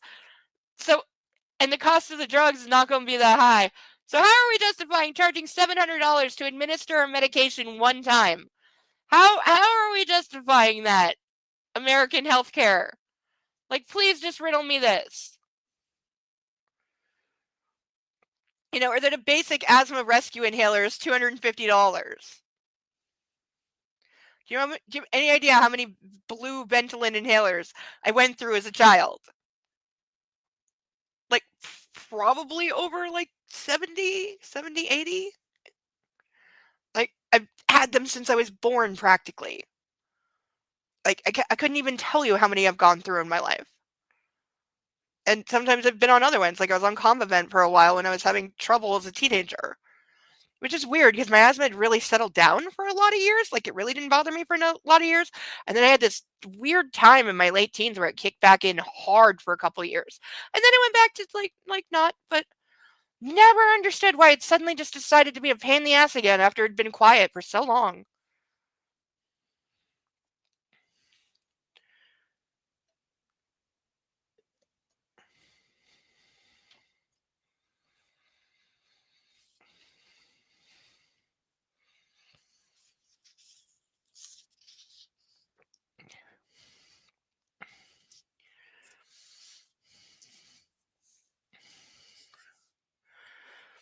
She sets her shoulders as if she's going to challenge me and raises that stubborn steel chin. A young couple enters the room behind her, and the man has his arms around his weeping companion. The woman is visibly distraught. Shit, something is seriously wrong. Well, you're in a hospital waiting room in the ICU ward. Duh!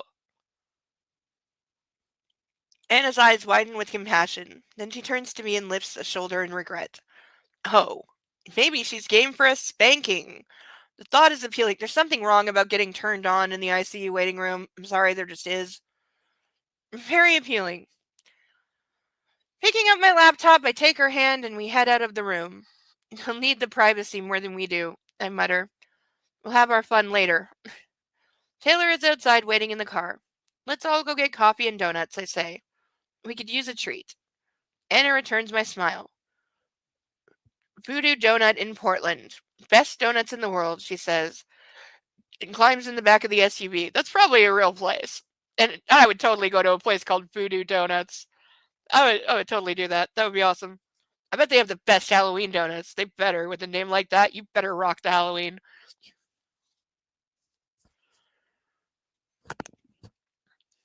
Detective Clark is punctual. Taylor shows him into our suite and he wanders in, looking as rumpled and curmudgeonly as ever. Have they even met this person? Mr. Gray, Mrs. Gray, thank you for seeing me. Detective Clark. I shake his hand and direct him to sit down, then step over and join Anna on the sofa that I tied her to last night. It's Mrs. Gray I wish to see, Clark says, his tone a little abrasive, but I know he's addressing Taylor and me. Oh, now I definitely want to hear what he has to say. I nod to Taylor, who acknowledges my cue and leaves, closing the door behind him. Anything you wish to say to my wife, you can say in front of me. If this is about Hyde, I'm not leaving my wife's side. Okay, the detective can tell you to fuck off, by the way. He can tell you he needs to speak to your wife privately and without you because this doesn't concern you, and he doesn't want you coaching her about what to say. Or there might be things you don't know about. Like, I'm sorry, but again, a detective is not going to if he's here to interview her, if that's the point, he's not going to do it with Grace sitting right beside her with his arms wrapped around her. That's just not happening. But what do we bet it does? Because lazy.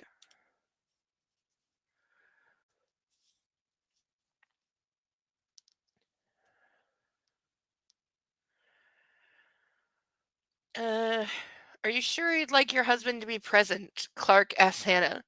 She looks puzzled. Of course. I have nothing to hide. You are just interviewing me. Okay, there's no such thing as just an interview. Are you kidding me? Anything you have to say to my wife, you can say in front of me, because my wife has no right to a private conversation. That's about it.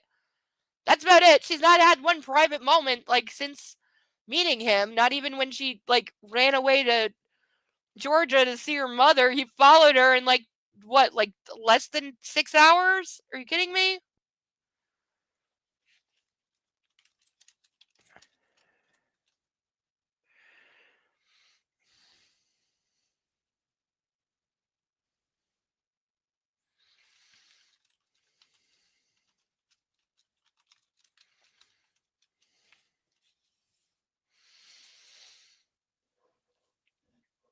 What is on my dress?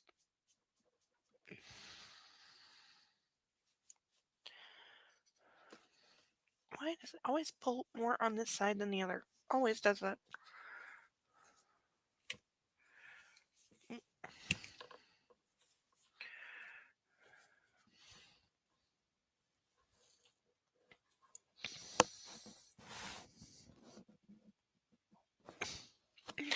Someone's back under his puppy bed and hopefully warm and happy.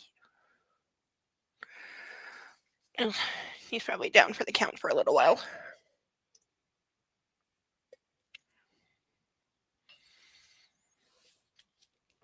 And around like 2 in the morning, he starts pestering me to go to bed. And he's like, I've been napping for 4 hours, but now I need to go to bed and nap with my bed blanket and be snuggled.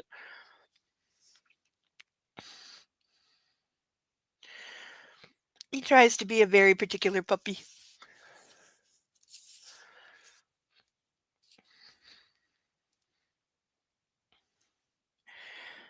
Yes, ma'am. I'd like to have my husband stay.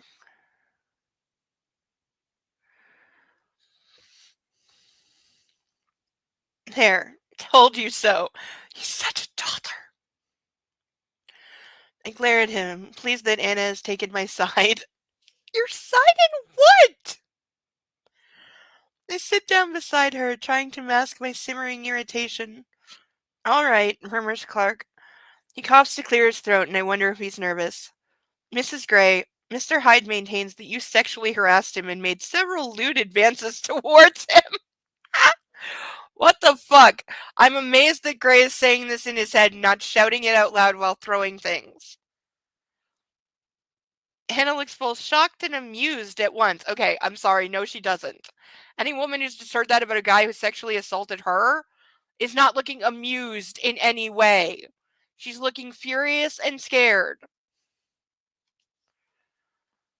But we're supposed to be what? Like she knows Gray will protect her or whatever? Blah, blah, blah, blah, fucking blah.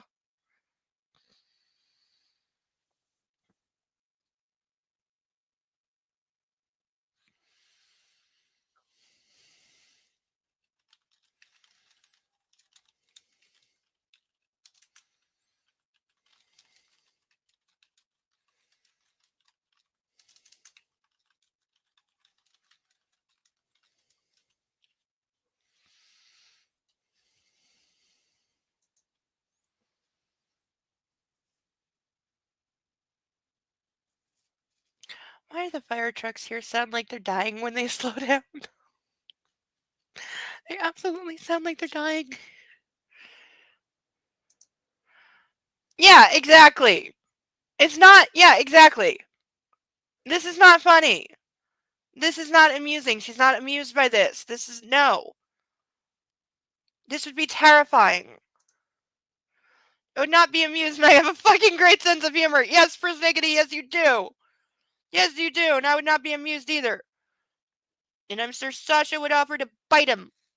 Because she's a very good girl. Does Sasha have any winter clothes, or is she, like, sufficiently furry?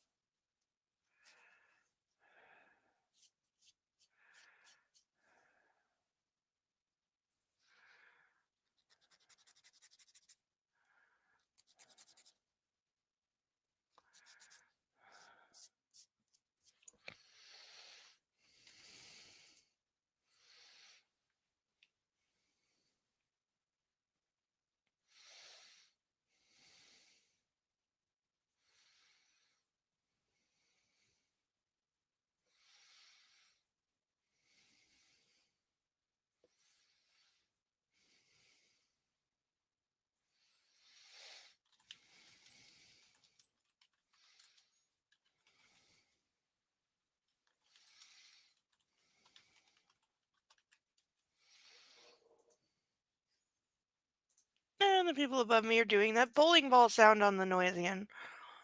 Or sound on the ceiling. Noise, duh. You don't much in the winter, but she now has a winter jacket. I was walking her a few weeks ago and someone ran out of their house to give her a jacket. Her dog is far too fat for it all. And what does Sasha think of the jacket? Have you put it on her? Is she okay with it? Or does she look at you like, what are you doing to me? What are you doing to me? It smells like another dog. What are you doing to me?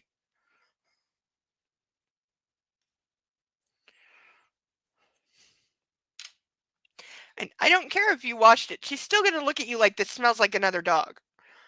But she may also realize, hey, warm. Warm is a good thing. Like warm. Therefore acceptable.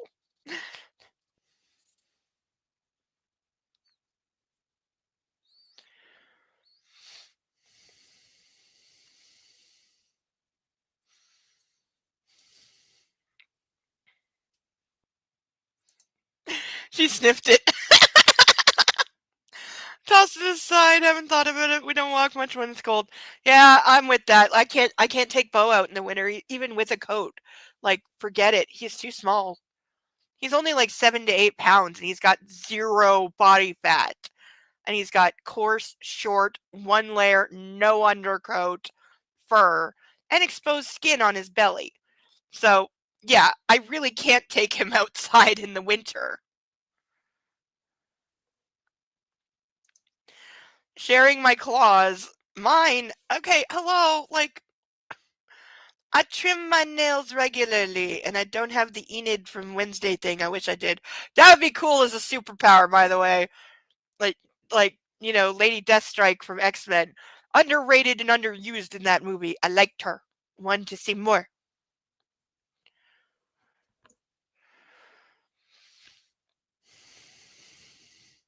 And hello, Nightwolf. Good to see you coming in. Hope you're out doing something, being up to no good, and having a good time doing it.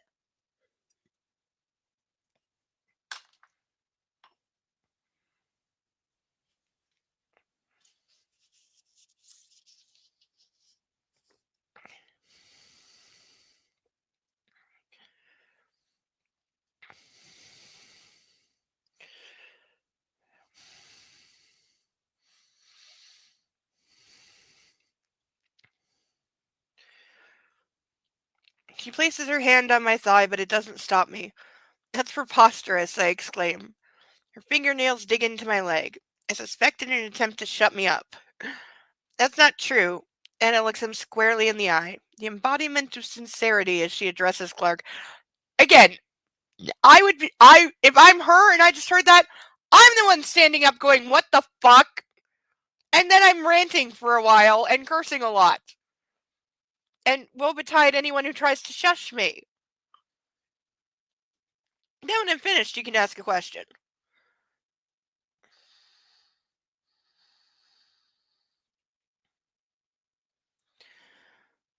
In fact, it was the other way around. He propositioned me in a very aggressive manner, and he was fired. Okay, how about saying he physically attacked me? He slammed me against a wall, he pinned me there, he forcibly kissed me. But then she would have to say, oh yeah, and then my husband's bodyguard went upstairs and beat the shit out of him, and the company security guard was a witness. That's where it gets sussy. I'm guessing this is not going to come up.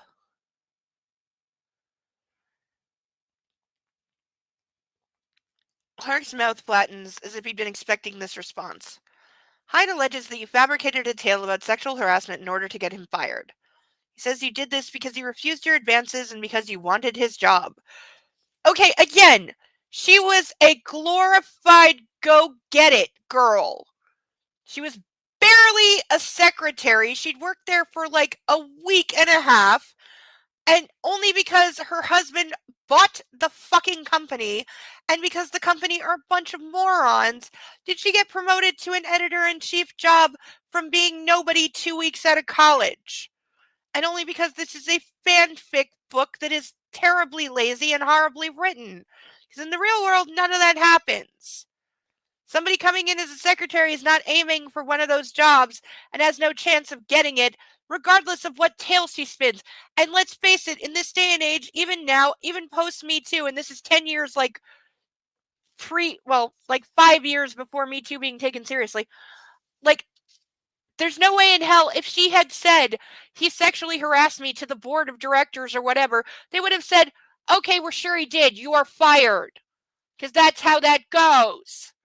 Because Hyde has the contract and the money and the connections and he's been there a while. So they're going to quietly pay her off with a nice severance package and fire her. That's how that gets handled. See Matt Lauer if you don't believe me.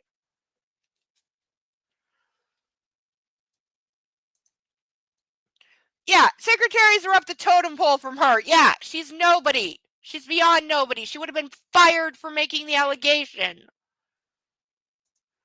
Needed skates today. Forgot how to walk on ice and snow. Oh no! Did you get snow already? We're supposed to get snow.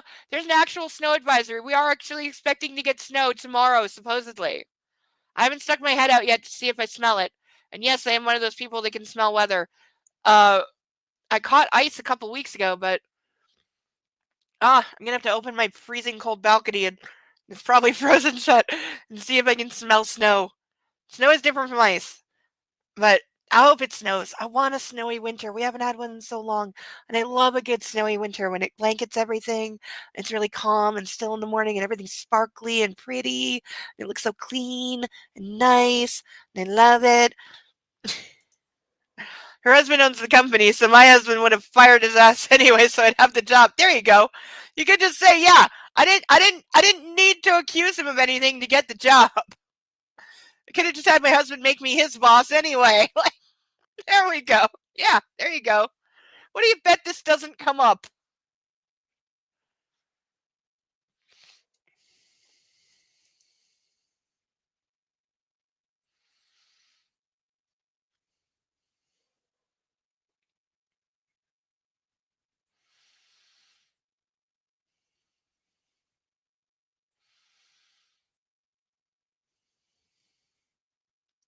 Oh, man. You did a video of the snow? I'm so watching that later.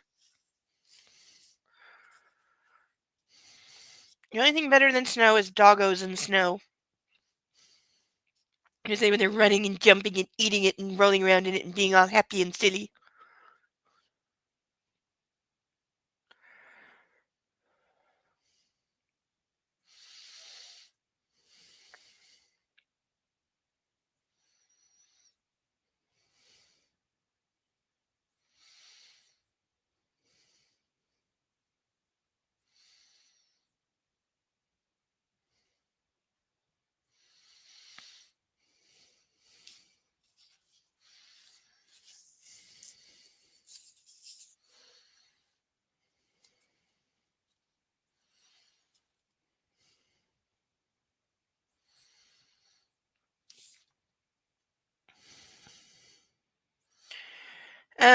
Because you refused your advances and because you wanted his job, Anna's face twists in disgust. That's not true.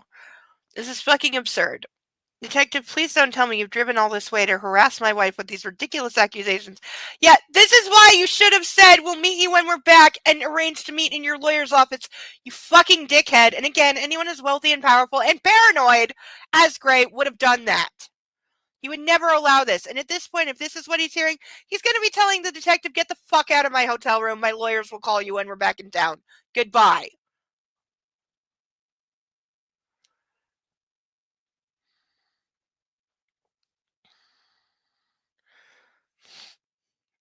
Clark graces me with a resigned look. I need to hear this from Mrs. Gray, sir. Anna grasps my thigh, and I know she wants me to shut up. Yeah, again, this is why a detective wouldn't have let him stay in the room. You don't have to listen to this shit, Anna. This is true. I think I should let Detective Clark know what happened. She pins me with bright blue eyes, imploring me to shut the fuck up. Okay, baby, have it your way. Okay, if I'm him, this is the one time where I'm going to say he should be putting a stop to this right now. Because this is how things get horribly misconstrued and cases get won or lost on bullshit like this. And again, he should never have allowed this in the first place. And Kristen Gray, as written, would not have allowed this. But especially after hearing that, he needs to be saying, okay, you need to leave now, detective. We will call you when we're back in Seattle. My lawyers will get in touch with you and arrange a time for you to finish this interview. But until then, there's the door. Because you said you came here to interview my wife, not accuse her, and now you're making accusations, so you can fuck all the way off, and I'll let you know when we're available again. Goodbye.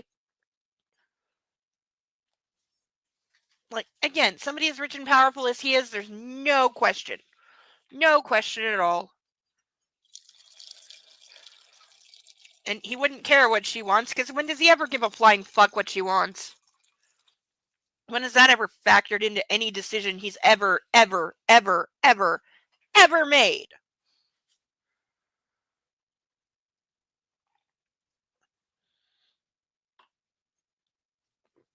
Oh, and since we only have 45 minutes left, I'll make my third and final shout out for the evening, saying if you would like to help a girl out, you can sponsor one of these ducks for $10. I will draw one at random. There's only 5 left.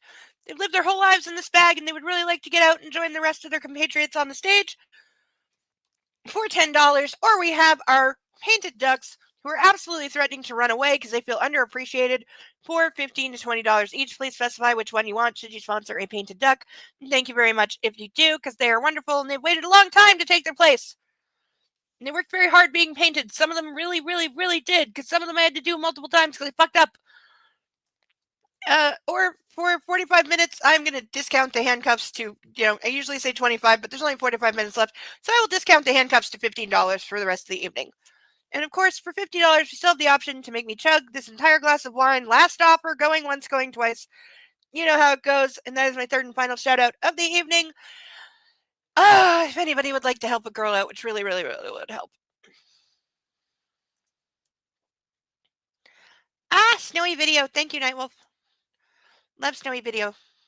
Hopefully, if it snows here, I'm totally gonna do a pan shot of the courtyard. Looking all snowy and pretty, because there's a lot of trees and bushes and stuff, and when they're covered in snow, they look really pretty.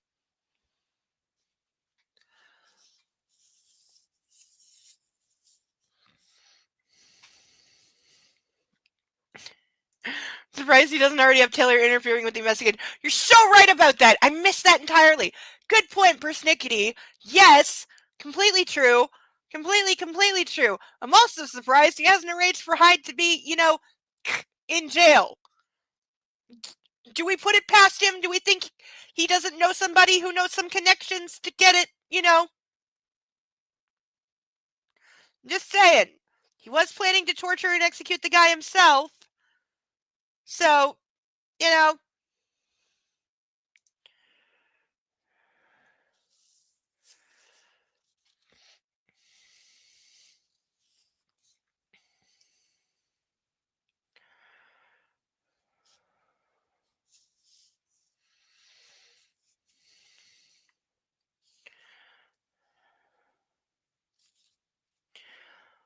waving at her to continue, I endeavored to stay quiet and keep my temper in check. Oh, thank God, he's given her permission to continue talking.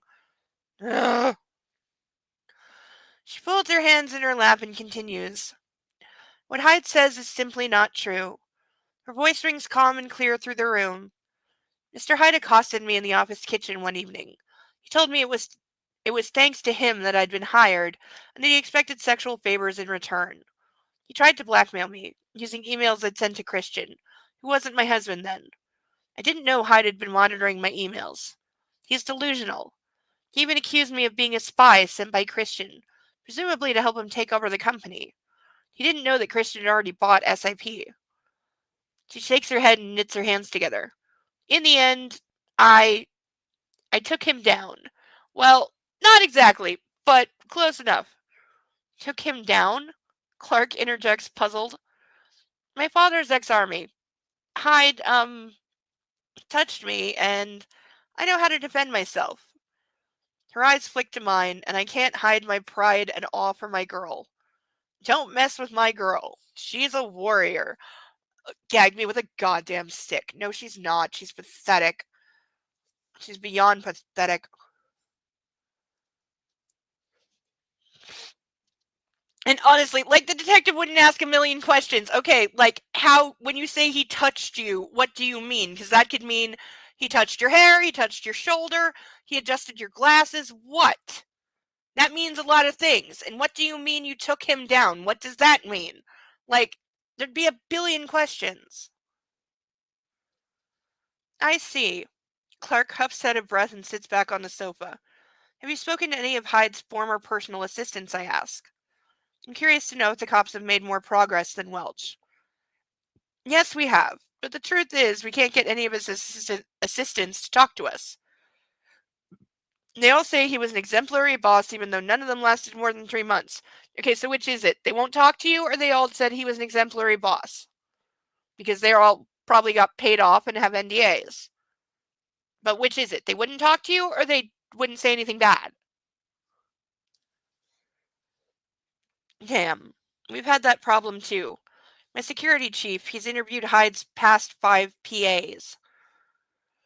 This news piques Clark's interest. He frowns, his eyes boring into me. And why's that? Because my wife worked for him, and I ran security checks on anyone my wife works with.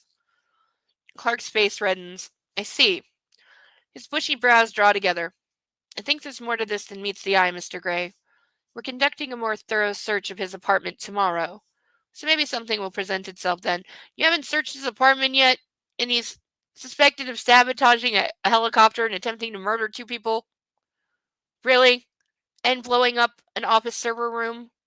And attempted armed kidnapping? And you haven't searched his apartment yet? Really?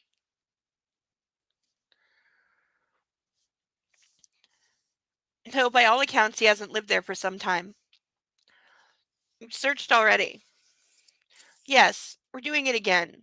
A fingertip search this time. Is that an actual term? You've still not charged him with the attempted murder of Roz Bailey and myself. Maybe that's the FBI's prerogative? We're hoping to find more evidence in regard to the sabotage of your aircraft, Mr. Gray. We need more than a partial palm print. And while he's in custody, we can build our case. Okay, true that while he's in custody, yes, you can take your time, but those aren't the kind of charges you're going to soft pedal. Having his palm print would be more than enough to at least initially file them. You might drop it before trial if you don't get something more, but you're definitely going to file that to keep him in jail.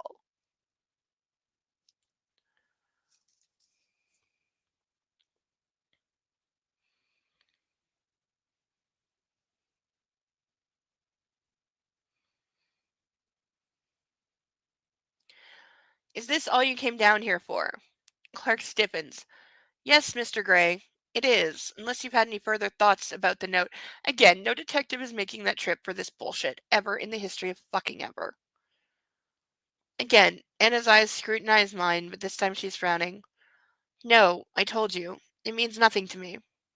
My wife doesn't need to know about that. And I don't see why we couldn't have done this over the phone. He is right about that. This was a waste of a trip. I think I told you, I prefer a hands-on approach. And, he adds slightly sheepishly, I'm visiting my great aunt who lives in Portland. 2 birds, 1 stone. Again, a detective's never going to tell you that, because he could be in trouble. Well, if we're all done, I have work to attend to. I stand hoping Clark will take the hint. He does. Thank you for your time, Mrs. Gray. Hannah nods. Mr. Gray. I open the door and he shuffles out. Thank fuck. Anna leans back into the sofa. Can you believe that asshole? I run my hands through my hair. Clark, Anna says. No, that fucker Hyde. No, I can't. She looks bemused. What's his fucking game? I don't know. Do you think Clark believed me? Of course he did. He knows Hyde is a fucked up asshole. You're very sweary, Anna chastises me. Sweary? Is that even a word? It is now.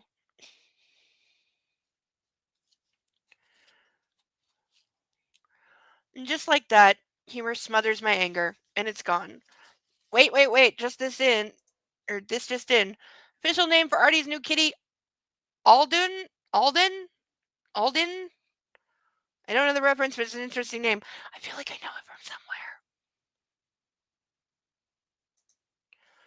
If it's from like Elden Ring or something though, then I don't know, but are we sure?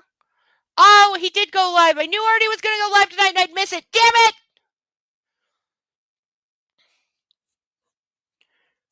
He's being called a nerd, and now I need to watch that and see the new baby!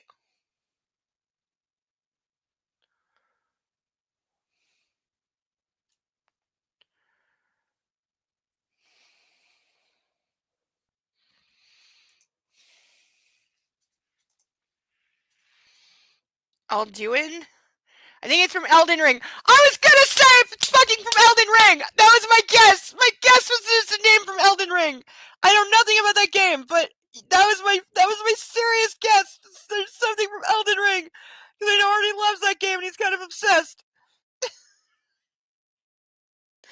Oh, I can't wait to watch the live stream and see the new kitty!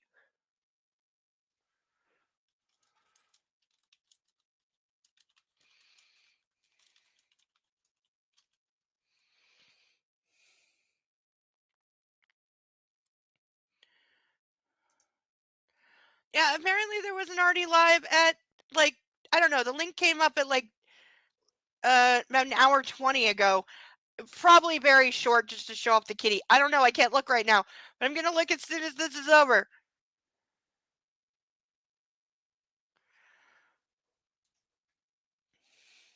But yeah, I'll bet it's from Elden Ring or some sci-fi game probably. But Alduin, I like that. That's a good name for a kitty. Now I'm assuming it's a male kitty from the name.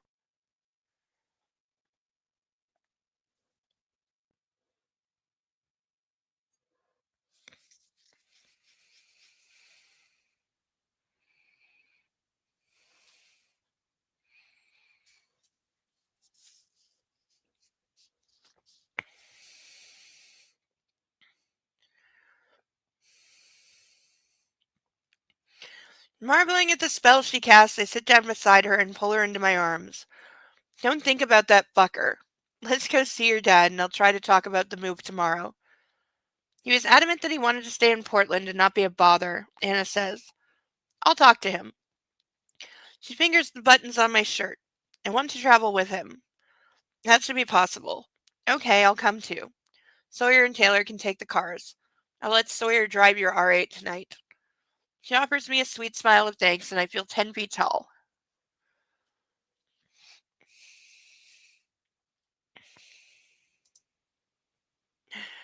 Not letting me send you at this time. I will ASAP stay warm and safe. Send what?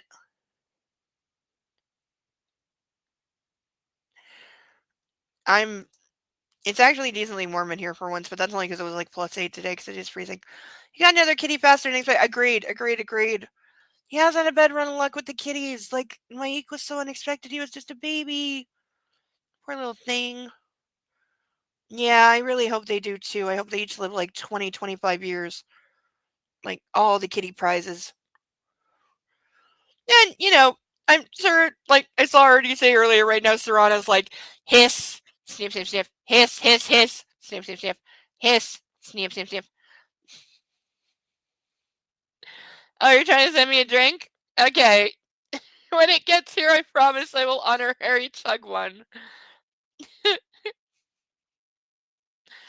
Yeah, internet can get weird when it's snowy. We know this.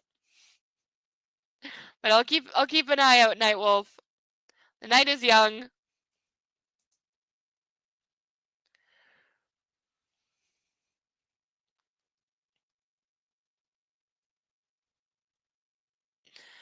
Ah, this weather puts me in the mood for a hot toddy.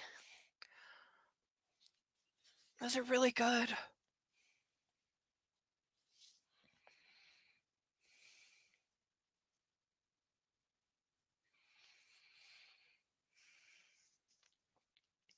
Ray has capitulated. He's in far better spirits than he was this morning. The donuts must have worked their magic. And I think he's secretly pleased that he'll get to ride in a helicopter tomorrow. He doesn't remember anything of his flight from Astoria. I make a mental note to take him up in Charlie Tango at some point. While Anna sits with him, I head to the waiting room to finalize Ray's move. Andrea has organized everything. She is without doubt the best PA I've ever had. Thanks, Andrea. You're welcome, Mr. Gray. Anything else? No, it's all good. Go home. Will do, sir. And fire up a quick email to Samir to review Andrea's salary and recommend a generous raise. Wow, he's doing something nice. This is true. Persnickety makes a good point. You can't send drinks through the internet. It makes your keyboard sticky and your computer drunk. Or if you do like I did and spill a glass of water on your keyboard and then forget about it until the morning, you will wake up and find a very fried keyboard. Don't do that.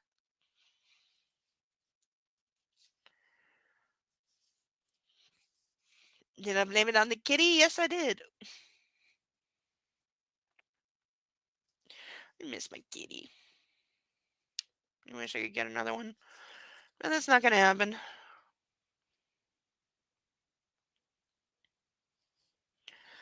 Before I head back to the ward, I reflect on Clark's visit and what he did and didn't say.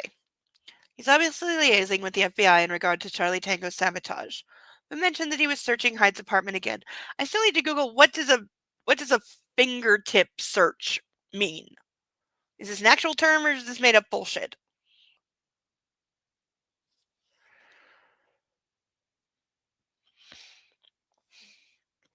Why? Does he have another lead? Or is it something else he's not telling us? And where was Hyde while he was planning his kidnapping attempt? It's obvious he's still in Seattle. I have the CCTV footage to prove it. This is worth exploring. I emailed Welch and Barney and asked them if they've tracked the movements of the white van that Hyde used before he arrived at Escala. Perhaps they'll come up with something. End of chapter.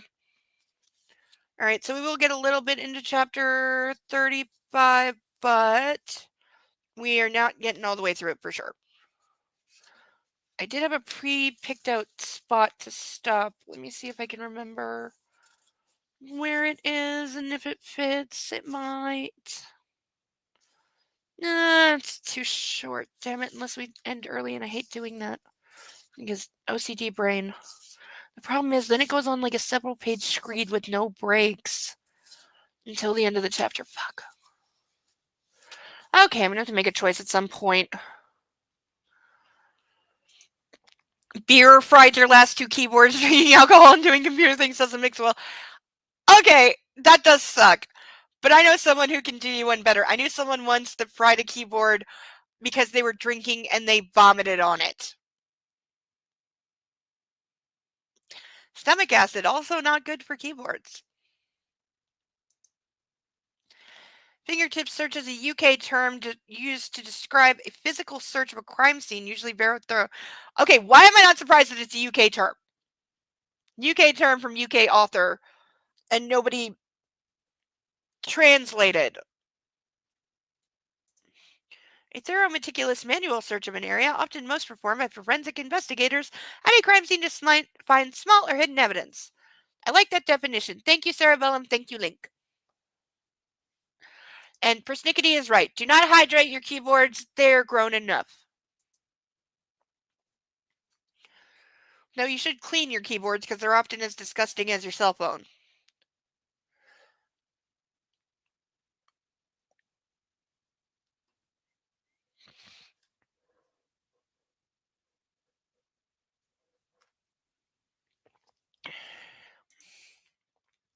Yes.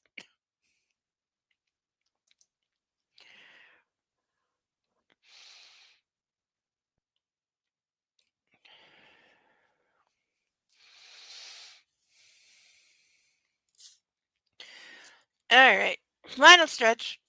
Chapter 35. Tuesday, September 13th, 2011.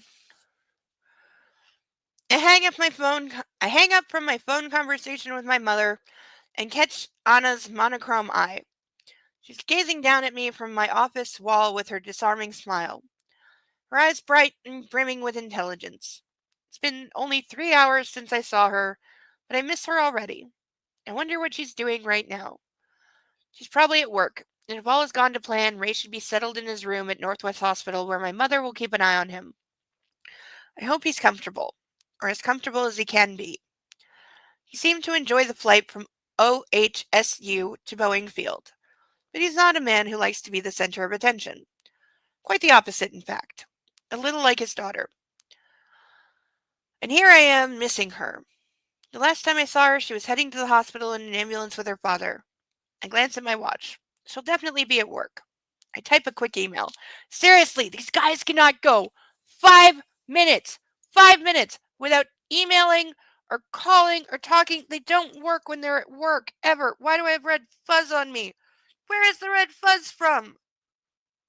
There's nothing with red fuzz anywhere around me. Where did the red fuzz come from? Oh no, Doggy pulled a loop on my tie. Now I need to burn it so it doesn't scorch.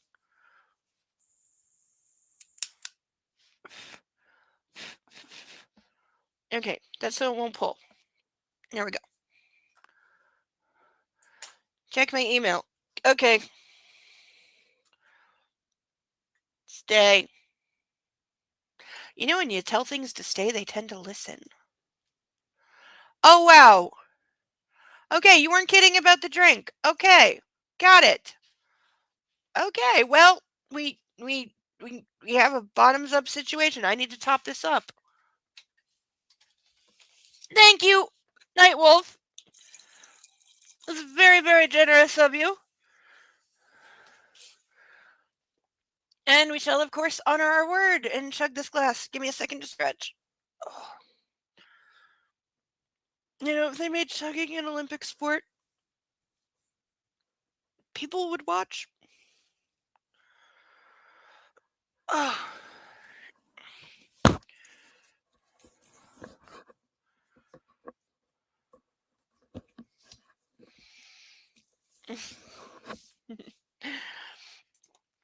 Cheers to you as well.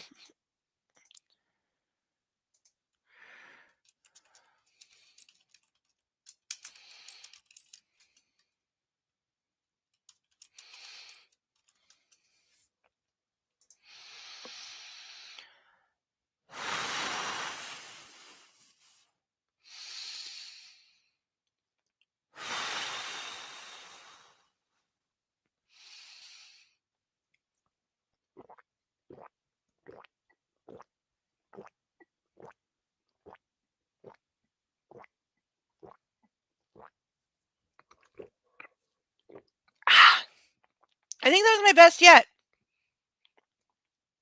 Bit of a rebound. Okay, if I burp really loudly, forgive me.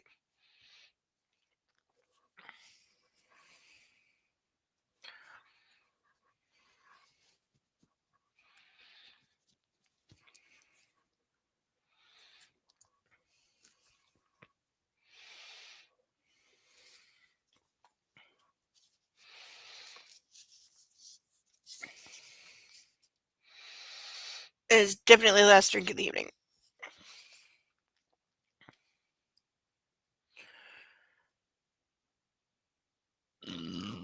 Excuse me. Excuse me. Excuse me. Well,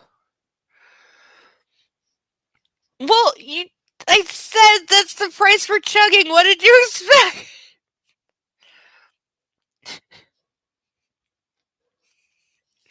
Don't worry. I'm well taken care of after this. I'm going to make some fries and watch silly, stupid TV till I go to bed.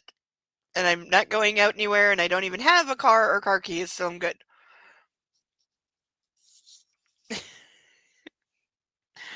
I promise I'm perfectly safe. You don't have anything to be sorry if that's okay. I appreciate it. Believe me, it helps a lot. It may help keep the lights on, literally. Because I'm in an argument with the hydro company right now because they want a lot of money and I don't have it.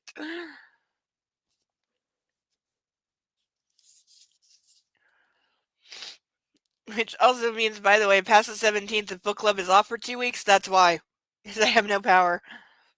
But hey, I've had no power in the winter before. It sucks, but it's okay. And I know how to manage. Oh, I should charge up all my extra batteries, though. I should totally do that. I think I know where most of them are. Except for my battery sticks, which I think are in my laptop case, which I don't know where that is. Which I need to find that, because it's probably in the bottom of my closet, under a bunch of crap.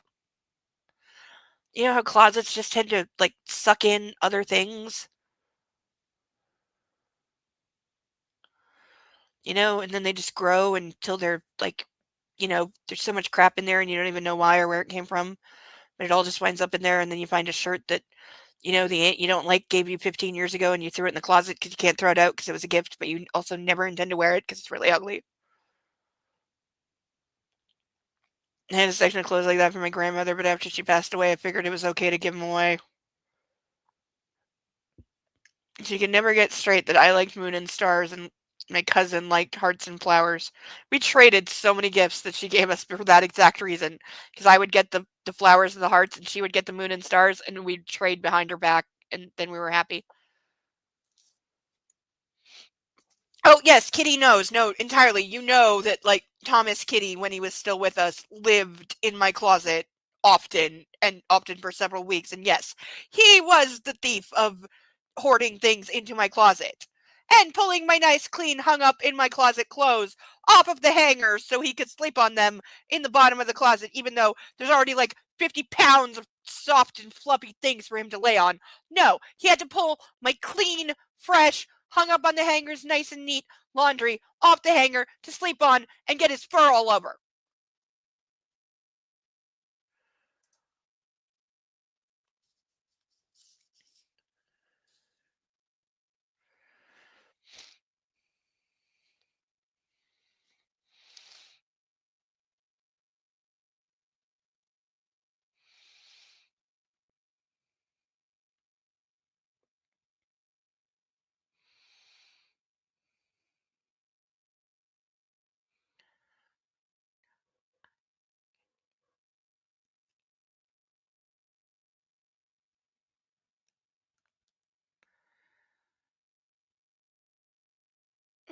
existing nerds to sing copyrighted song. From Gray to her, missing you. By the way, it's like 2 in the afternoon, according to this email. Mrs. Gray, I've been back in the office for only 3 hours and I'm missing you already. I hope Ray has settled into his new room okay. Mom is going to see him this afternoon and check up on him. I'll collect you around 6 this evening, and we can go see him before heading home. Sound good? Your loving husband. I press send and open the report on my desk and start to read. But almost immediately, the ping of a new email distracts me. Anna? No, it's from Barney. Okay, from Barney to him, re Jack Hyde. CCTV around Seattle tracks the white van from South Irving Street. Before that, I can find no trace. So Hyde must have been based in that area. As Welch told you, the unsub car was rented with a false license by an unknown female, though nothing that ties it to South Irving Street area. Details known of GEH and SIP employees who live in the area are in the attached file, which I forwarded to Welch too. There is nothing on Hyde's SIP computer about his former PAs. As a reminder, here's a list of what was retrieved from Hyde's SIP computer. Oh, we have a list. Gray's home addresses: 5 properties in Seattle, 2 properties in Detroit. Detailed resumes for Carrick Gray, Elliot Gray, Christian Gray, Dr. Grace Trevelyan, Anastasia Steele, Mia Gray. Newspaper and online articles relating to Dr. Grace Trevelyan, Carrick Gray, Christian Gray, Elliot Gray. Photographs: Carrick Gray, Dr. Grace Trevelyan, Christian Gray, Elliot Gray, Mia Gray. I'll continue in my investigation and see what else I can find. B. Sullivan, head of ITGEH. I gaze at the contents of his email and wonder when Hyde started scouring the internet for information on my family. Well, if that's all he had, that takes about, 20 minutes? Like, you come from a powerful, influential, rich, important family. So it would have taken, literally one Google search to find photos of everyone. What properties you own are public record. That wouldn't have been hard. Resumes, yeah, those are easy to get. Newspaper articles, again, public domain. There's nothing here that you couldn't achieve in 1 to 2 hours at most. At absolute most. I'm sorry, you want to make it look like somebody's a stalker, you need to write a lot more than that. I've been stalked. I know what's what. Thank God I live in a country where if you tell the phone company you have to change your phone number due to harassment, they'll do it for free. Thank fucking God. That has saved me money at a lot of times when I didn't have money. And also, you shouldn't have to pay to change your phone number if you're being harassed. So thank you, Canada, for having that.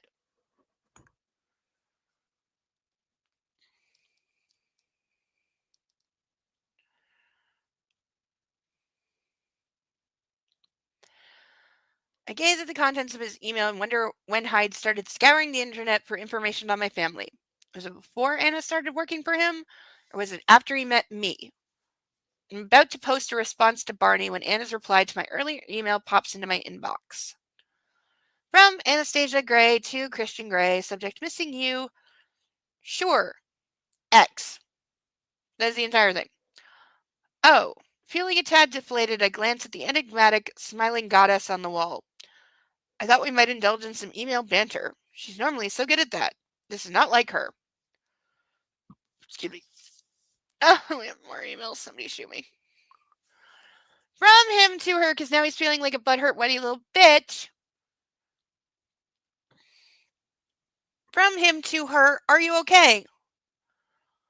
While I wait for her reply, I sift through the address file that Barney has attached to the email. A couple of GEH employee names and one from SIP jump out at me.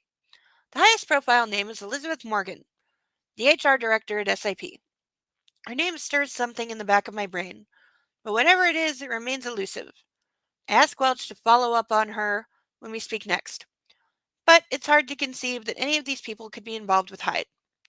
I dismiss that train of thought and wonder what's up with Hannah. I'm tempted to pick up the phone and call her. As I reach for it, another email from her arrives. From her to him, subject missing you. Fine, just busy. See you at 6. Yeah, gee, it's almost like she has a fucking job to do when at work. How about that? Of course she's busy. She missed a few days of work and my girl is nothing but conscientious. Your girl is barely conscious half the time thanks to you. Gray, keep it together. Remember, he should be going to therapy. This now would be the thing. And again, his therapist sucks. I really gotta start putting. I have so many therapists listed on the post-it note that I'm keeping of all the therapists that are going to go into the rank video that I'm definitely doing when we finish this. Most of them I don't have names for. It's just like therapists from this movie, and I don't have their names, so I really need to look them up. I don't know what their names are. Though if any of them are just billed in the movie as therapists, that's what I'm going with, okay? I go back to Barney's email and read through his list one more time. It doesn't yield any further insights, but maybe he can answer a question for me. From Gray to Barney Sullivan, read Jack Hyde. Barney, thanks for the email. Can you track when Hyde began these internet searches? Probably not. That's a big ask. I check the time. I have a catch up with Roz. Taylor and I wait for Anna outside SIP and I glance anxiously towards the entrance, hoping that she'll be out at any moment. An email alert appears on my phone. From Barney Sullivan to Christian Gray, read Jack Hyde. Internet searches on the topics in Hyde's email happened between 1932, Monday, June 13th, 2011, and 1714, Wednesday, June 15th, 2011. So, yeah, again, took like 2 days. B. Sullivan, head of ITGEH. Interesting. I remember I'd met him the Friday before, at the bar when I'd arranged to meet Anna. He was a loudmouthed asshole then. I wonder if he was looking for anything specific on my family and if he found it. I glance out of the window and finally Anna appears. She dashes towards the car, dodging the rain, Sawyer at her heels. I smile as I watch her, but my heart sinks when she glances into the car. Her face is stark alabaster in the gray rain. Shit. Sawyer opens her door and she slides in beside me. Hi. The inflection in my voice is tentative. What is it, Anna? Hi. Oh, hand cramp. Oh. I really gotta stretch much. Better.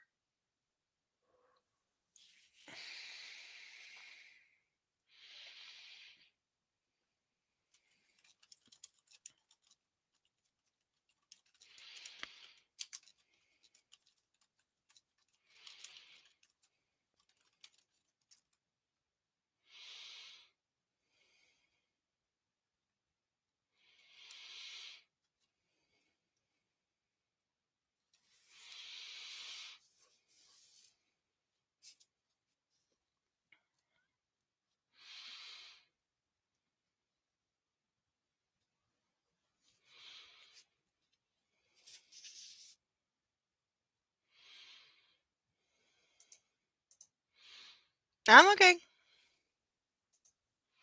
I'm just getting tired, honestly.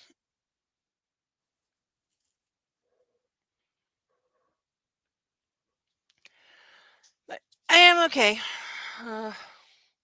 Now, I am probably going to stop a couple minutes early because the place I was initially going to stop is like a page and a half away. So even if it's a couple minutes early, I'm taking the night because I'm kind of tired. And it's been a long night. And we're over page count. So I'm feeling satisfied with that at least. If with nothing else in this story. Because again, you could burn all these pages and lose exactly what in terms of story. Like ever.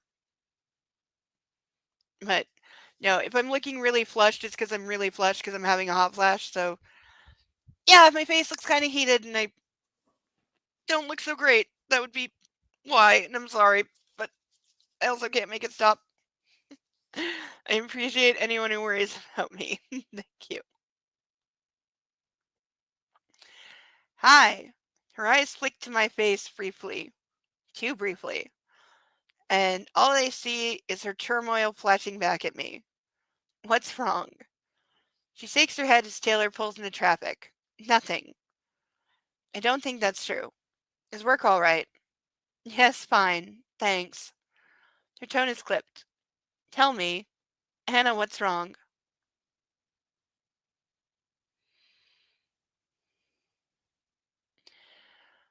My words are harsher than I intend as they're loaded with my anxiety. I've just missed you, that's all. And I've been worried about Ray. Oh, of course, thank God. I brighten immediately. Ray's good. I try to reassure her. I spoke to Mom this afternoon, and she's impressed with his progress. I reach for her hand. It's freezing. Boy, your hand is cold. Have you eaten today? Oh God, the perpetual question. Like, oh, you want to do a book about, like, eating disorders? Just do it. She flushes. Hannah, why did she do this? I'll eat this evening. I haven't really had time. I rub her hand in an attempt to warm it. Do you want me to add feed my wife to the security details list of duties? I'm honestly shocked that he hasn't already, like, to be quite frank. I catch Taylor's eye in the rearview mirror. Like, working for him would be hell. It would be absolute. Like, how do you take a security job where you're expected to control and force feed somebody's wife? How do you do that? I couldn't do it. Not for any money.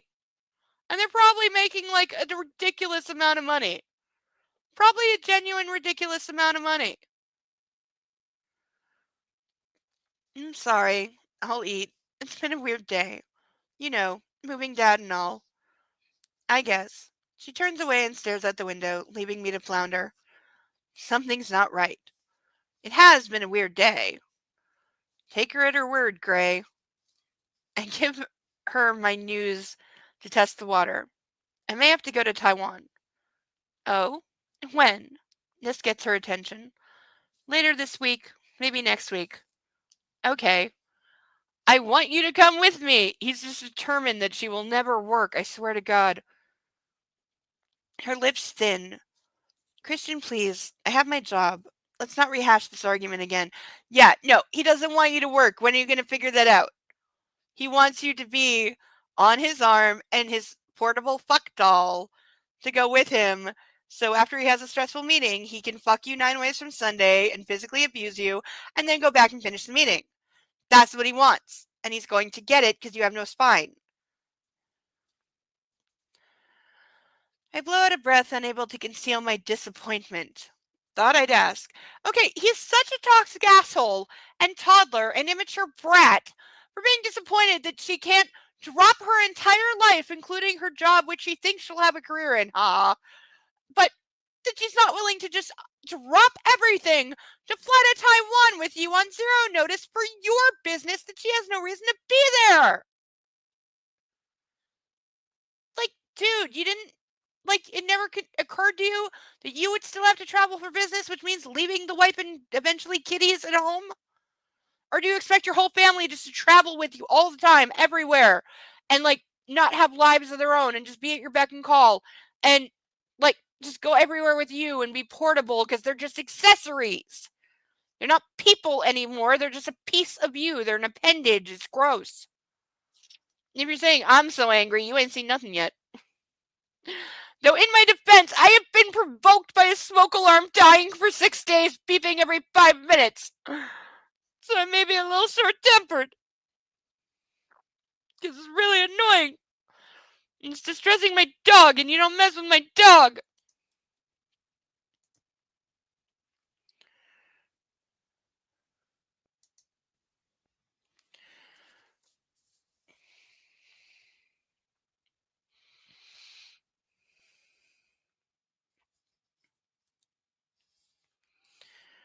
How long will you go for? And his voice is soft but distracted. This is not my girl. She's too quiet and hesitant. Yeah, God forbid. Like, God forbid she's, like, not perky and, like, wanting to suck your dick every 5 minutes. Yeah, God forbid. Jesus Christ, he's insufferable. Not more than a couple days. I wish you'd tell me what's bothering you.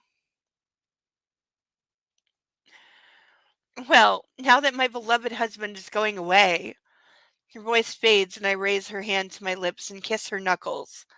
I won't be away for long. Good. She gives me a thin smile and I know she's preoccupied. I gaze out the window and go through several scenarios that might be bothering Anna. Only one rings true. Her father's just been in a major accident and his recovery will take some time. Yes, that's it. Craig, get a grip. And that's the place I had pre-chosen to stop. No, and don't mess with the puppy, ever. Don't mess with any puppies in the history of ever, because puppies are a thing we don't deserve, because they are so great. They are the best things ever. We don't deserve them. They are the best cuddly furry babies ever. And all they ask is for some kibble and belly rubs, and a warm, safe place to snuggle. We don't deserve dogs. This is true. We don't deserve cats either. You know, not that cats need people, because they don't. Cats make that quite clear, that they don't need you. They just tolerate you as long as you feed them and, provide them a warm, safe place and pet them when they want pets, but never pet them when they don't want pets, because cats make that very clear. Kitties make it clear they're in charge, whereas puppies are like, I'm so grateful to be loved by somebody.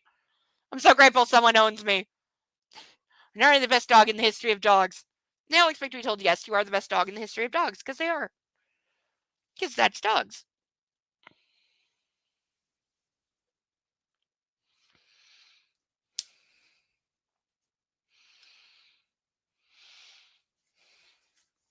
All right. So we're on page 595. Yeah, still over 10 pages left of this chapter. Let me see. How big is the next chapter? Are we going to get through it in 1 week? Possibly. Yeah, it's like 25 pages. Yeah, we should get through. We should get decently through chapter 36 next week. Maybe part of 37. We'll see. Definitely never mess with puppies. This is true. It's a fact of life. Never mess with doggos. Because bad things happen to people who mess with doggos. But that, however illustriously, is going to do it for this evening. Oh, I need to put something heavy on top of the book because the covers are like that plastic coated shit that starts to curl. So, let's recap. What did we have this week? We had her driving, which is surprising. He's still very uncomfortable with him driving. A detective drove 8-hour round trip for absolutely no reason in an interview that should never have happened. Her father got flown from Portland to Seattle and is now recovering in a storyline that goes absolutely nowhere and has no reason to exist and shouldn't be there. One of my cats has dog software. I've had dogs that have cat software because Bo is partially raised by cats, so he will lick his paw and rub his nose and try to rub his ears with it because he saw the kitties do it. Also, now that Thomas is gone, he seems to be trying to reclaim the spots that were Thomas's, where he wasn't allowed to go because he'd get his nose whacked. So I've caught him a couple times on the back of the couch, and he gives me this face like, well, I'm the size of a kitty. Why can't I be up here? Not that he can, because he's got his butt hanging down the back and his front paws like hooked on the front, going, look, I fit. Really, I'm fit. I'm not falling down the back. My butt is not falling down the back. I fit. Really, look, I fit on the back of the couch like a kitty. Look, I fit. Which he doesn't. But yes, stay safe and warm, everyone. Thank you, Nightwolf, and thank you for the snow video. If you see any wolves or coyotes, please send pictures. Which kitty has dog software and what do they do? Do they attempt to intimidate via like meowing at things? Do they growl? Do they growl at the mailman?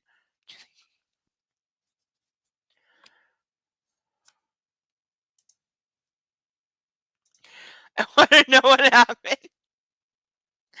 Yeah, no, Puppy's hilarious. That's why he got in trouble, because he got up on the back of the chair that's against my desk.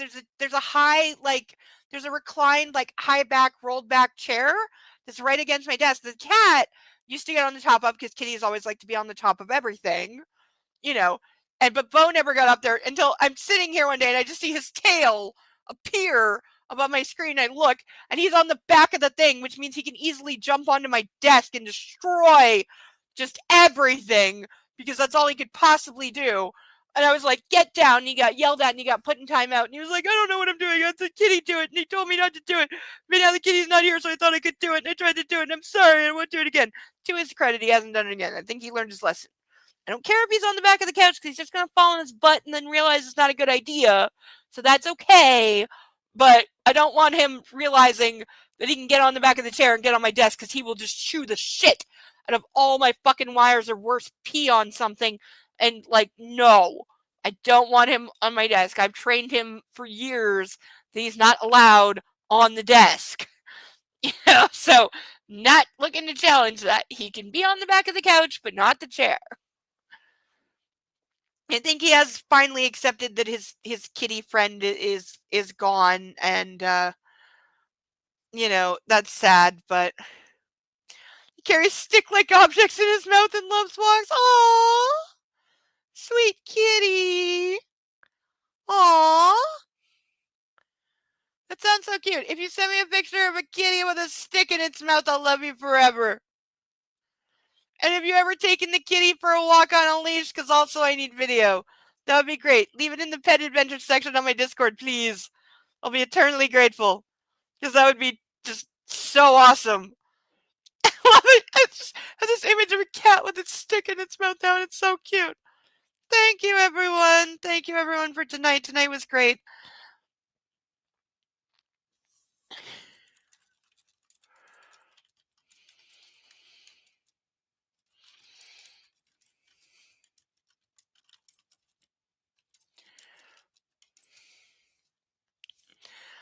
But, yes. Oh, it's a Siam. Oh, it's a Bengal mix. Oh, yeah. Oh, God. Yeah, no, Bengal mix, they need freaking... Those are like hyperactive demons. They are Tasmanian devils. So, yeah, he needs walks. He needs to climb trees and hunt birds and kill things. I bet it's really pretty. Siamese Bengal mix. Oh, that's got to be a gorgeous kitty. Like, just absolutely gorgeous. Like, the markings. Cheers, puppy hugs. Yes. Puppy needs all the hugs. He misses his kitty friend. I know he does. But I think at least this time he understands.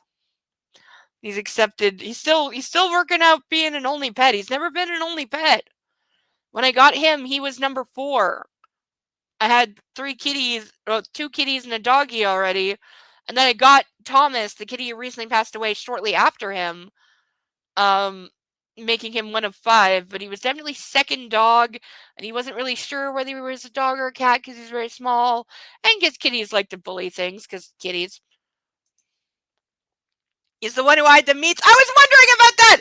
I almost said that. I'm like, no. I was like, no, is he the one in the steak picture? Because, like, yeah, that makes total sense. Where he's like, I smell raw meat and it mine. Because I'm a Bengal kitty, which means I'm a panther. And I'm really big, even if you don't see it. And I'm entitled to the meat. I bet Kitty is still disappointed he didn't get that meat. Because he definitely in that photo was like, I hunted it, I killed it, it's mine now. I went down a kitten that I think had a little Bengal in her. Feisty little thing, 5 pounds, but pure muscle and fury. And my mom left a bag of chicken thighs on the counter to thaw. And she went back because she forgot something and found little kitten, like 6-month-old kitten, 5-pound little fur ball with her like leopard spots. She literally had leopard spots on top of her black and orange fur. She had leopard spots, and she was dragging the bag of chicken thighs down the hallway. And even when my mom started walking towards her, she didn't immediately drop it. She tried to like kick away, like take it faster. And only when my mom got really, really close did the kitty drop the bag of chicken and run. It's like, you little fucking brat. And more than once we found her in the garbage can, like just eating whatever, like fully in the garbage can. Like she had no shame. Not that she wasn't a very well-fed kitty. There was an endless supply, but also because we used to buy the big 20-kilogram bag of kitty food from Walmart, the big bag, because we had like 3 cats, so that made the most sense. But if we, because like I would drag the cat food in first and leave it on the floor, and then we'd be bringing in the rest of the groceries and putting stuff away. And this kitty, I forget what we named this kitty, would jump on the Walmart bag and immediately claw a tiny hole in the bag, stick her face in it, and just start eating the kibble, just to eat as much kibble as she possibly could, while we were still putting away the groceries. Like, she was just a vicious, uncontrollable little thing, and I loved her so much. She's so cuddly and vicious, and she bit all the time. She bit everything all the time, and she always wanted to play and attack. Play and attack. That's all she could do. She was so much fun. We need to talk. Okay. I'll have to get a video of her asking for pets. Oh, she asked for pets. She's a sweetheart. She signs pets. Oh, I love kitties that are like, love me, pet me. I've only had like 2 really snuggly kitties in my life, both male. And one of them, like, he was such a sucky baby. He'd get up on your lap. He was big, fat, and fluffy AF, more fluff than cat. And I would rub the belly, and he would just melt and purr.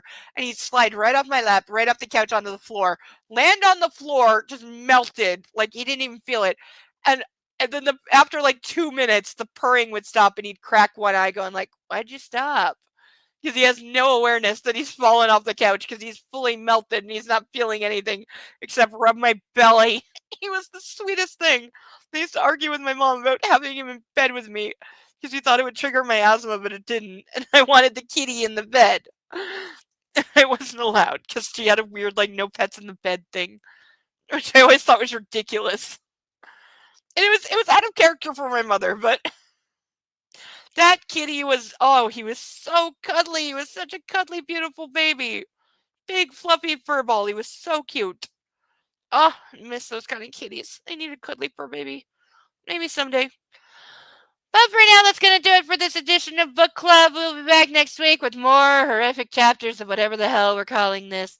Because it sure as hell is not erotica. And seriously, at this point, in this version of this retelling, can we actually call it erotica? Or is it just a book that has so-called sex scenes? And yes, they actually have sex, so I'm forced to give it the title of sex scene. But that doesn't make them sex-y, and that's kind of the point. So until next week, I have been Insane Lane. Have a good week, everyone. Thank you all for your support and your comments and for being here. You're all wonderful, and I don't deserve any of you. You're so great, and have a good weekend, and take it easy tomorrow. Have a good week. Come back next week, same time, same channel, for more of whatever this is, and more ducks, hopefully. I'm still holding out hope for ducks. But until next week, take care of you. Take care of a fur baby. Love yourself, and have a good time. Thank you, everyone. Sleep well. Good night.